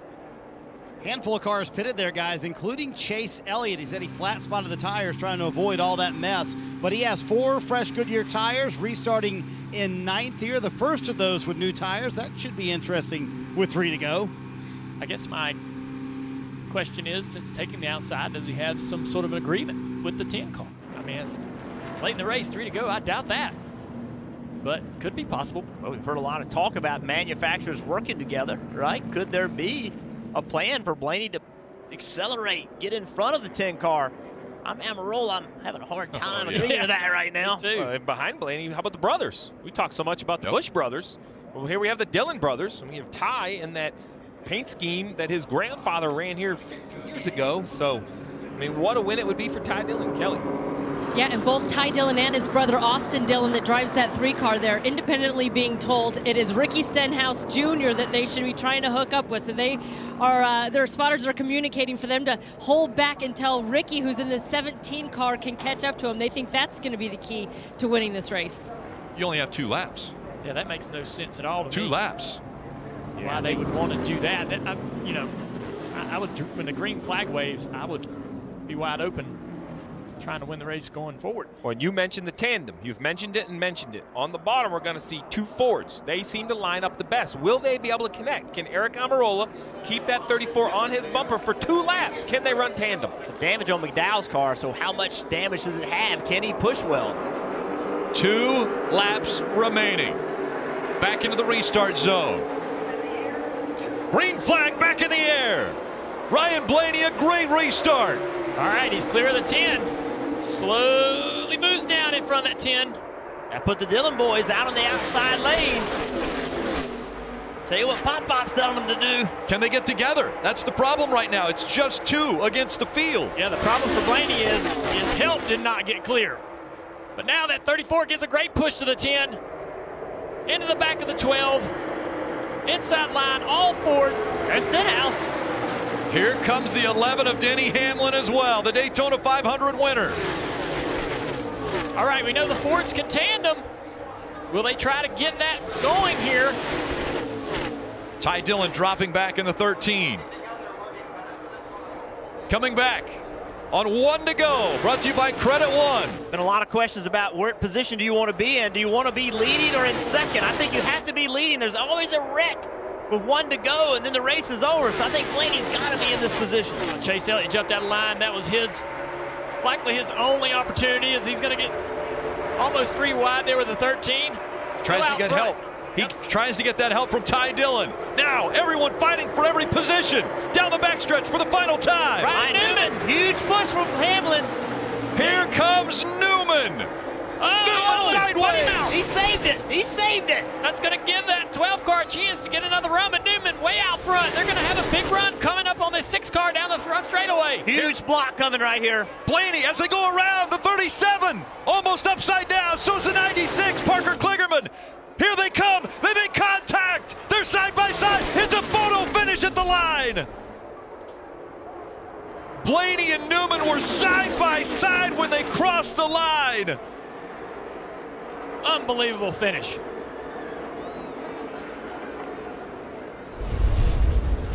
Yes, we didn't beat him regardless. Blaney, by just a foot, is going to get the win over Newman. What a finish. Ryan Blaney came here in almost a must-win situation. May have pulled it off. After heartbreak a week ago, running so well, the mechanical failure, nothing he could do. We talked to him in the garage, and look at this. How many times has that finish line come into play later, out past the tri-oval? Once again, we see it. In the tri-oval, it was definitely the 6 leading, but the 12 still had time and made that move. Ryan Blaney is winning in the Monster Energy Cup Series for the first time in 2019. And that win moves him on. He will lock into the round of 8.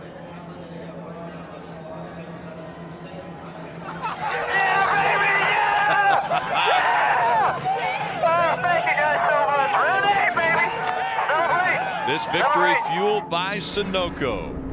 Fuel your best. Look at the damage. Right front Look at the right side. Flat right front tire. They weren't going to make another lap. Him and the 6 were side by side, rubbing doors all the way to the line. Well, the fans that stuck around here on a Monday afternoon got an absolute treat of a show. Ryan Blaney, right at the start-finish line, able to get back by the 6. Newman had been pushed out so far in front, he didn't have any help behind him. He was trying to block. There was no way he could block everyone. Such momentum coming from Blaney. He did. He got pushed just way out. Blaney grabs that Sunoco checkered flag. Look at the right front tire. That's the race-winning car. I mean, it's hard to believe that here at Talladega, that's what Ryan Blaney has left. Old school, Rick. No burnout. Just grabs the flag.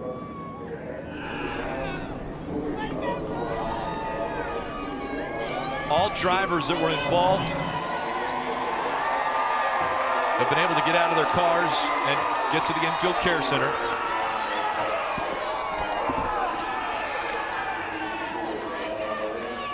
Seven 1,000ths of a second separated the top 2. That's the 6th closest finish of all time in NASCAR.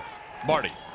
7 1,000ths of a second that may have saved Ryan Blaney's season.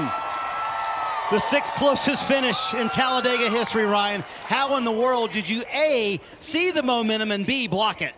Well, there was no blocking the 6 and the 11. They were coming so fast, and I figured I'd give up the bottom, and they were just going to leave me in the middle. So I decided to stay with Eric. He was a great pusher all day, and I kind of went up and pulled the 11 off the 6, and then he was so far out in front, and yeah, then we kind of got together on the front, and he kind of pushed me below the yellow line. I wasn't going to go below there after what happened in the truck race, and kind of got forced down, and just worked out. So proud of this team, man. Just survived the last couple days, and hopefully that was an exciting finish. Thank you guys for sticking around. Appreciate it. You treat these fans to an awesome finish. These playoffs are all about these big moments, Ryan. Talk to me about just the adrenaline in the final few laps, because you guys came in almost a must-win situation.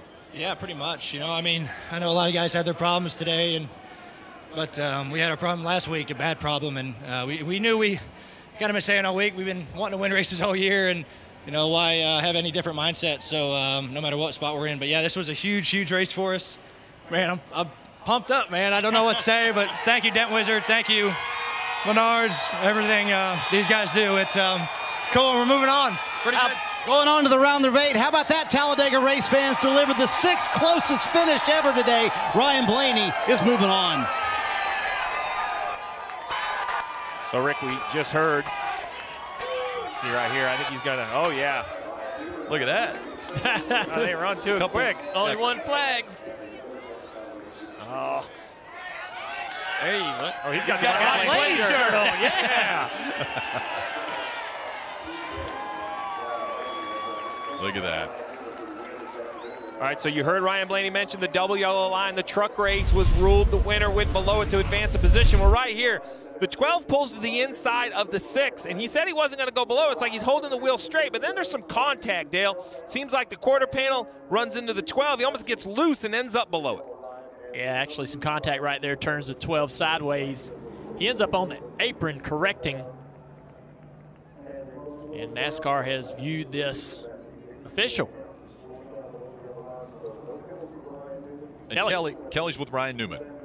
Yeah, the difference being 7 thousandths of a second there, Ryan Newman. You came out smiling, so if you will, take me through the final moments of this one. I mean, just close. I told Eric, I said, oh, they spent $50 million rebuilding this place. I should have threw in $50 for them to move the start-finish line. Repainted it or something. It was a great run for our Wyndham Rewards Ford. Everybody at Roush Yates, Roush Family Racing, and all the team effort that went into it was good. I mean, we just came up that little bit short. I mean, I don't know what else to say. It was just I could have pinched him some more. I probably could have took the air or did what it. I mean, you could go back and bench race that 3 weeks from now, but it was a good race until the end. I saw the guy spinning in the back. I was hoping there was going to be yellow, but there wasn't. What's the feeling at the end of this one? Your playoffs came to an end after the first round, and you told me earlier that it would be such a big deal for you guys to grab a win to close out the season. Well, that's special to just have a good run. I mean, we had a good team effort today. We overcame a lot of obstacles. Cars flying on top of us and all that stuff. So just proud of the team. Upset, obviously disappointed that we didn't close it out, but we survived it, and that's a big part of this deal. Thank you, Ryan. And fans, make sure to remember you can be a part of the post-race. NASCAR America Motor Mouse will be coming up next. Ryan Blaney. He's headed to the new victory lane here, and we heard Ryan Newman make the comment, boy, I wish in one of those renovations I could have moved that start-finish line a little bit closer to the tri-oval where I was in front. Well, before he got there, yeah, the 11 car with a huge push. I thought Ryan Newman was going around right there, but a great save. I don't think he ever lifted, just saved the gas and saved it. So the 11 car is going to push and wants to continue pushing the 6 car. Then he's thinking, I'm going to push the 6 out here into the front, and then I'm going to go around him. Right there when he gets loose, then he has to lift. Then he has to get out of the gas, and that creates no more momentum for him. Now the 6 is out there by himself. Here comes the big run of the 12 and the 10. Probably about 5 mile an hour faster. The 12 fakes high, ends up committing to the bottom. Contact right here. And I really like that call by NASCAR. I think Ryan Blaney, 2 left side tires barely below, saving his race car. No intent to go down there. That's what racing at Talladega is all about. Another great finish. He was holding his line, and his line got taken up by Ryan Newman, but that was it right there. 1 foot, 7 1/1000ths of a second. Blaney wins.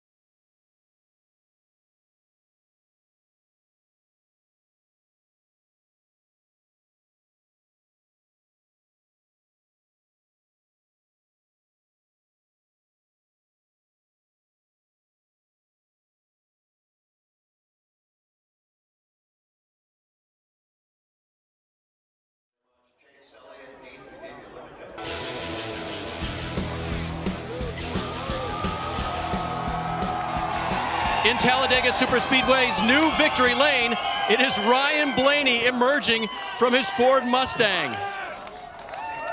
And about the only thing missing from this throwback look would be the team riding through all the way from victory, or all the way from the start-finish line to here. Well, what a team you had today. What an effort they put together with you today. Yeah, I mean, an amazing effort last 2 days, to be honest with you. And from spinning out early yesterday and missing some big ones today, able to weave our way through. And I can't thank Almirola enough for helping me out there at the end. And that big push that Newman and the 11 got, I knew I wasn't going to be able to block it.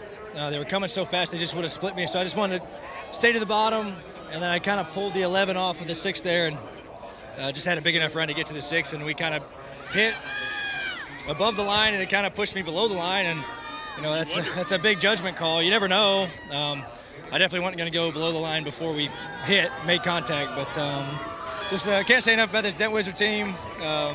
Super fun last couple days, and moving on, man. Pretty cool. Yes, you are moving on. Martinsville will be next in your mind. Obviously, Kansas, you can pick up a win if you want. But Talladega, so historic. What does it mean, Ryan, to win here? It just means a ton. I've been coming here ever since I was really young, and watching Dad run here a lot, and watching him run pretty good here a lot, and then to drive for the Wood Brothers here, and man, just a cool feeling. This new infield, it's so special to be in this new victory lane, and I love coming here and love it even more now.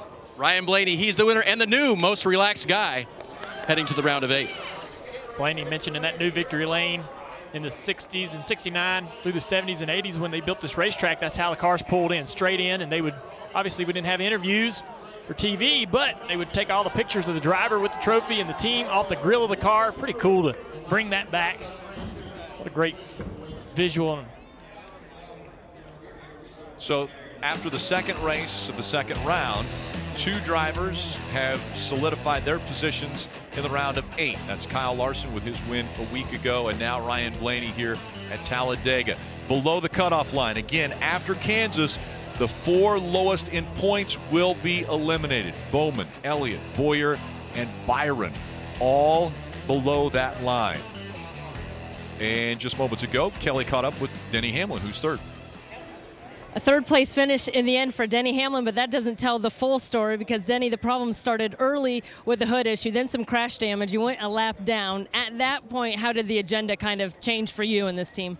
It changed with every caution. It changed with every car that fell out. I mean, it's just a game of chess all day. I mean, sure, we went up there and raced and got in the middle right there, but we would have been in all those wrecks, so it just didn't make sense to me to – I just knew the statistics and the odds and the chances of, I looked at how many cars were on the lead lap. If we were to crash at that point of the race, and it just wasn't worth the risk, there wasn't enough to gain with cars still crashing. So we waited till the bulk of them got out, and then we went up there and tried to win, and we almost did. So I think we played the race as good as we could, given all the issues that we did have, and then just a great job on my FedEx team getting us moved on here.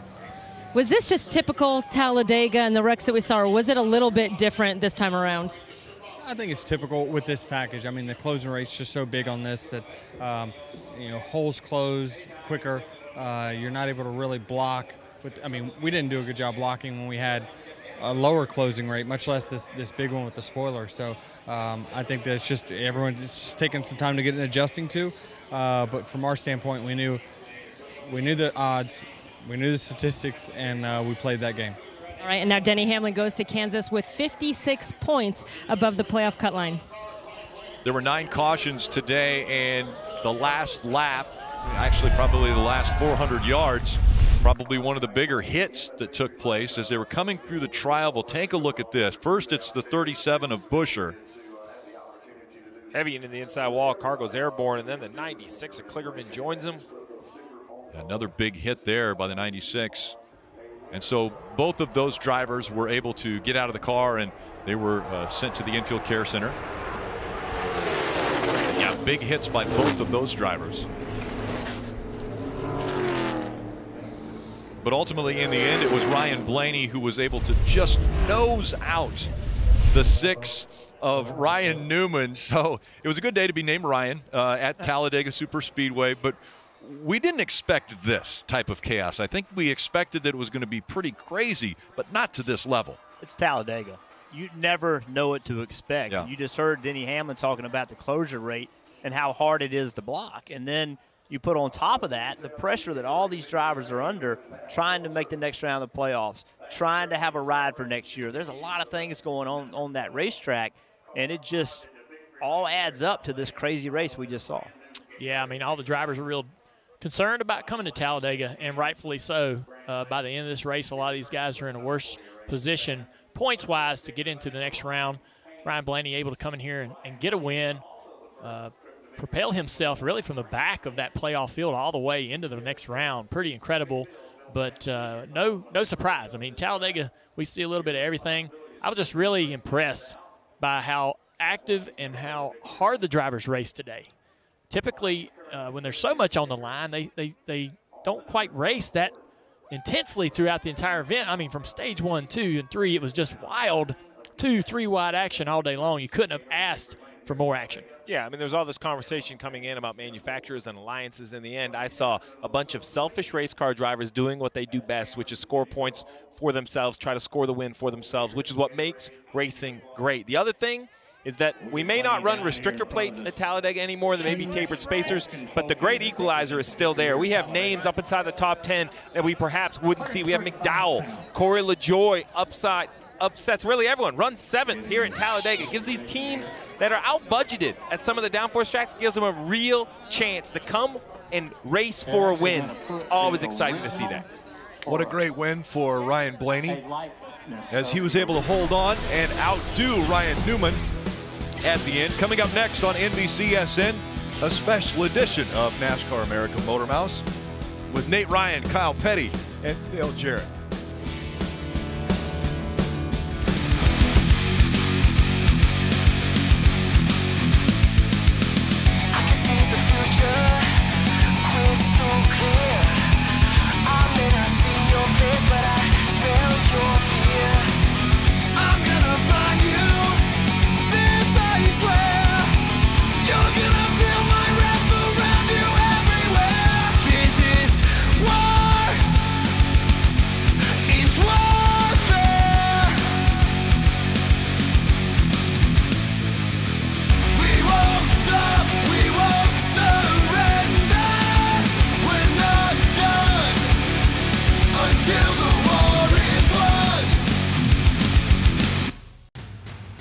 This copyrighted telecast may not be reproduced, retransmitted, or used in any form without the authorized written consent of NASCAR Broadcasting. NASCAR would like to thank all of our fans for your support, and we hope you enjoyed today's broadcast.